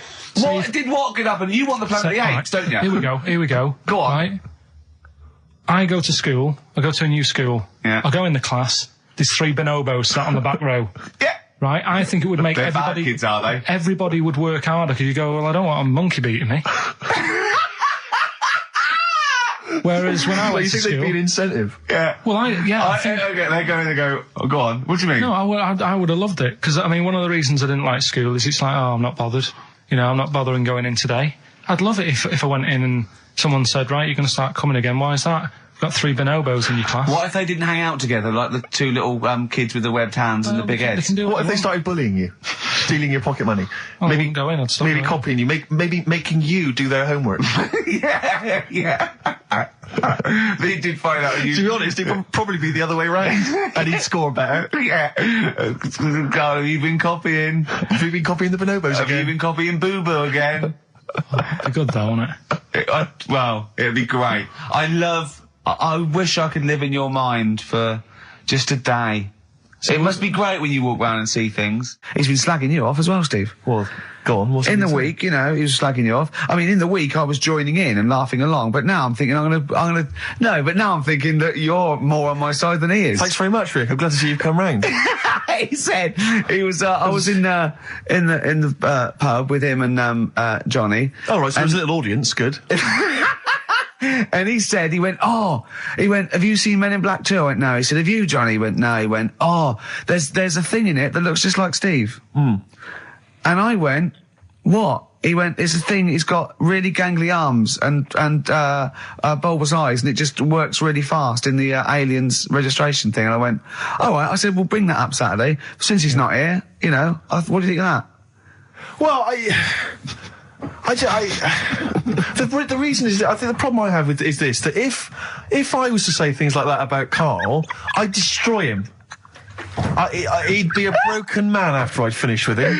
Call in, Carl, or Steve's going to say a few things about you. I'm going to get a couple of home truths out there. I can't believe it. I cannot believe it. Yeah, we were, you know, at the time I was joining it, we were having, you know, slagging you off on other things as well. Sure. But now I'm thinking, maybe maybe you were wrong. Maybe I was taking the mickey out of the wrong person behind their back. Kings of Leon, Molly's Chambers. What do you think of that, Carl? All right. There's a surprise. Another insightful remark. Steve is not a fan now. Not only does he know you've been slagging him off behind his back. No, I wasn't slagging Steve. If you get it out on DVD tonight, you'll know I'm not slagging you off. It could be your brother. I love the fact that it makes it worse, but he's thinking you're going to go, oh, he wasn't slagging me off. It does look like me. I do think I'm an alien. I love the fact that you hope Steve will go, he's got a point. It's a spitting image. Yeah. I am, seriously, Carl, I'm really angry. I'm so angry with you at the moment. You haven't seen it yet? No, I know, because I know what it's going to be, and I'm just... Why? I'll tell you why I'm angry, because he doesn't do it in jest. No, but what do you think it's going to look like? What do you think this thing's going to look like? Going to look ludicrous. It's not going to look anything like me, but he's going to pretend it does. Go on, what? Go on. No, it does look like you. Yeah, of course it does. And you looked like the Human Z. Well, I mean, to be honest, you did a bit, Carl. You walk like him, you're bold like him, you got a sort of gormless face like him. Any more? I don't smoke. That does. Whoa! Well, we've got some weird stuff to talk about, though. What? Coming up later. What? Darren Brown. Oh, yeah. That was interesting. I know the fact that the track, we've just talked about him asking me nicely not to squeeze his head when people are around, and the girl who ages so quickly she should be served in odd bins, and he goes, but we've got some weird stuff coming up. That's Carl's world. Yeah. That's our song, isn't it, Carl? Leave all this misery behind. Bit of Snoop. Beautiful XFM 104.9. Gervais, Merchant, Pilkington. Carl had a treat in the week, didn't he? He couldn't believe his luck. We know Darren Brown. You know Darren Brown, the sort of magician, mind reader fella. It's more special than that. Well, called me up in town. Said, do you mind if we bring along Carl? He went, pleasure. Carl's very cynical, saying, well, he won't get into my head. Yep. Great, wasn't it? It was brilliant. He went, can I ask him questions? I went, well, no, it's social. He went, I'm not coming. I went, well, he went, well, I'll ask him. I want him to know how he did that trick when he said, you got the winning ticket. I went, he's not going to tell you. He's a magician. He went, well, it's not worth it then, if I can't quiz him. But he came along. I still did, though, didn't I? Got in there with the questions that the people wanted to know about. Yeah. Yeah, go on. What did you ask him and what did you find out? I said, how do you do that? I love the fact that the first half hour, me, Steve and Darren Brown were convincing Carl that he didn't see a ghost when he was 5. Yeah. And then we got onto the tricks.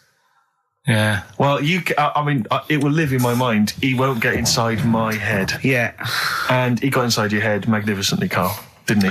I mean, were you not amazed? I mean, Darren promised actually that he would come on the show in the future, and then you, the listeners, can see how he can baffle, amaze, and generally freak out. I think we should film everything that happens, right? Because it's just a waste, because you're only getting half of it when you hear what Carl has to say. Because his face, Honestly, it says 1,000 words. Yeah. Do you know what I mean? It's just, I think we should film it and just put it on a DVD of Karl's facial expressions. This is Karl thinking he saw a ghost. Yeah. This is Karl thinking they were going to clone a man moth. Yeah. It's just different faces. So do you want to try and explain what he did and what marvelled you so much? Right, yeah. He comes in, he sits down. I'm a bit sort of... bit spooked by him straight away. Oh, you're spooked by him straight away, Yeah, there's a weird thing about him. Right? So anyway, he sat there, and I'm watching him. It's because he was naked? Checking, seeing what he's, looking at and stuff. Yeah. So anyway, he gets his paper out, and I think, right, he's going to do a bit of trickery and that. And he says to me, right, write down a number and a name, right? It was between a two-digit number, and a name of anyone you know. Yeah, right. Now the thing is, I thought of the name because I was telling Steve earlier about the kid at school who I fell out with, right? Yeah. Over that girl who was called Aris, right? So that name was like in my mind, ready to go, because I didn't want to use anybody's name who I knew, sort of. Now, because maybe you've mentioned it in the past. Do you know what I mean? I couldn't say Suzanne. I knew Colin Makin anyway. Yeah, well, do you know what I mean? I picked a name, yeah. Well, I thought you might have been thinking about Auntie Nora. So I picked this name, right, that you three didn't really know about, right? Number just came to mind, right? So he 42, says, right, we were never thinking of that. 42, right? He said, right, just keep saying it over and over in your head. And I'm there, and he's saying all these sort of different numbers at me, and I'm trying to throw him off a little bit. Every time he said a number that was nothing like 42, I was sort of smiling, looking a bit nervous. Yeah. Don't know if you caught that, right? I just, all I could see was you looking sort of blank. Oh, right.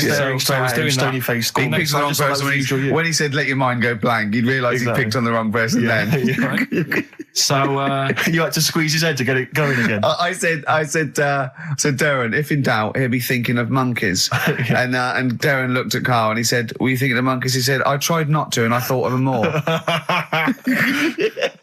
Right, that's true as well. Yeah. Right. So I'm there thinking of these numbers and that, and then he said, right, let's just talk about other stuff for a bit, right? So I was like, well, I'm not going to say anything, right, because I don't want you to catch me out. But then when we were talking, I was trying to like knock him off track. Clever. Do you know what I mean? I wasn't. Oh, do you know what I mean? I played a bit of hardball with him. Yeah. I was like saying, because we were talking about aliens and that as well, weren't we? And I was saying, well, they might come and land again in 2060. Oh, clever. You know what I mean? Dropping in different numbers and that. And so doing all that, playing him at his own game. And I think I had him for a bit. On the ropes, right? So anyway, comes down to the time when he's telling me the name and the number. Yeah.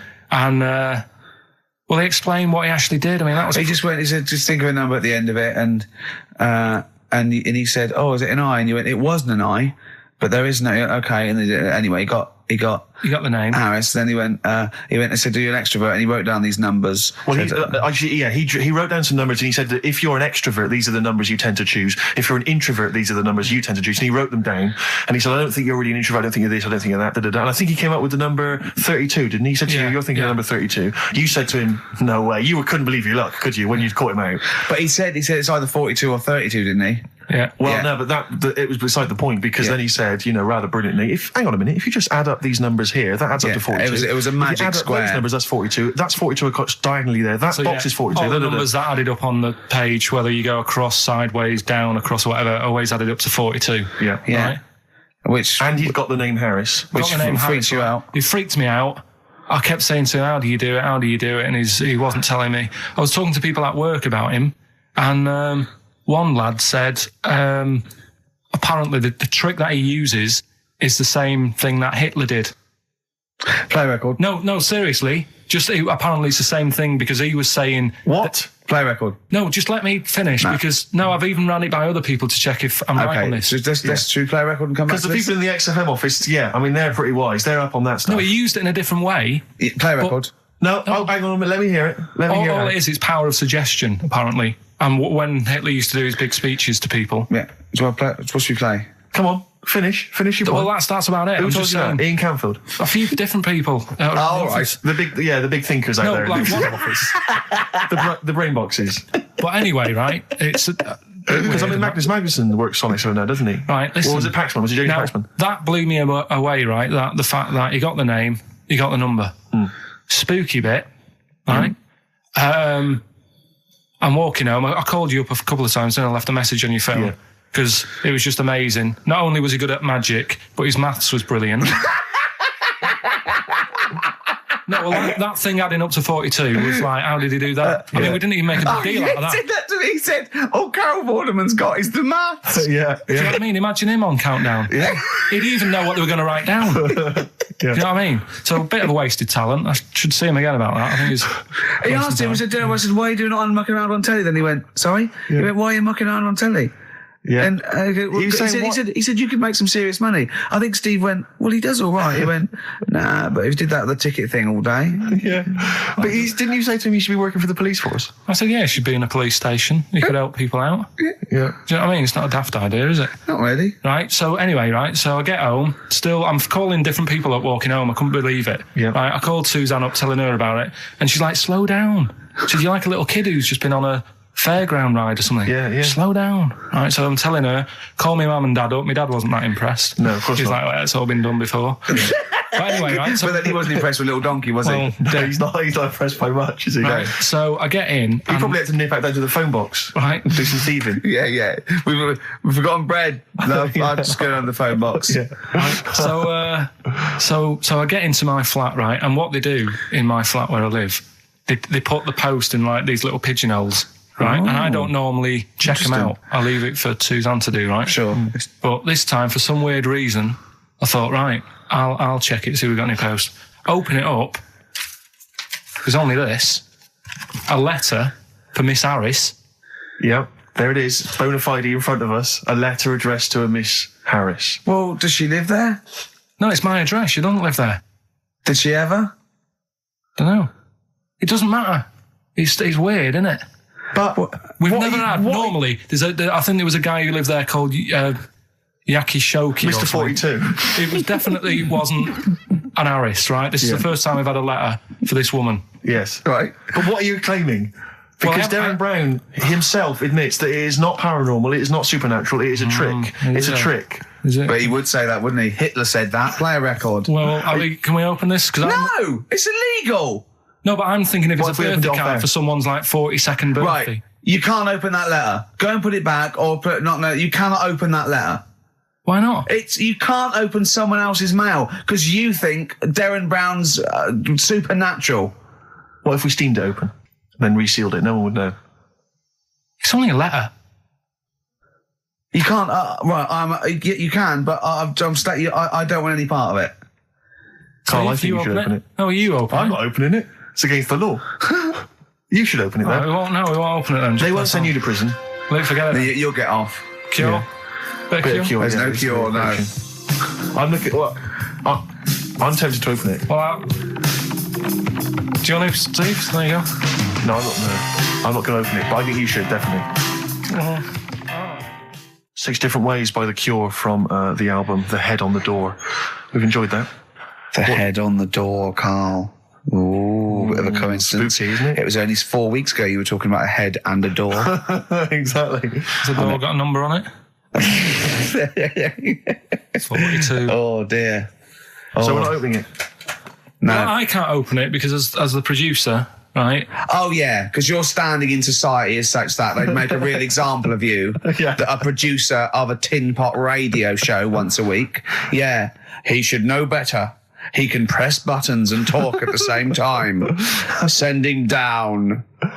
But they wouldn't try you in an adult court. You would get away. You would get away with it. Just they'd hear you speaking for a little while, and the judge would end up squeezing your head and letting you off. It'd be like those people who train monkeys to break in. Do you remember down in South London? We talked about it in the past, and they were going around robbing stuff, and they trained them to do it. Yeah, I don't think those monkeys would have got in trouble. It would have been the keepers. So, I think XFM would probably take the rap. Will you open it? No, I can't be seen to open it. No, he's a writer-director. Exactly. So am I. I can't be seen to open it. I'll give it here then. Right, I'm having no part of this. That's against the law, but... Right, I'm having no part of it. Open it. Come on, you've started now.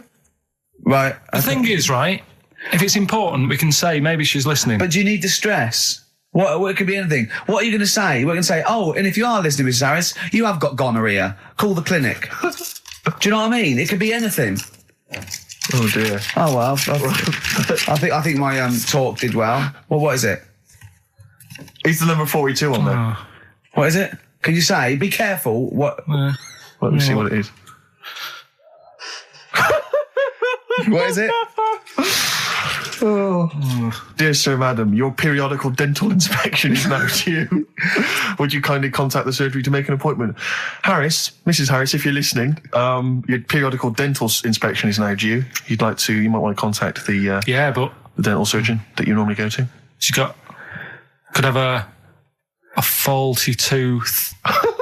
42. 42. 42. I don't believe it. 42. 42. Oh my God. God, that Darren's good. Darren Brown's good, isn't it? Oh dear. That's some blur then.